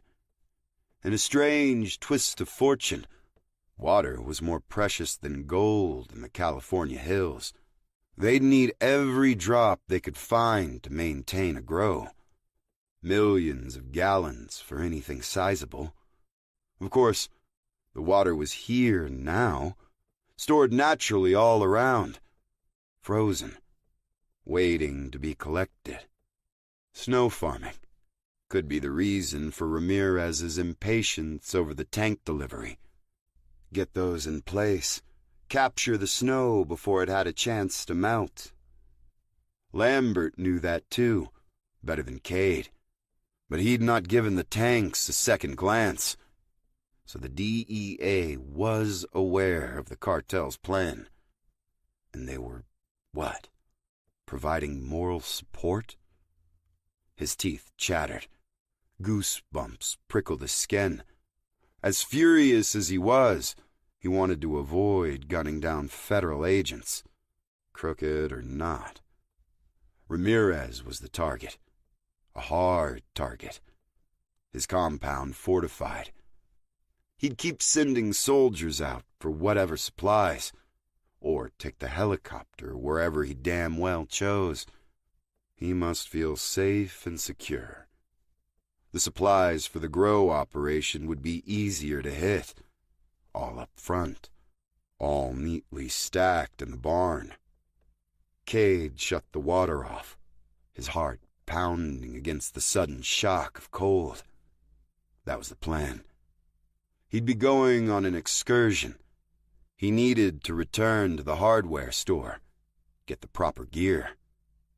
A little guerrilla warfare up in the foothills, back to his roots. He couldn't take on the whole army, but the barn provided a solid target. If that went well, he'd make a run on the hacienda, cripple his plans, draw Ramirez out. If the cartel boss was actually smart, he'd get in the chopper and skip the country once it was obvious the grow wasn't happening. But guys like Ramirez talked big about honor. Running from a fight made them look weak, invited all kinds of challengers. And Lobo already looked like he was eager to take on his boss. No, the Jefe would stick around to the end. That'd give Cade a chance to permanently eliminate the threat. A little revenge, and he'd save the people of the Three Rivers from the narco-terrorist on their doorstep. Win-win. He toweled off, cleared the dinette, and spread out the trail map and the floor plans. A no-knock warrant, all options on the table.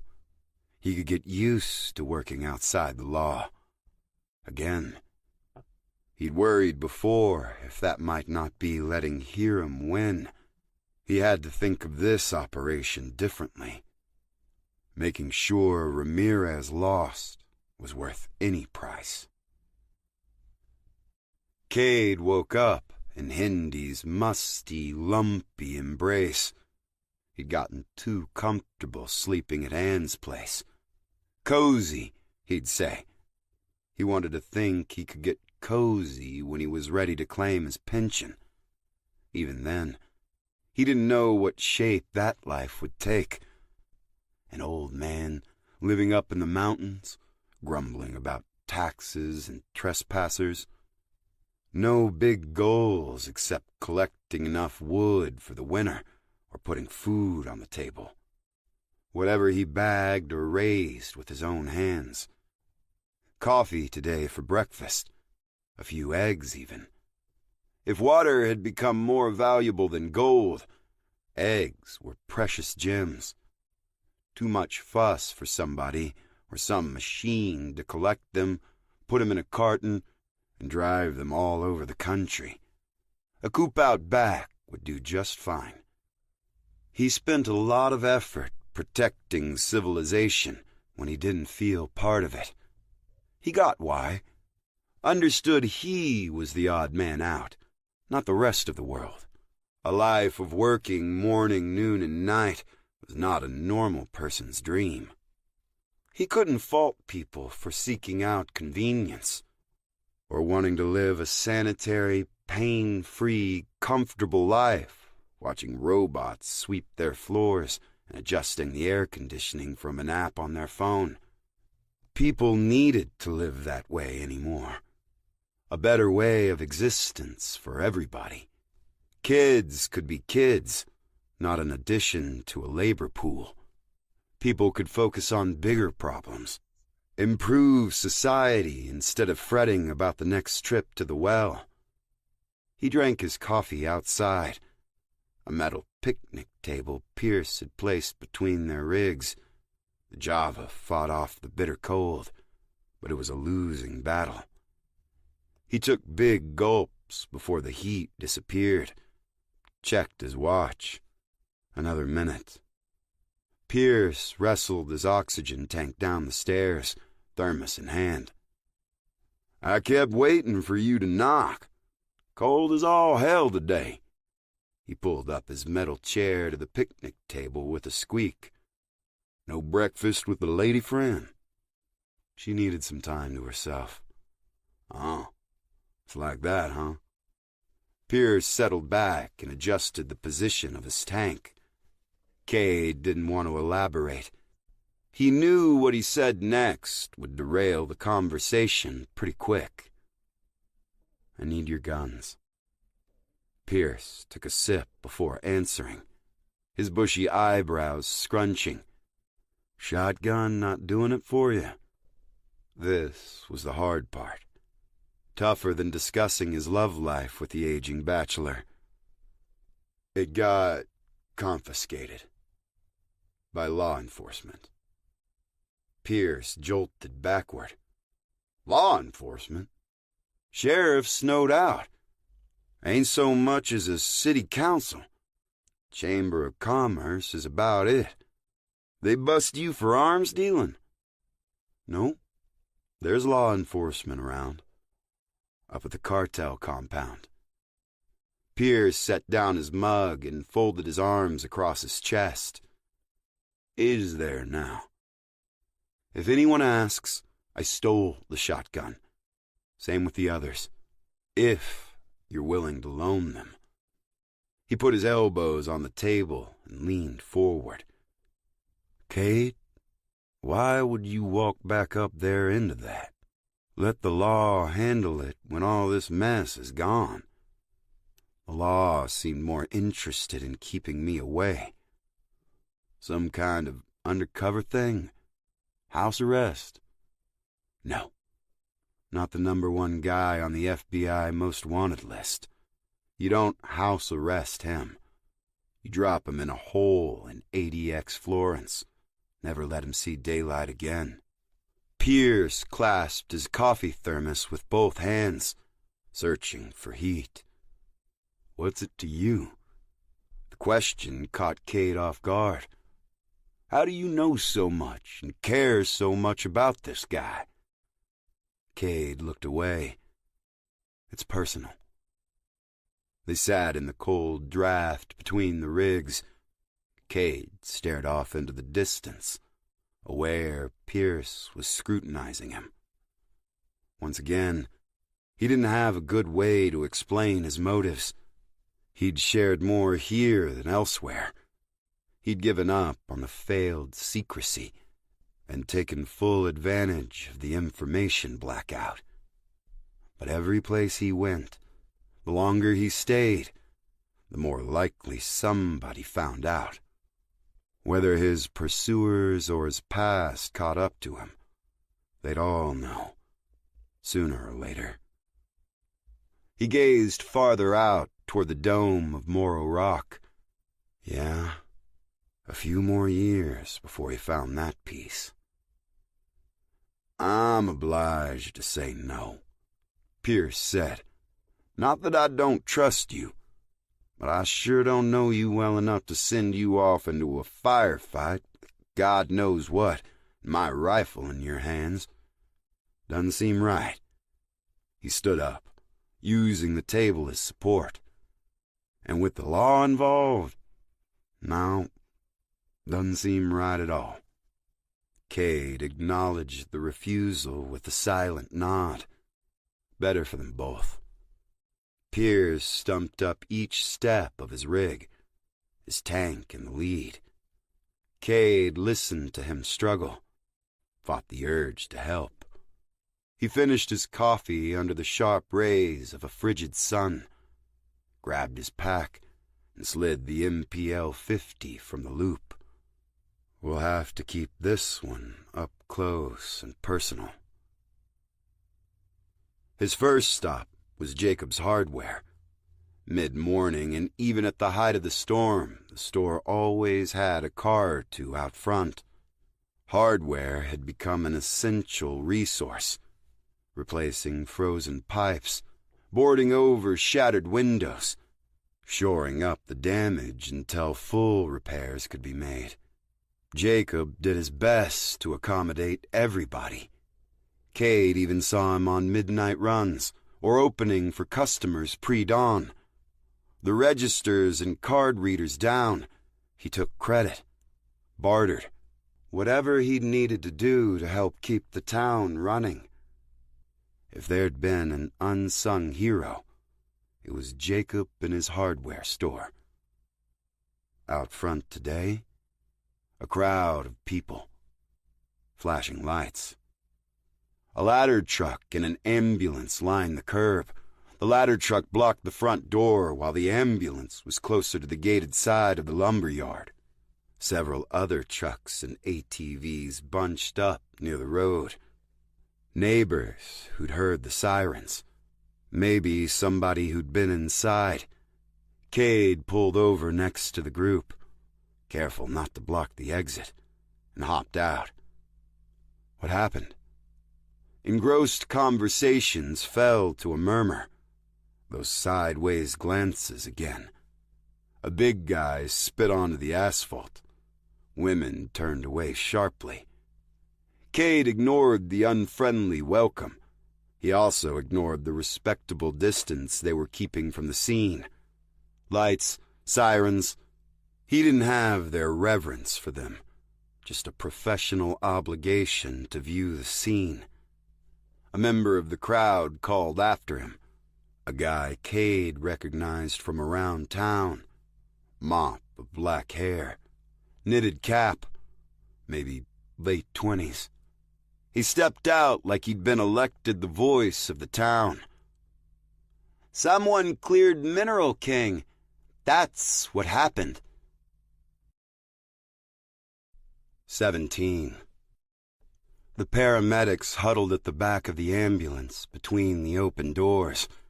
They talked quietly, not administering aid. One was a stocky guy with a gauge piercing in his nostril. Good to be an EMT when that got infected. The other was a woman, slight build with straight, dark hair and haunted eyes. She had blood on her gloved hands and was boring a hole in the concrete with her stare. The stocky guy spoke to her in a slow, rhythmic voice, telling her it would be okay. Part of the job. Nothing she could do. Cade surprised them both. He kept moving toward the open ambulance when the stocky guy stepped into his path. His embroidered name tag read Randy. "Hold up. No customers today." What happened?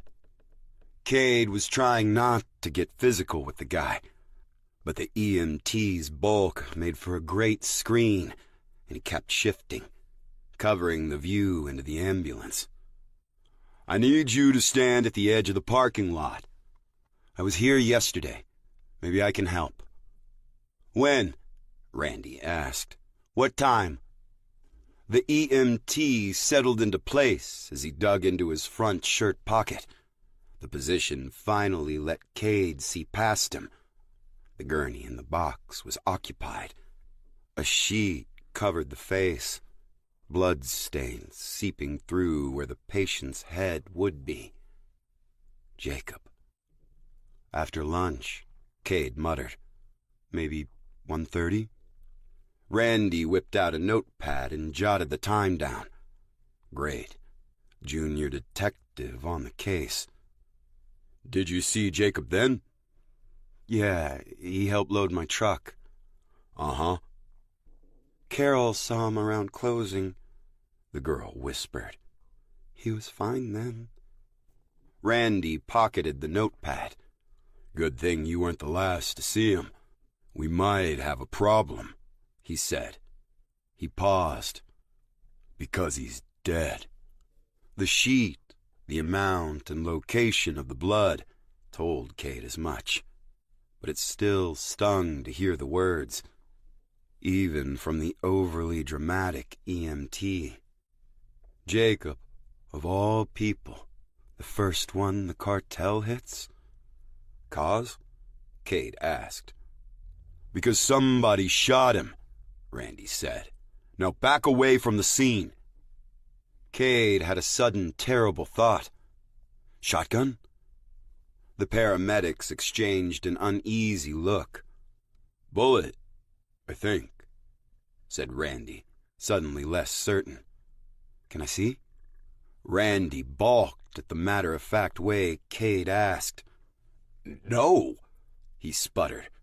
You can't see. We got enough rubbernecking going on in the street.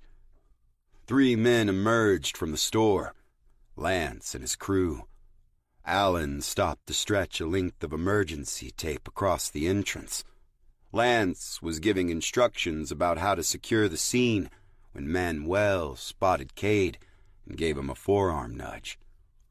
Lance came over. He wore his typical short-sleeved shirt and overalls, managed to keep them clean. The blue nitrile gloves on his hands weren't. Cade, Lance said, his tone indicating he wasn't happy to see him. What are you doing here? Seeing what I can do to help. If you keep trying to help, we'll all get killed. But let me ask again, what are you doing here in Three Rivers? The young guys took up spots at their chief's elbow. Scrappers, he was sure of it. Mountains didn't make weak men. They took what was given and made them stronger. Toughness didn't necessarily mean experience with dishing out real, raw violence. Nothing to be ashamed of. One of those luxuries and conveniences Cade wanted everybody to have and could never find for himself. But he wasn't looking for a fight. He took a step back. I drove up the road at the wrong time, he said. The same tired answer nobody believed. You a delivery boy for the folks up on Mineral King now? Cade had yet to piece together how the cartel figured into the town, where these connections Ramirez bragged about were. Lance's interrogation wasn't providing answers. I took them a few things they bought before the storm. That's all. Not sure I'm welcome back. Looks like you're running out of places to be stuck then, Lance said. Come on, he called to his crew. Let's get Jacob somewhere he can rest. Randy closed up the ambulance. His colleague broke into sobs, a hand over her mouth. Lance and his crew somberly climbed into the ladder truck. He honked the horn and swung out of the lot, ambulance close behind. Slowly, the townsfolk at the curb started up their vehicles and fell in line, lights on in a mournful procession. Cade stood next to the Chevy as they passed. The suspicious glares he thought he'd conquered a week ago were back. He waited until the last vehicle was out of sight. Then he walked right back to the store. The front door behind the crime scene tape was locked. He went around back and vaulted the chain-link fence in a single, scrambling motion. A trail of blood led underneath the locked gate to where the ambulance had parked, a smear from the smooth gurney wheel. He wandered toward the same aisle where the water storage tanks had been kept, where he'd stood 23 hours ago getting Jacob's help. That's where the hardware store owner's body had fallen. One impact spatter. No more movement. The blood smeared in a gruesome Rorschach where the EMTs had turned him over. They'd thought about rendering aid, but the gaping hole in his skull gave enough indication it wasn't necessary. Enough they should have known to leave the body undisturbed. Had they taken pictures? Retrieved the casing? The bullet? Exit wound indicated it traveled out with plenty of velocity. He was dead before the sound reached his ears. But Cade could only guess at the body's orientation. A solid guess, given the spatter. Jacob had been facing the door, shot in the forehead and fell backward. No sign of a struggle. No indication he'd tried to run. Looked his shooter in the eye. Hadn't been distracted or in the middle of work either, unless the EMTs or the fire crew picked up whatever he dropped. Cade couldn't rule that out, but there weren't any tools, any paperwork, any stock disturbed on the neat shelves as he fell. Cameras above the door were dead. Generator was off. Had it been on and the fire crew shut it off? Early enough in the day, Jacob maybe stepped out the door to power it up and got ambushed. The blood spray fanned out in tiny droplets. High velocity for sure. He walked the trajectory and found flecks on a concrete garden gnome 40 feet away. Walked back toward the point of impact and made his way along the same line. A darkened corner by the door, about 20 feet from where the victim fell. Enough distance the shooter might have avoided getting blood on their clothes, but the physics of propellant gases spewing out of a barrel could be unpredictable. A long barrel, rifle, and the shooter or the EMTs had picked up the brass. Randy had been confused when he asked about a shotgun, so Cade had ruled out the EMTs recovering it. No, a cold-blooded pro had collected the evidence. Cade knew where he'd find a whole damn compound of them. He went straight for the camping equipment. Spikes, snowshoes, hiking poles. He spotted a shelf of camping stove fuel canisters and went up front to get a bag. He grabbed a package of road flares, too. He considered the aisles full of solvents, fertilizers, and buckets of ball bearings. If he only had more time. But they'd already started their killings. No way of knowing how long before Ramirez struck again.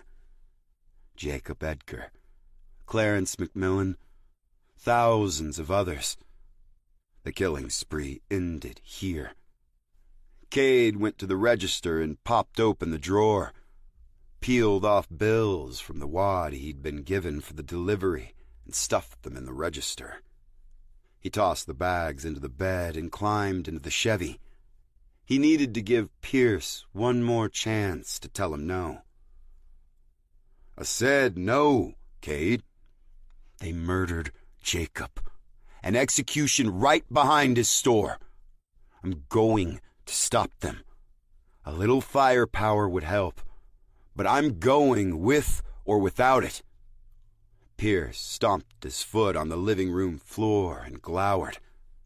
The impact rippled through the hollow space to the entryway where Cade had been told to stand.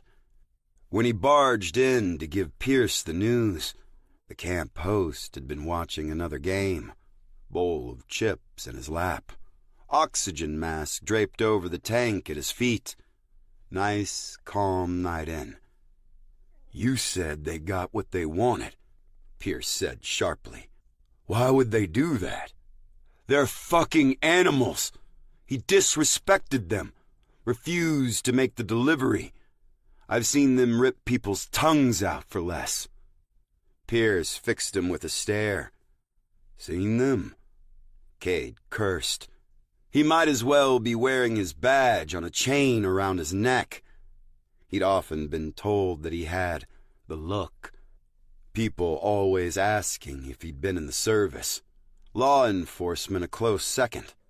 Growing up, playing soldier had marked him in ways even he didn't understand. But he could disappear when necessary, track his prey like a big cat, and never have to talk with anyone face to face about his job. Ever. Lately, though, it'd become a damn regular part of conversation. Like always, he'd avoid going into the details. They've got an army. I've got a shovel. I'm pretty good with it, but it's a damn shovel. Pierce sighed. He shut off the TV, wagged his head.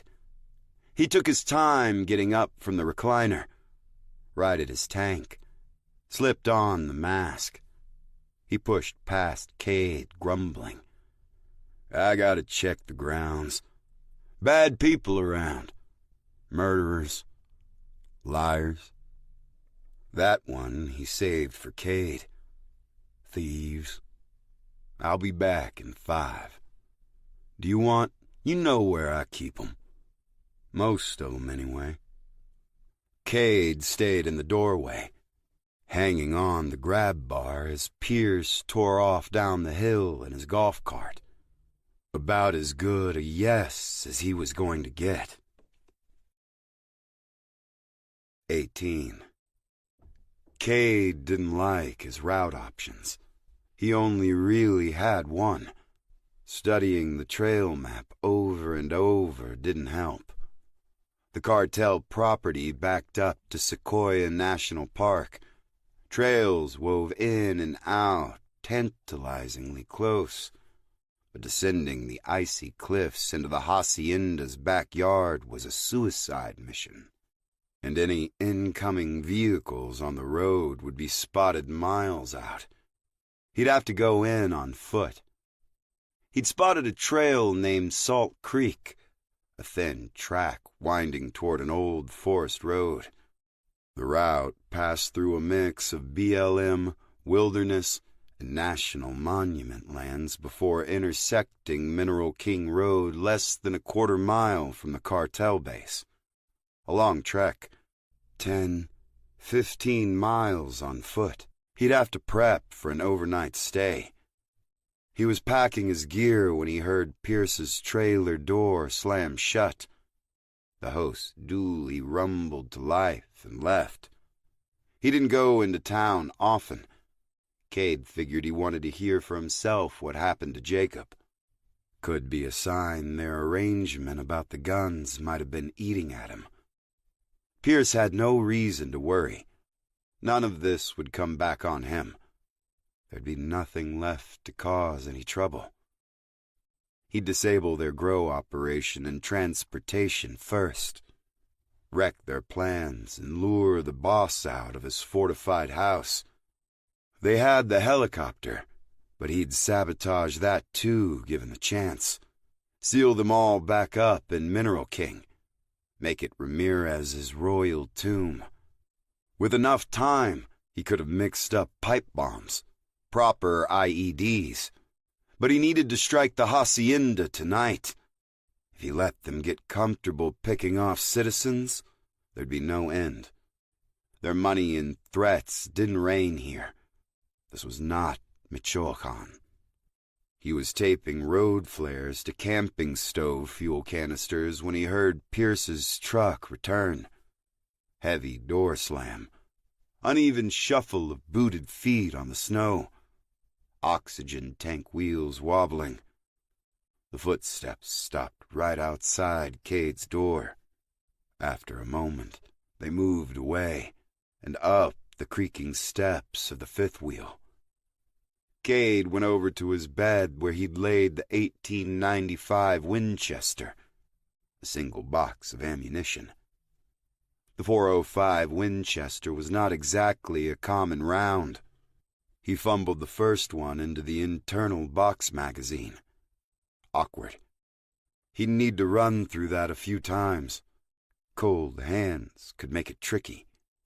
The rifle, though, was a beaut. But Cade wasn't a collector. He spent enough time at the range for work that he didn't want to make it a hobby. Going home and not being surrounded by an arsenal had been one of his favorite things about leaving Fort Black behind. Had he left it behind? The kitchen table loaded with improvised explosives said otherwise. Once the preparation for Armageddon started, the end necessarily got closer. It sat out front, idled in the porch swing, each creak of the chain a moment closer to collapse. Spending a lifetime waiting for that pale rider left you broken, a slave to doom. Cade felt that old, familiar presence as he loaded the rifle. If ever the time came where total collapse of order was imminent, where the normal citizens of planet Earth needed to all take up arms and live in the same ruined shadow Cade had been born into, he didn't think there'd be much left worth fighting for. Right now, though, the end was a small, localized disaster. A quiet little town cut off from the world. A world in which he wanted to believe the rule of law still meant something. But that meaning had been compromised. So he'd take point. Spare the people along the Kauai a life of paranoia and fear. He thumbed the final cartridge into place. Long, skinny brass. Not the most efficient load.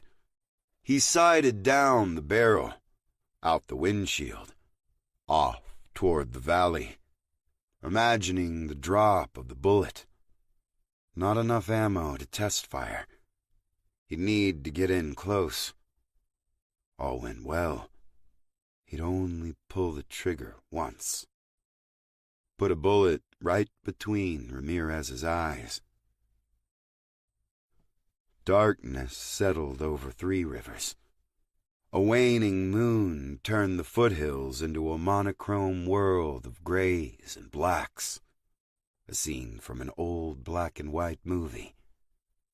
Cade chuckled at the thought, riding off into his own Western with the 1895 slung across his back.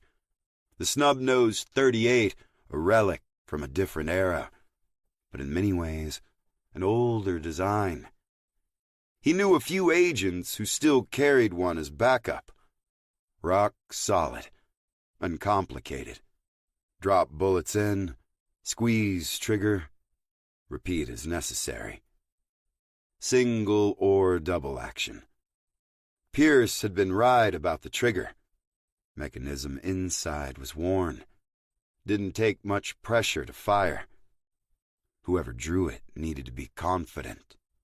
Shaky hands would cause an accidental discharge. He slung his pack into the Chevy's cab, laid the rifle down across the seat. The .38 he zipped inside a jacket pocket. Difficult to get to, but he had a lot of questionable terrain to cross. The hair-trigger weapon needed to be secured. Locked, loaded. The Chevy carried him off into the cold night, a vaporous cloud like the breath of an overworked steed in its wake. The Salt Creek Trail cut through a BLM area called Case Mountain on the southeast edge of town. A more conventional neighborhood staggered along the route to the trailhead. Small lots, modern buildings with modern conveniences, like paved streets, driveways. Cade pulled into the parking lot with the lights off. He'd turned around here with the plow exactly once, not been back since. The neighborhood felt quiet, abandoned, but that first drive-through had generated complaints. The neighbors were picky about visitors. There was a gate wide enough for vehicles, a pedestrian gate off to the side. Both had been cleared of snow. A handful of property owners in the back country needed access. He saw only snowmobile tracks.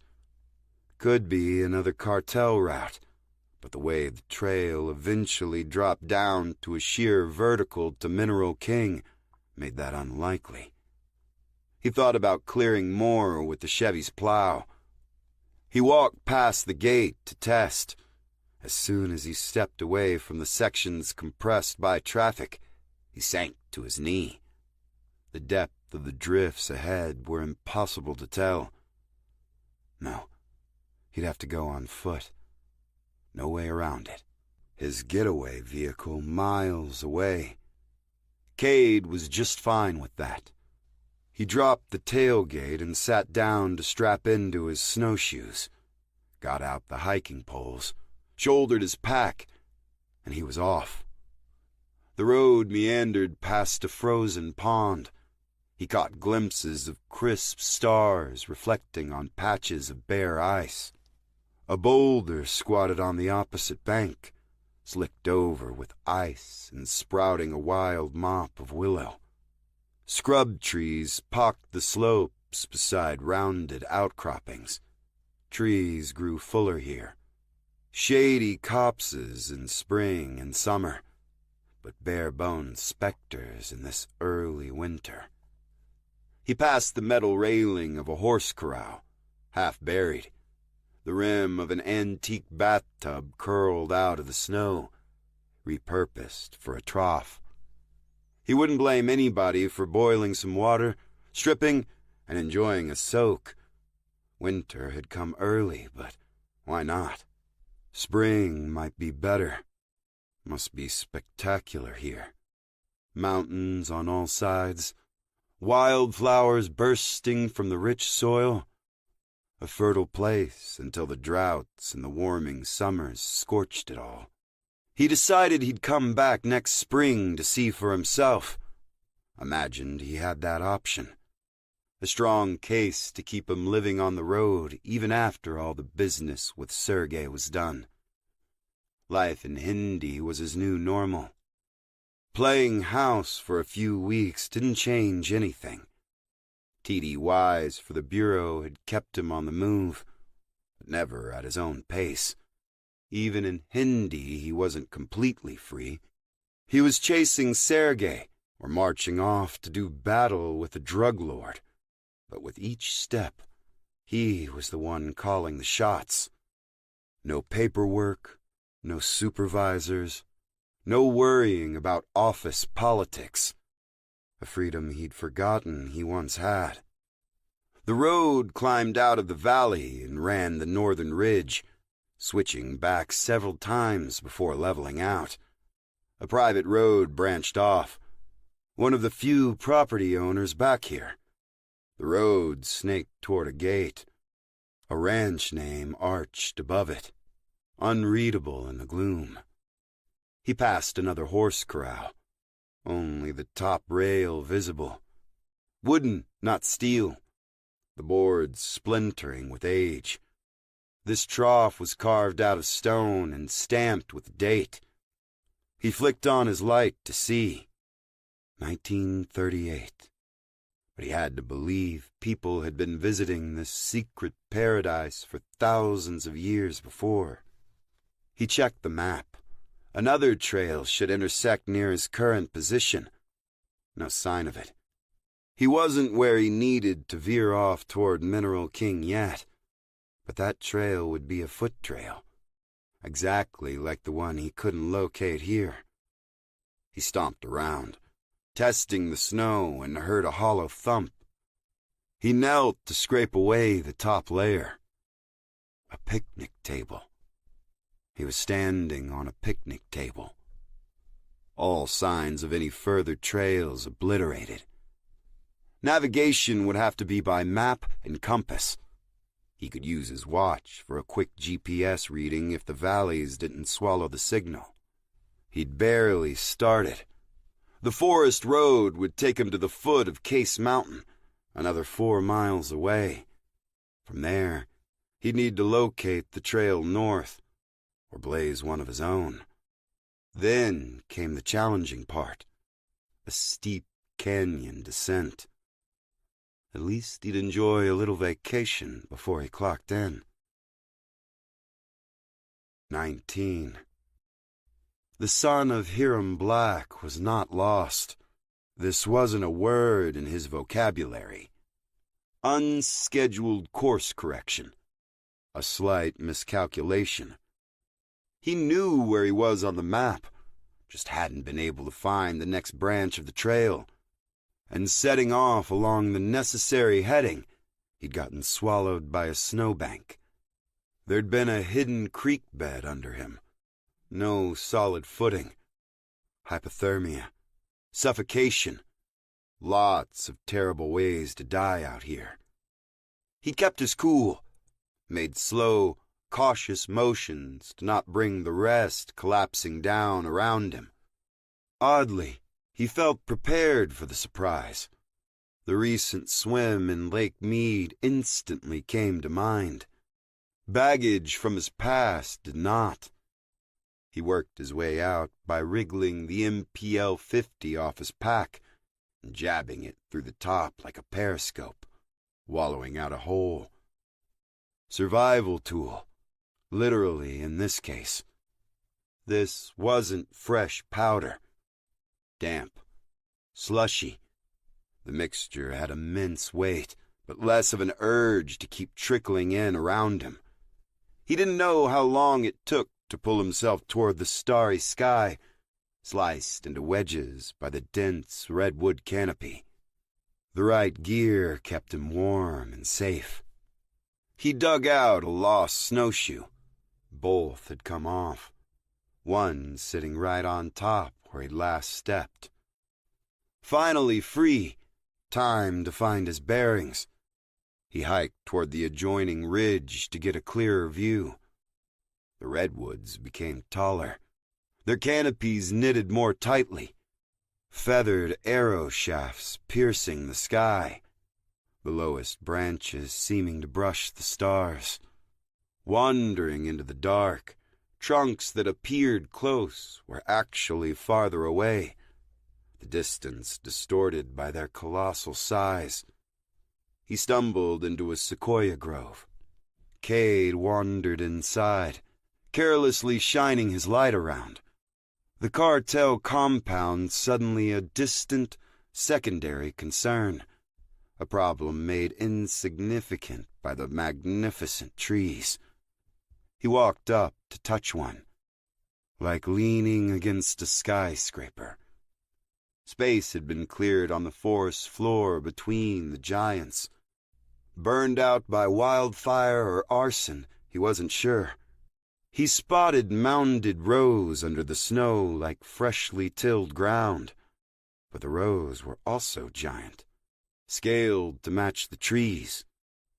He moved closer, ran a hand across one of the mounds. A layer of ice and snow broke away. His gloves squeaked against wet plastic. He scraped away more and realized the structures went several feet deep. Polyethylene sheets stretched across metal frames. Greenhouses. He unhooked his MPL 50 and jabbed a hole to shine his light inside. Barely enough room to stand up. Fallen needles coated the plastic. They'd been designed with a low profile in mind. Bare earth inside, what he expected. In places, the sides caved in. He gazed across the clearing and counted 12 in all. A nice-sized crop come spring. But where was he? He studied the map. He hadn't crossed the canyon, so the cartel ranch was out of the question. A guy like Ramirez would build anywhere, his land or not, but given the lack of access to his compound, the spot seemed less than ideal. A steep, dangerous climb, airdropping materials made difficult by enormous trees. The weathering on the plastic indicated they'd been here long before the drug lord arrived. He retraced his path, compared it to Mineral King Road. The Clevelands. They were the closest. Fern mentioned owning hundreds of acres. The cartel might have sneaked in years ago with an illicit grow. Or the grow could be theirs. Did it matter? Legal or not, the Clevelands had been here a long time. Plenty of pot growers from the 60s and 70s had escaped to the Sierras to commune with nature and grow their herb of choice. This was more than a personal stash, but hardly a felony in California, and he wasn't a federal agent anymore. No, laws didn't matter. This was about Agent McMillan. He had no quarrel with the Clevelands. He knew their kind. They could live out their lonesome lives selling weed for all he cared. He walked the perimeter, searching for an access road. He found one on the southwest corner, wide enough for a single utility truck with a large plow. The path went deeper into the woods. He started back toward the tree line, but one of the greenhouses caught his eye. Snowfall had created a hollow in front of the door, less buried than the rest. He sidestepped down the drift and went inside. The greenhouse was intact. One raised bed, bounded by boards, ran down the center. The poly sheet had done its job and trapped the daytime warmth. Snow-packed sides had helped to insulate. Cade took off a glove and ran his finger along the plastic. Moist. Ground damp at the edges. The bed of soft earth in the middle, bone dry. Huh. The sun would be up in less than 2 hours. No hope of moving on the hacienda in broad daylight. He needed to scout the ridge first, plan his approach. Roaming up there with a flashlight in the dark within a mile of the sniper's roost wouldn't end well. Cade closed the door and set down his pack. He'd brought his backpacking tent. Hadn't expected to find a pre-built shelter all warmed up and waiting. He stretched out his sleeping bag, took off his ski mask, closed his eyes. As the slightly warmer air thawed his nostrils, he detected that familiar, pungent odor, almost floral, but the same skunky smell. Good thing he didn't have an office he needed to report to tomorrow. Probable cause, he thought, as he drifted off. From the top of the canyon, Cade had a spectacular view. He sipped a cup of coffee, gazing out at the park's distant volcanic domes. Off to the east lay deep gorges and towering peaks. He wasn't sure that was Mount Whitney on the far horizon. Plenty of white-capped giants off to the east. The Kauai River Bridge seemed even more impressive from this vantage point. Driving over it, packed with snow, he'd only seen the railings. Now he could see everything from the 2 sweeping arches underneath to the concrete girders and small arches supporting the roadway. The railings were ornate. Carved obelisks capped each end. Elegant, but simple engineering. A single well-placed charge could bring the whole thing down. He sighed, tossed the rest of his coffee. He'd gone from gazing at the peaks to thinking about work. Time to clock in. Rockslide, avalanche, felled trees, any of those from where he sat 500 feet above Mineral King Road would create a cascade of debris.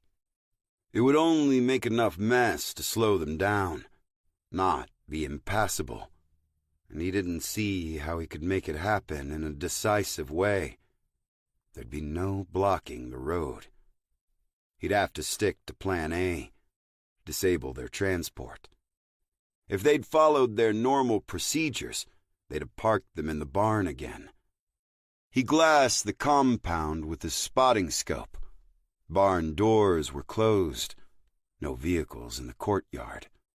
All stowed away. The problem with the barn? The guy with the pig.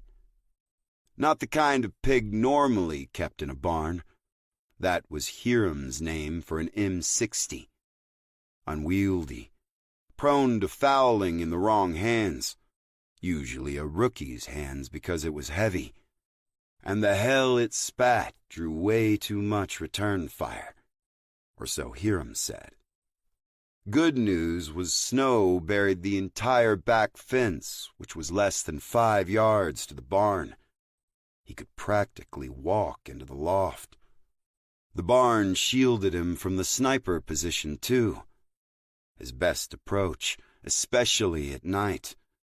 Wreck the barn, draw their attention, then charge the sniper.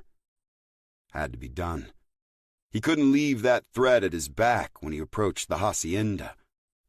Even from this vantage point, he couldn't tell if the hill was occupied. Couldn't even see the hacienda.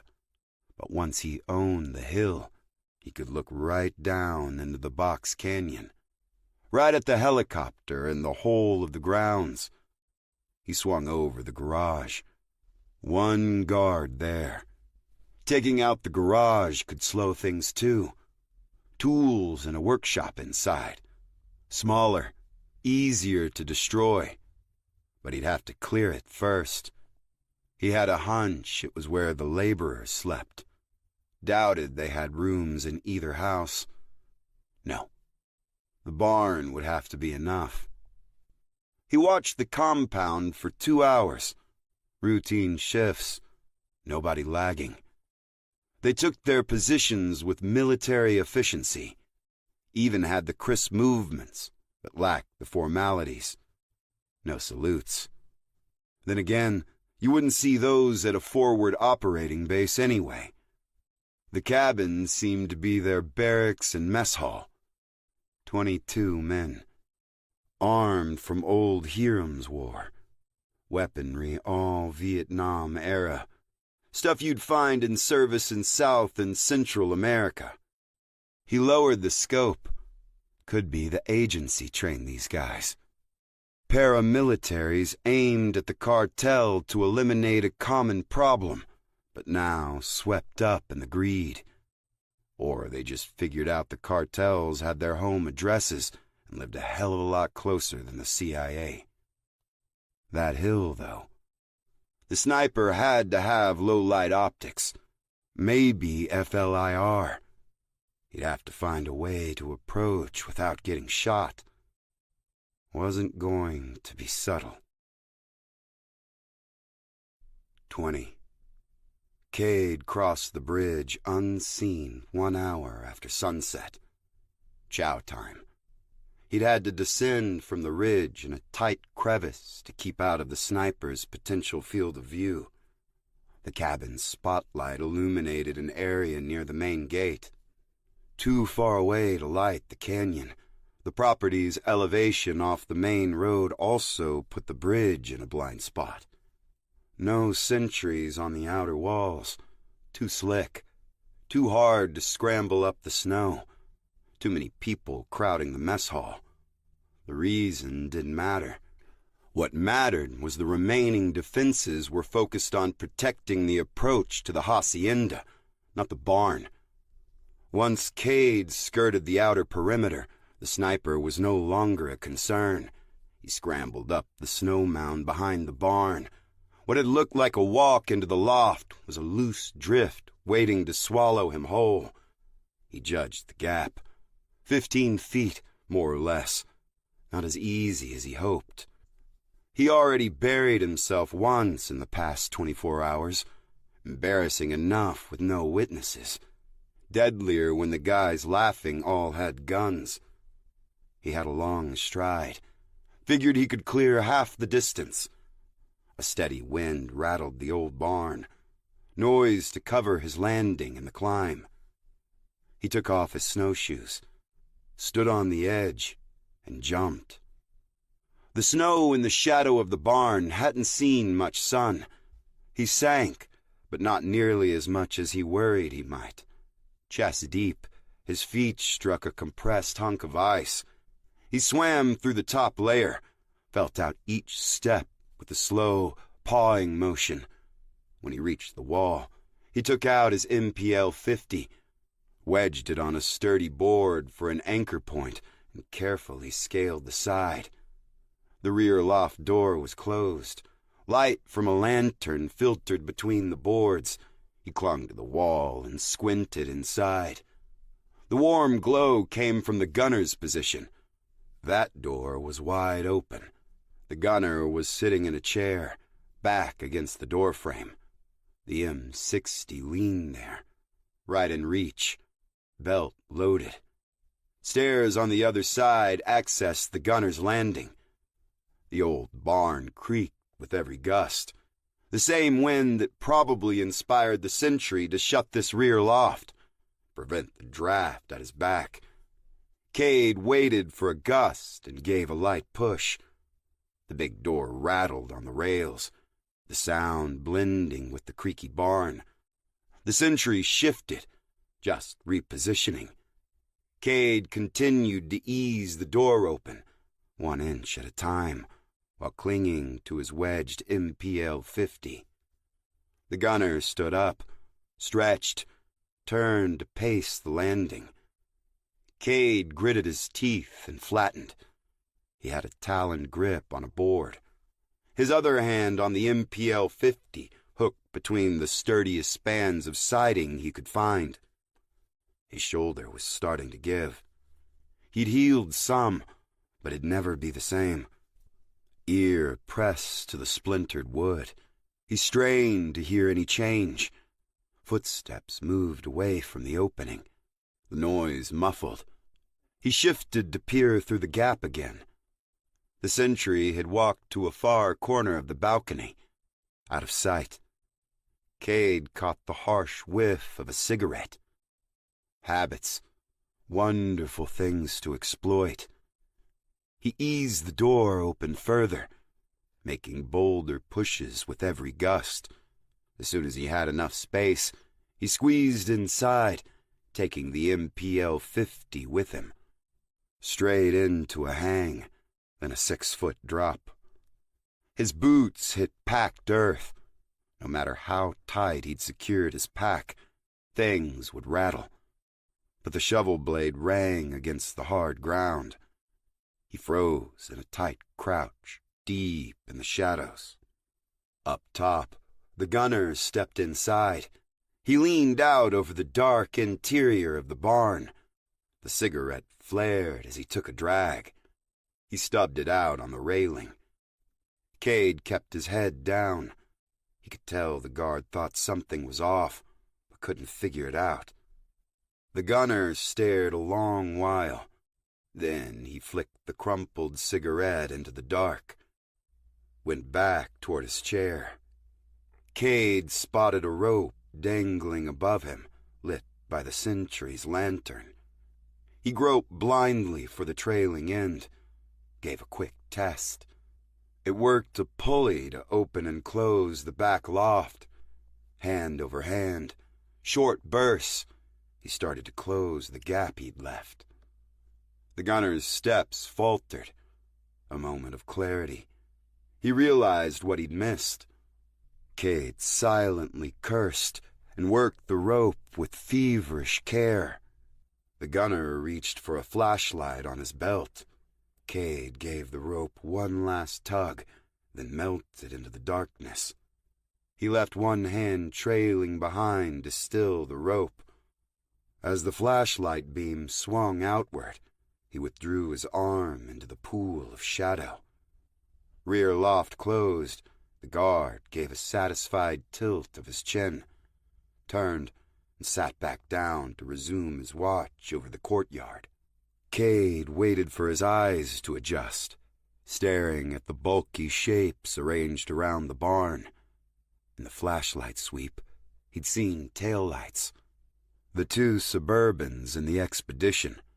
A tractor, too. Good. Everybody was home.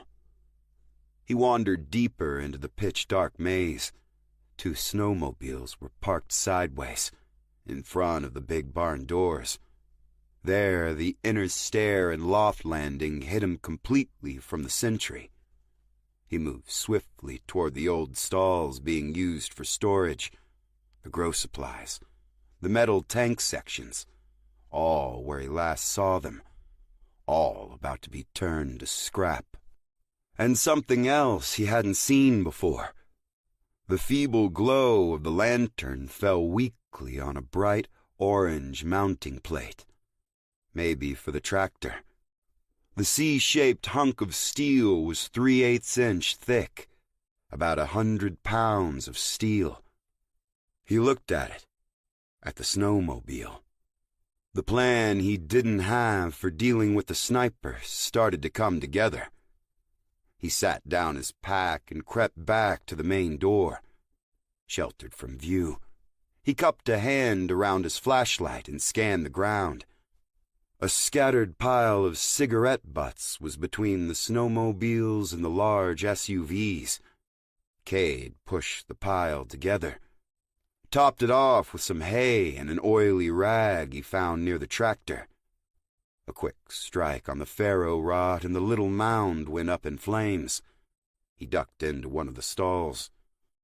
Heavy boot falls and the sentry's shadow darkened the landing. A curse in Spanish. He bounded down the steps, one hand on his radio. At the bottom of the stairs, he stared into the flames, incredulous, unsure how to react. Cade knew the thoughts going through his head. 100 times he'd carelessly flicked a butt.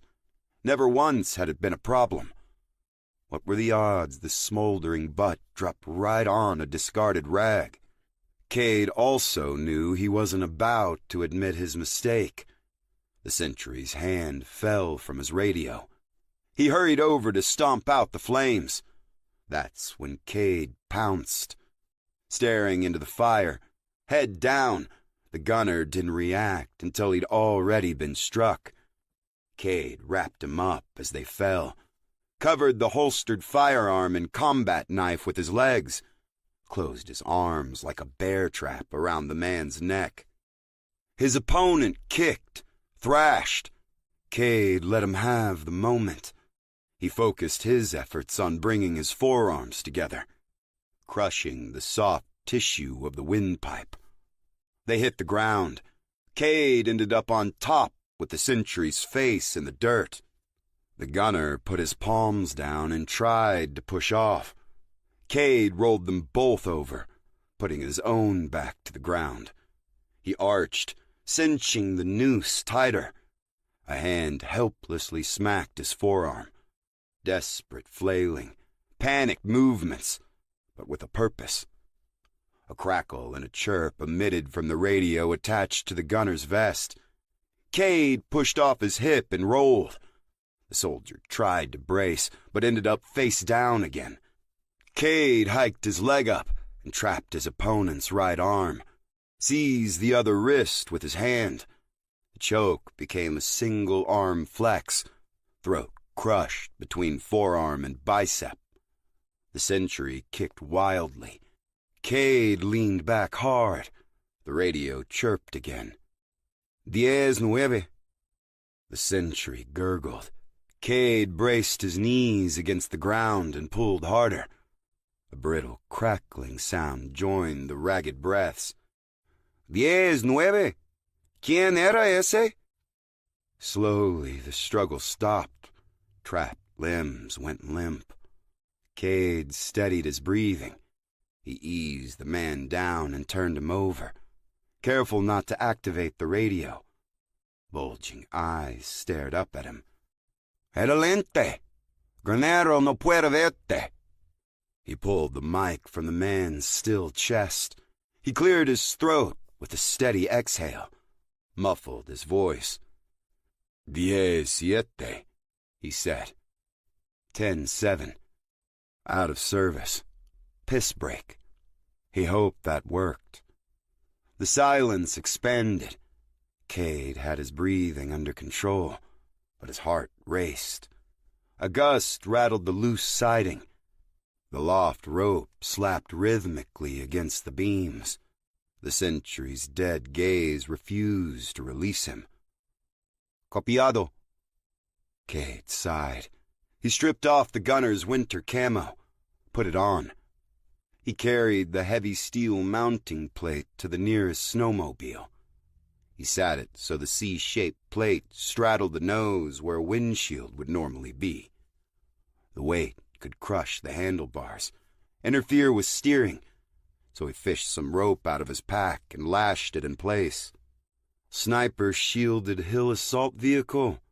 Check. He got out the bag of camping fuel canisters with the taped-on road flares. He vented one with a safety pin from his first aid kit, placed that near the stall closest to the door. He did the same for the others, working quickly, stealthily around the barn. He smelled gasoline and old oil as he went. Drums stored in the shadows. Some stalls even had remnants of hay. Good. The century-old barn was made of broad pine planks, dry as the not-so-distant Mojave from the decades of drought. Wouldn't last long. From one of the last 3 propane canisters, he removed the road flare, secured the other 2 to his vest. Cade unbarred the double doors, sniffed the air. No whiff of propane quite yet. He straddled the snowmobile and prepped the striker for the flare. Ranch security was about to have to make a decision. 21. "Fuego! Granero, fuego!" Cade called over the radio. He'd pieced the Spanish together from the last radio call-out and vague memories from high school. Granero was the barn. The person trying to verify the gunner's attempts to call for backup must have seen the empty loft and asked for a status. If he was wrong, or his white boy accent too obvious, the Inferno should provide enough cover. He'd already turned the key on the snowmobile. Fuel injection engaged. Didn't quite smell the slowly venting propane yet. A quick yank of the cord and the snowmobile sputtered to life. "Okay?" came the response to his call. No radio formalities. Just sheer bewilderment. Time to add the fuego. Cade flicked the flare's striker cap and tossed the fountain of flame toward the nearest stall. Throttle wide open, he burst through the barn doors. "Fuego! Granero, fuego!" he repeated. A bloom of heat chased him into the frigid air. Guards at the cabin and gates raised their weapons, but held their fire. The flames were little more than an orange glow. More radio calls demanded answers. Guns sighted on him, 2 from the cabin porch, another by the garage, 2 more at the front gate. The spotlight lit him up. He cranked the throttle, squeezing out more speed as he shot toward the rear gate. A small pop emitted from the barn. The glow from the depths flared. Weapons and eyes swung that way. 2 more firecracker pops came in rapid succession. A gout of flame roared out the open barn doors. The guards didn't have time to decide where to focus, puzzle out the identity of the rider, or get on that fire before... The massive boom roiled the compound, shockingly loud, bigger than the dozen or so propane canisters. He'd hit some kind of supply depot jackpot of flammability. The old barn shuddered, fire jetting between the slats. Flame dripped from the rafters onto the vehicles inside, their clear coat a gleaming mirror of the engulfing inferno. Cade grinned as he leaned into the handlebars behind his metal shield. The violence of the explosion sent soldiers scrambling for cover, but a few guys at the cabin had dialed in on the sit-rep a little too well. Snow puffed in a steady line alongside Cade's ride. Shots fired his way. He jagged left and centered up against the rear gate. The guard there raised his weapon. Close to the gate was the garage. Cade saw the side door open, and the elder laborer he'd met stepped outside. He tried to wave him away. Like anybody needed a warning, all hell was breaking loose out here. The soldier at the gate fired. Cade got small behind the bright orange wedge of steel. Sparks swept over the top rim. The staccato clang of lead flattening against steel. No penetration. The makeshift shield was good for a 5.56 round at least. He clung to the hope the sniper slung the same. He couldn't see the gate, but the wall was closing fast. He made a blind bet he'd lined up well enough and stayed hunkered down. The sentry let up on his trigger and flung himself out of the way. Too slow. The metal plate clipped the man at 50 miles an hour. A crunch, and he went spinning, ragdolled into the concrete wall. Impact with the rear gate came next. This gate, Cade knew, wasn't secured like the main entry. A simple latch, that was all. It burst open, the snowmobile's metal plate deflecting the twisted remains. He checked over his shoulder. The gate cartwheeled into the dark. Hassan, the laborer, walked casually to the opening to watch him race away. Cade wanted to shout for him to run. The words died on his lips. The man had a calmness to him, a certainty about his fate Cade wished he shared. He had no idea how the rest of this would pan out. On to objective number 2, the sniper hill.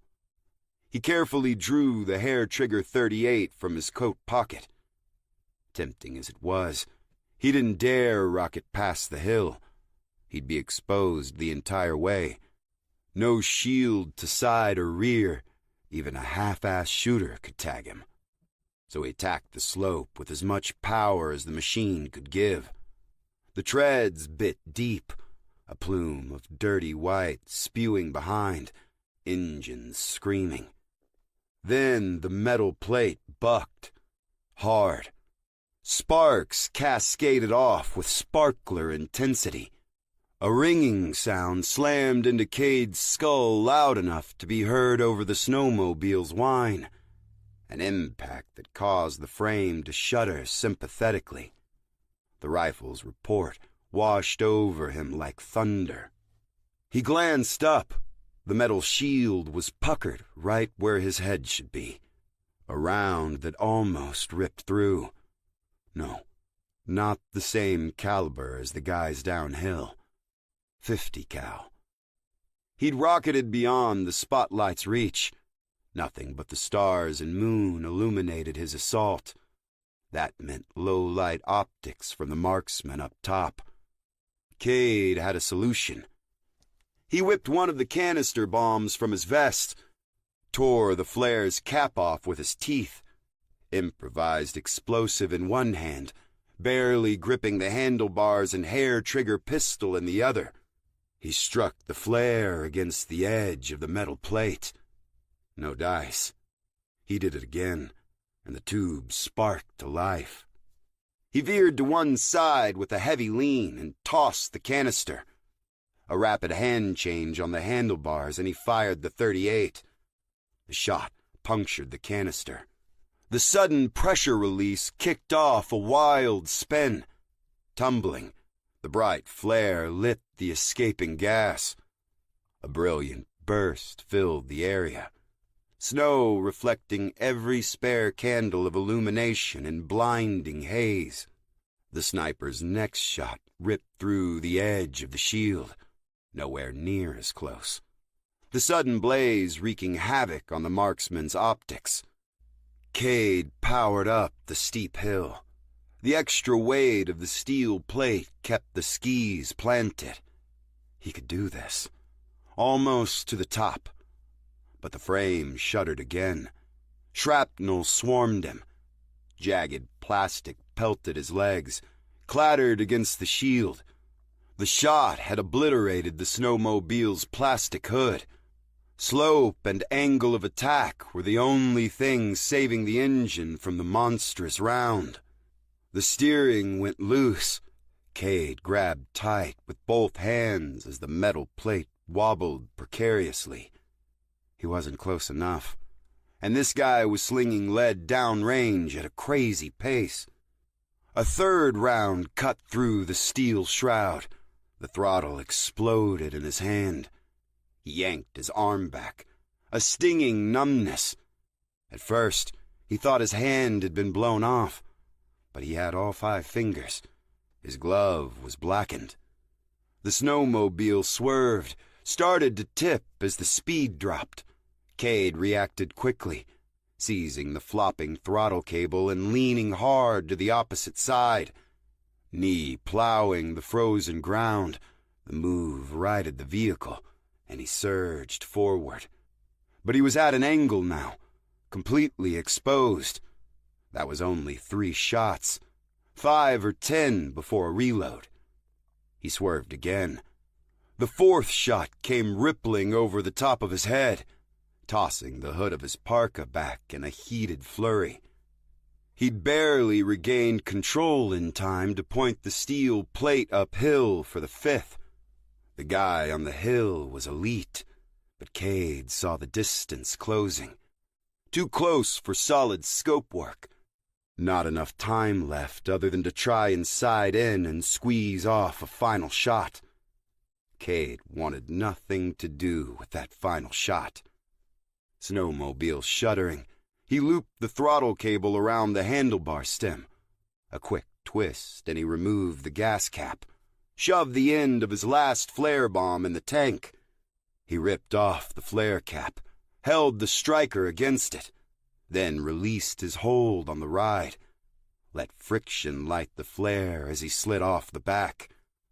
The final .50 caliber round ripped through the plate, dead on with the very first shot. A freakish double bullseye on a moving target, right into the weakened core of the metal. Fragments spewed in all directions, the bullet still airborne with enough velocity to rip through his chest. If he'd been seated, the round passed over him, cold air quivering with sudden warmth. He held the .38 outstretched and took aim as he skidded on his ass into the snow. The flare was lit, gas tank open. He still needed to open the propane canister. 1 shot. Miss. 2. Bullseye. The canister wobbled violently. The taped flare thrashed about in the snowmobile's open fuel inlet. First, in the chain reaction, the brilliant spray ignited the escaping jet of propane. Next, the gas tank erupted. Flames ripped through the fuel system, skirting the snowmobile in an infernal halo. The burning wreckage shot toward the boulder-strewn sniper's roost with an unholy scream. Cade lay in the snow, panting, the snub-nosed .38 gripped in both hands, elbows locked. He tried to see past the blinding eruption. A greasy cloud poured from the machine. Nothing moved. He scrambled off his back, ditching his pack. Crouching, he unhooked the MPL-50, raced awkwardly toward the outcropping, swinging the .38 toward the slightest movement as he went. Massive sandstone boulders ringed the top. Stretched across them, a tarp rippled on the heated air. Shadows danced in the flames. The space formed a natural hollow inside the darkness. Too many gaps. Places for a shooter to engage from the inside. Cade sprinted to the rocks to press his back against them. He knew he couldn't stand here long. The sniper had all the time in the world to wait. He'd kicked a hornet's nest. Had to keep moving to the next objective. It wasn't the close quarters Cade minded. With a raging inferno below, he'd be backlit at any gap he chose as an entry. Another canister bomb would have been better if he'd had any left. Smoke them out. Take the sniper down in the open. He wasn't the only one thinking that. A 5-inch tube came sailing out from between the rocks and landed a foot away. Cade hurled himself off to one side, like the sniper planned. That, or eat a flashbang. Flash. Shots rang out. He couldn't see from where. He squeezed his eyes shut, arm flung across his face against the intense magnesium burn. A zip through the air, a quick tug on his coat sleeve. He didn't feel like he'd been hit. Didn't uncover his eyes to check. Bang! The sound exploded in his skull. His hearing collapsed into a steady din. He wheeled and moved to the side, opening his eyes. Fired a hasty shot through the first gap he spotted between the rocks. Blind cover fire. In the muzzle flare, the interior briefly lit. Face mask, body armor, weapon raised. A matching muzzle flash to Cade's, but his wild shot had put the sniper on the move and off target. Bullets ricocheted into the night. Cade kept moving, spun and placed his back against the rocks again. That was his 5 shots.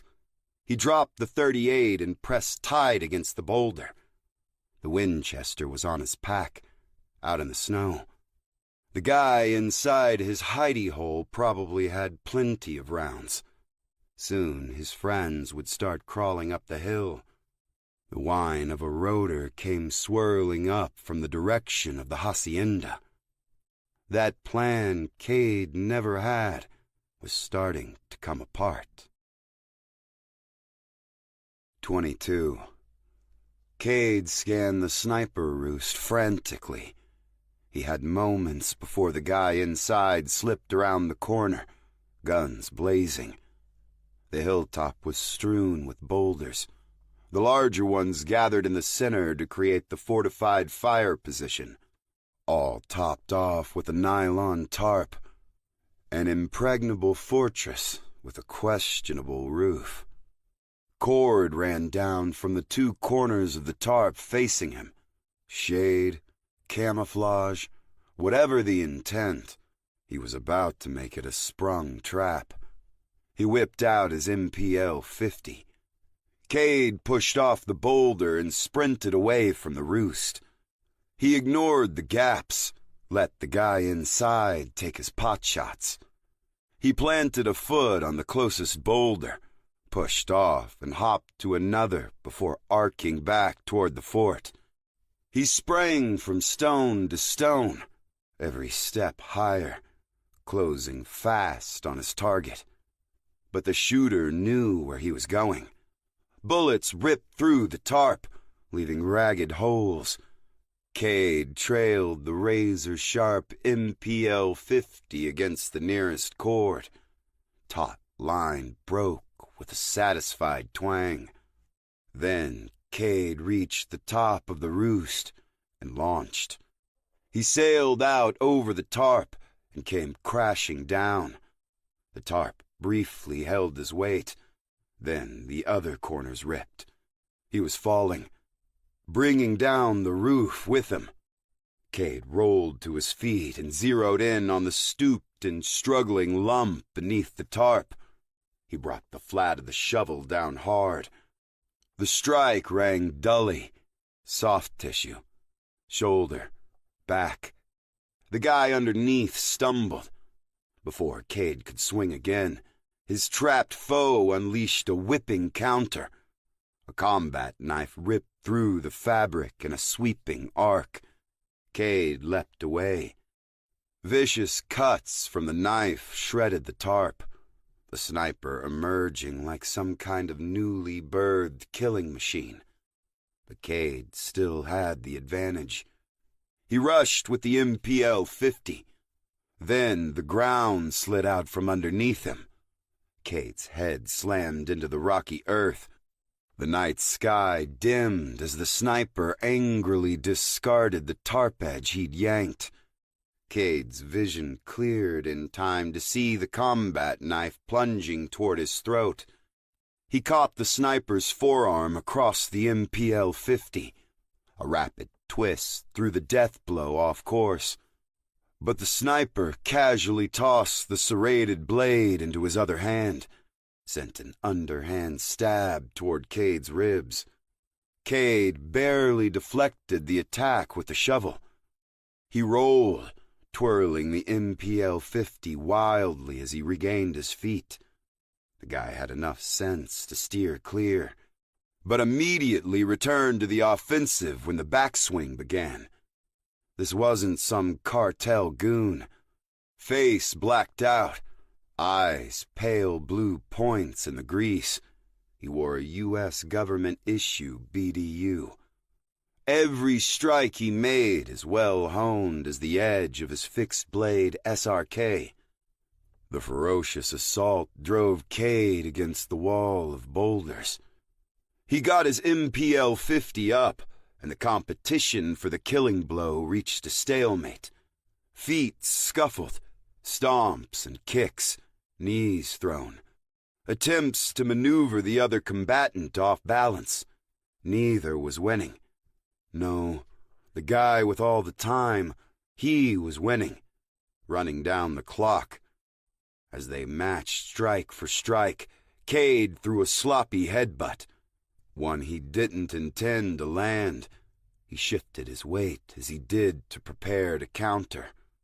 And there it was, the matching move, the sniper's skull careening toward the bridge of Cade's nose. Only he dropped his center of gravity and executed a half-assed hip toss. Normally wouldn't have amounted to much more than a forward stumble, except for the rock behind him, ready to meet the guy's face. That was the shake-up he needed. Cade took control of the soldier's knife hand, wrenched it hard around behind him. Cade silenced the corresponding grunt of pain with a knee to the face. He let the sniper drop roughly and rolled him over, patted him down, tossed his knife, his ammo, anything remotely dangerous. He dropped his shovel in the takedown. He searched the hollow wildly, saw it off to the side. Nearby, an HK-416. When you can't help but be in the shit, you really want the HK. Macmillan's advice from that distant memory. Cade dug out the dog tags hanging around the sniper's neck. Solid black. Name, serial number, blood type. SEAL Team 10. He stepped away, dizzy, like the flashbang had caught up to him. He stared down at the unconscious soldier and dragged his hand across his brow to wipe away the blood. First the DEA, now an elite special forces sniper playing bodyguard to a drug lord. He staggered off and scooped up the MPL 50. He looked at the blood on his hand, unsure if it was his or the man at his feet. You reap what you sow, Cade. There ain't no working for those bastards. They'll work you, leave you to rot when they're done. Then you'll be wishing you'd stuck with your blood. Stayed out there in Fort Black, where we had the beginnings of something real. A future. Freedom. Cade drew back the MPL 50. He held the sharpened tip over the unconscious man's neck. DEA. SEAL Team. He didn't care. They were defending a murdering bastard who'd slaughtered one of their own. Cade's blood. His only family he had left in this treacherous world. His chest tightened. Breaths came in short bursts.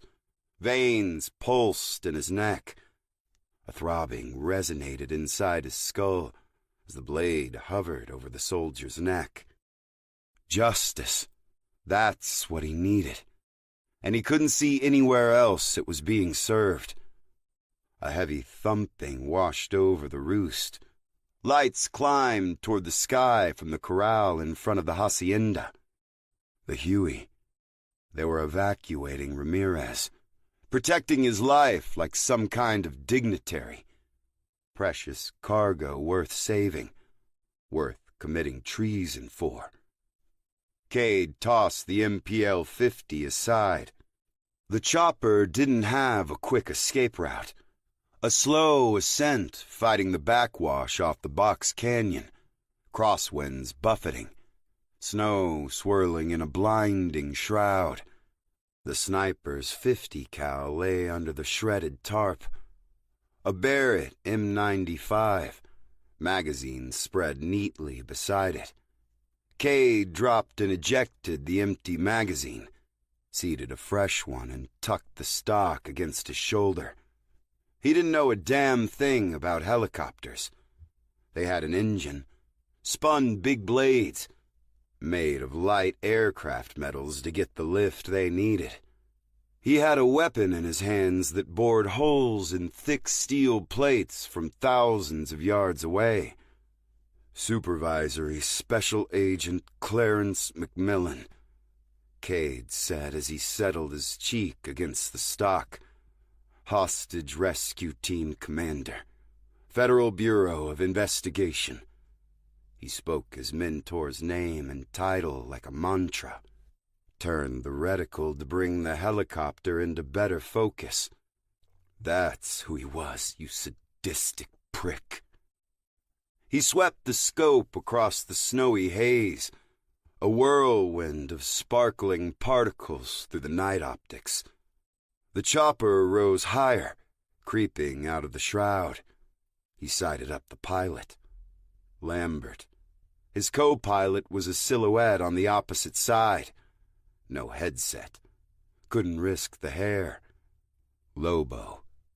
The back jump seats were full. More of the entourage. He caught Ramirez's profile in the center, the way he'd first seen him, a creature of the dark admiring his grisly work.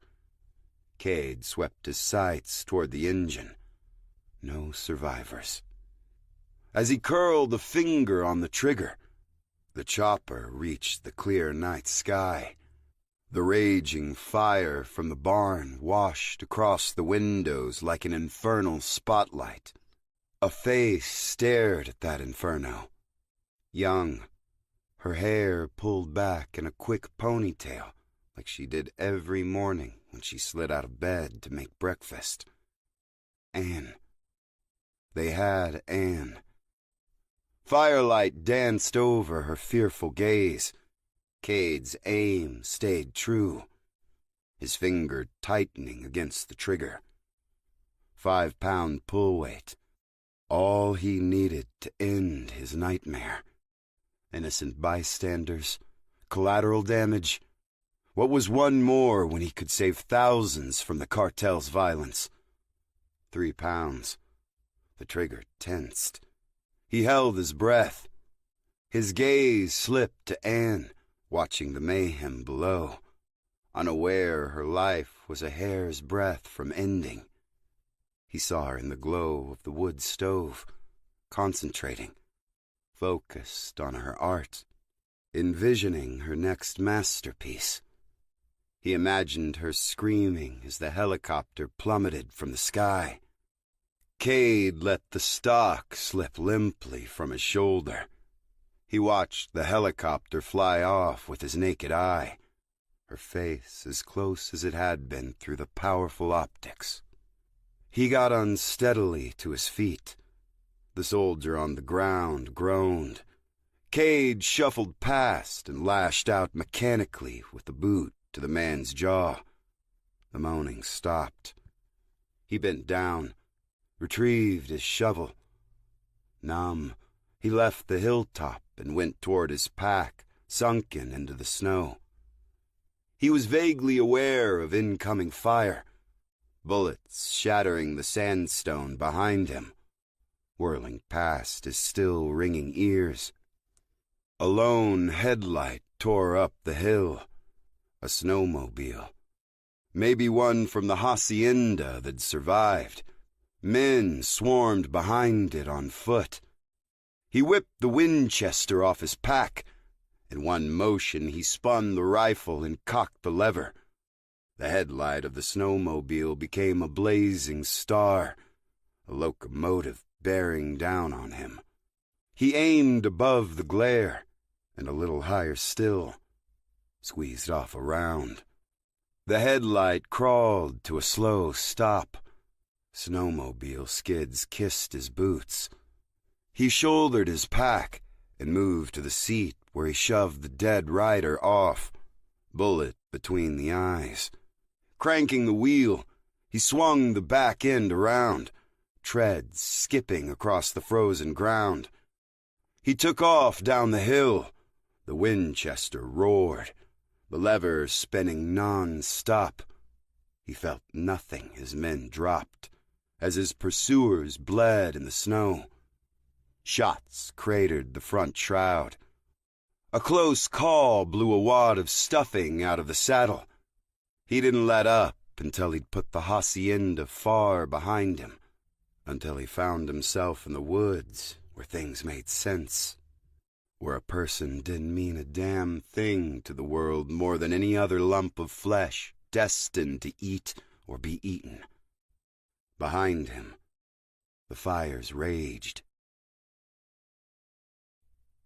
23. The pile of autumn leaves was mounded up to Cade's shoulders. He'd been outside all day with a rake, dragging them to the center of the yard. At least the flower beds were done. Mrs. Mac was all over his ass on those. No flowers, not this time of year, but she wanted to be particular.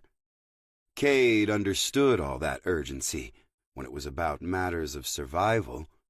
Getting yelled at over pretty flowers was starting to irritate him. But he did as he was told. Refused to use the leaf blower, though. Waste of fuel. Sure, gas stations weren't a 2-hour drive to civilization. They were on every corner here.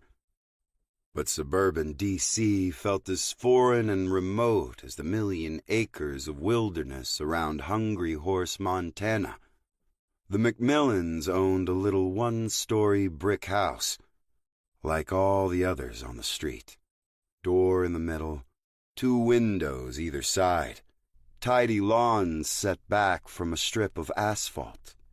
Knowing life was confined to the red brick box and fenced yard made Cade uneasy.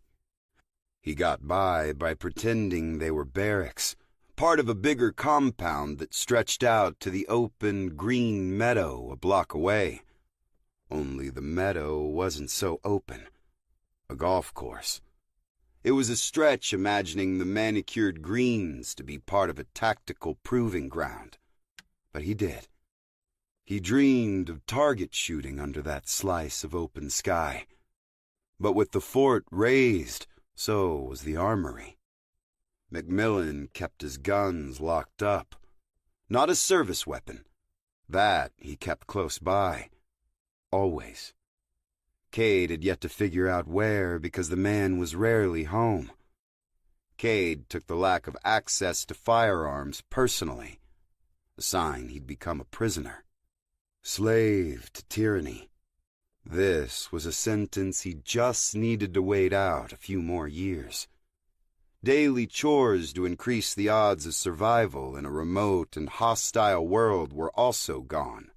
Instead, he did chores for appearances, something he'd never concerned himself with. The only bonding he'd done with Mrs. Mac involved a trip to a hair salon at her insistence. He'd caused that when he picked up a pair of scissors to do it himself. Her eyes went wide with fear, but she hadn't been worried he'd do it wrong. It was the sharp blade in his hands. He set them down and went along. So he never felt comfortable around her either. But he was in their house. He'd been taught to be polite. Yes, ma'ams, no, ma'ams, mow the lawn, take out the trash, rake the leaves. She preferred him outside the house as much as possible.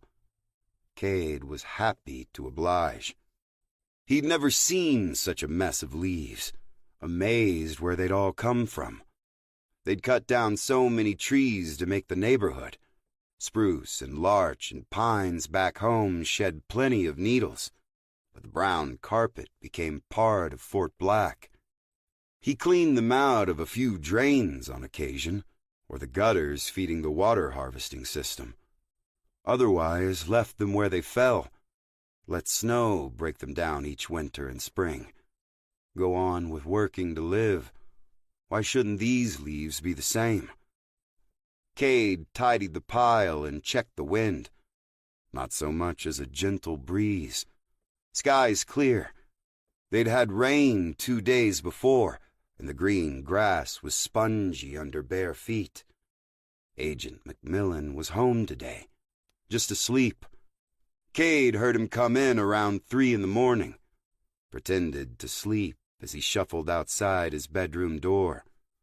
Left a note to rake the damn leaves. Leaf blower and gas in the garage. Said he'd be out to help. Cade rolled out of bed 2 hours later and got started with the rake. Aside from the waste of fuel, Cade saw no reason to wake McMillan with the leaf blower. A rake would work fine, but he was now at the point where a little gasoline would be useful. He poured a bit on the pile. Lazy man's way to start a fire. A minor act of rebellion against Hiram any time he'd been asked to see to the burn pile at Fort Black. He struck a match and tossed it in. The job had taken hours. Watching the leaves ignite was a satisfying reward.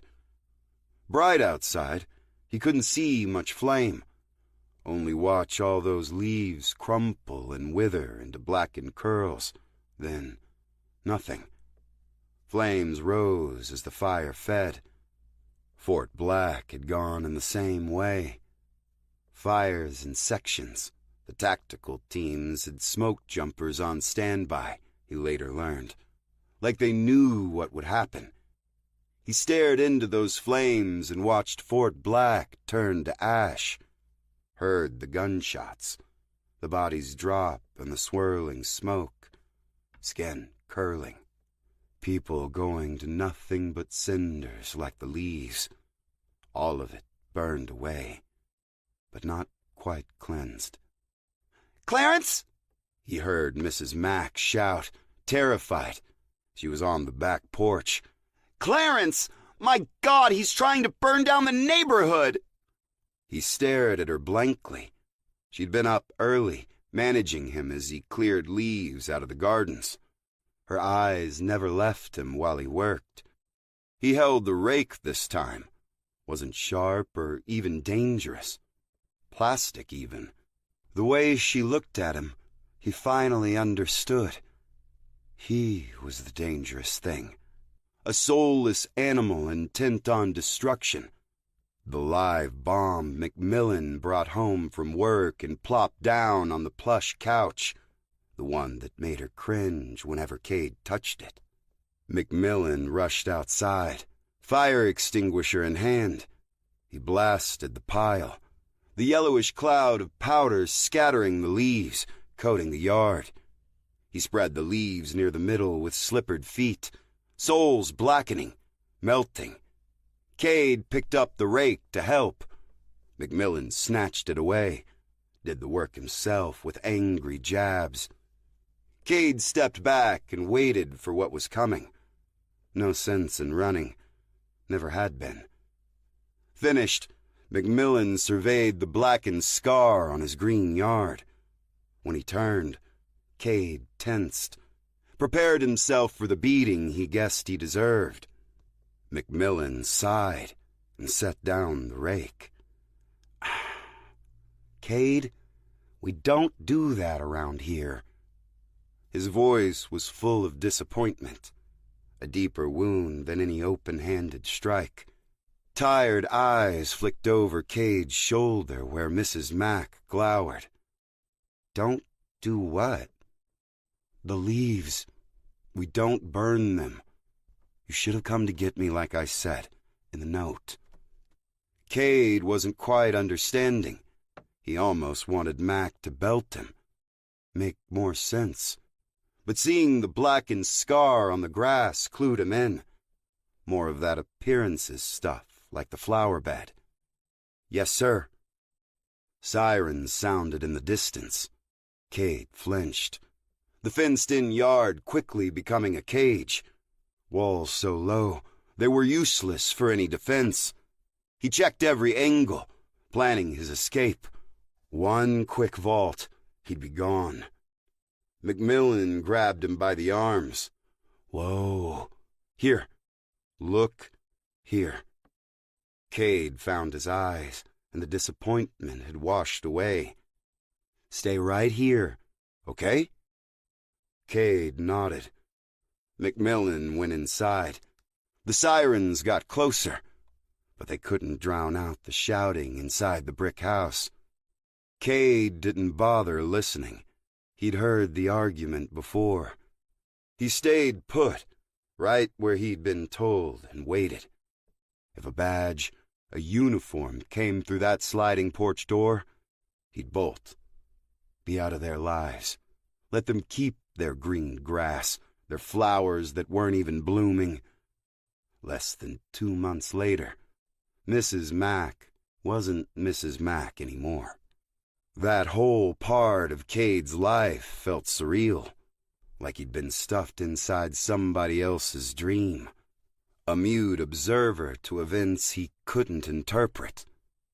He was starting to feel that way again in Mineral King. The snowmobile slalomed down Mineral King Road on a direct route to Three Rivers. If the cartel scrounged up enough unmelted vehicles to pursue, he'd put more in the grave. But he couldn't escape the feeling he'd been horribly wrong. The SEAL sniper? The DEA agent? He wondered if he hadn't stumbled into a black op right here on U.S. soil. If so, the sniper should have left his tags on base, shouldn't he? What was happening here? At least he knew why Agent Lambert brought up Anne earlier. He had a plan for her. Use her as leverage over the loose cannon who'd stumbled into his op. But was Lambert working for the government or doing a private favor for Ramirez? Corrupt agents weren't impossible, but bad seeds in the Navy SEALs were another matter. Those ranks were microscopically thin. Best of the best an understatement.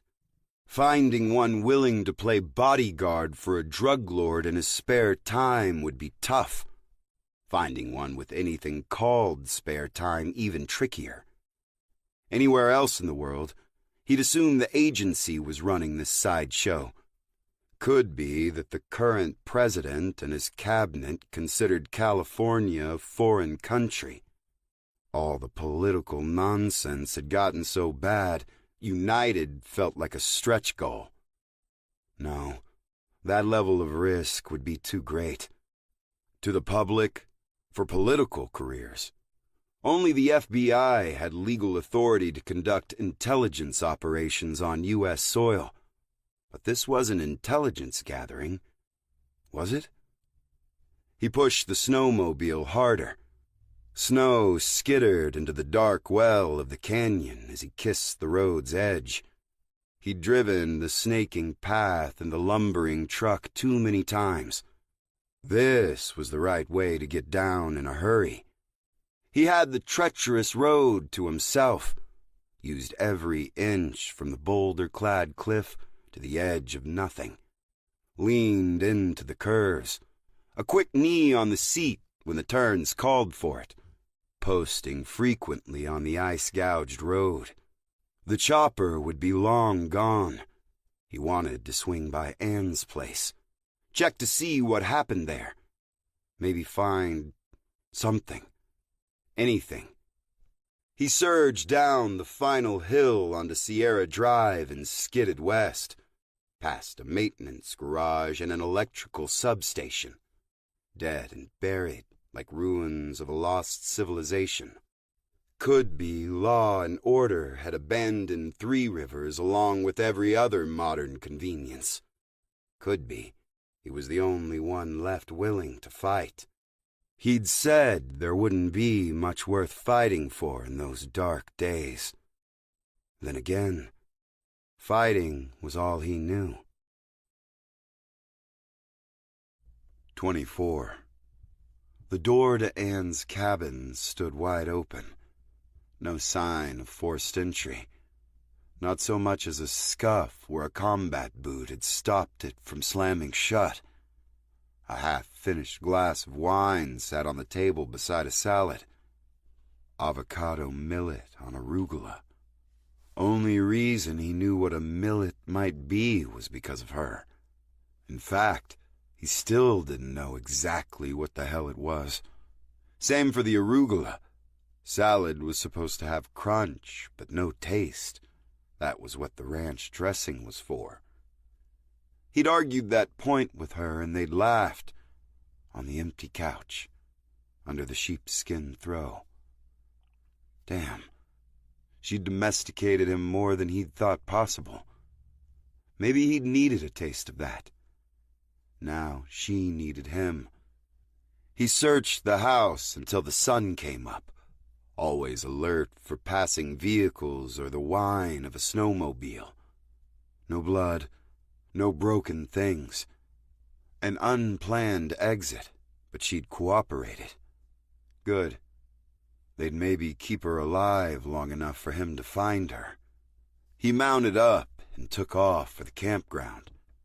The snowed-in town always felt quiet, like cruising inside a shut freezer badly in need of defrosting.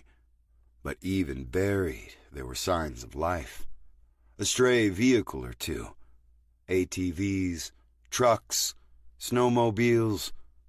The people of Three Rivers running errands, getting on with their lives. Lance and his crew busily clearing more lots and roads. Today, nothing stirred. It brought an intense surge of isolation Cade couldn't explain. A lot less like wandering an unfamiliar city, and more like scouting occupied territory. Pulling up to the campsite only confirmed the worst. Hendy's door swayed unevenly on a light breeze, forced open. With the site tucked away up and above the campground office, he hadn't noticed until too late. The shattering noise of the snowmobile offered plenty of advance warning to whoever might be inside. The treads were still rolling as he slipped off the seat and swung the Winchester off his pack, flicked the lever, and brought the barrel around to cover the door. The snowmobile glided toward the face of the hill and bumped to a stop. Cade's eyes went everywhere. Pierce's rig, the roof of the campground office, the brush atop the hill. He crouched to peer underneath Hendy. All clear. He set his sights on the open door and tucked the rifle close. He left the visor up on the windshield. Someone had taken it down. Sunrise shined off the snow and into the interior. He cleared the door from each corner, swung around the front end, driver and passenger seats empty. He went back to the cabin door and leaned inside over the retraceable steps, using the kitchen counter as cover. A quick peek toward his bedroom. Shades open there, too. Clear. Sort of. The place looked exactly like it had after Oregon. All the shelves, all the cabinets, all the drawers emptied onto the floor. His mattress had been tossed. Clothes and food everywhere. He didn't linger on the disaster. Satisfied he was alone, he stood behind the edge of the doorway and called out toward Pierce's fifth wheel. "Pierce, you in there?" No answer. The snowmobile puttered and idle. He crept down the steps toward the fifth wheel's door. He checked the handle. Unlocked. He moved to the snowmobile and shut it down. "Pierce,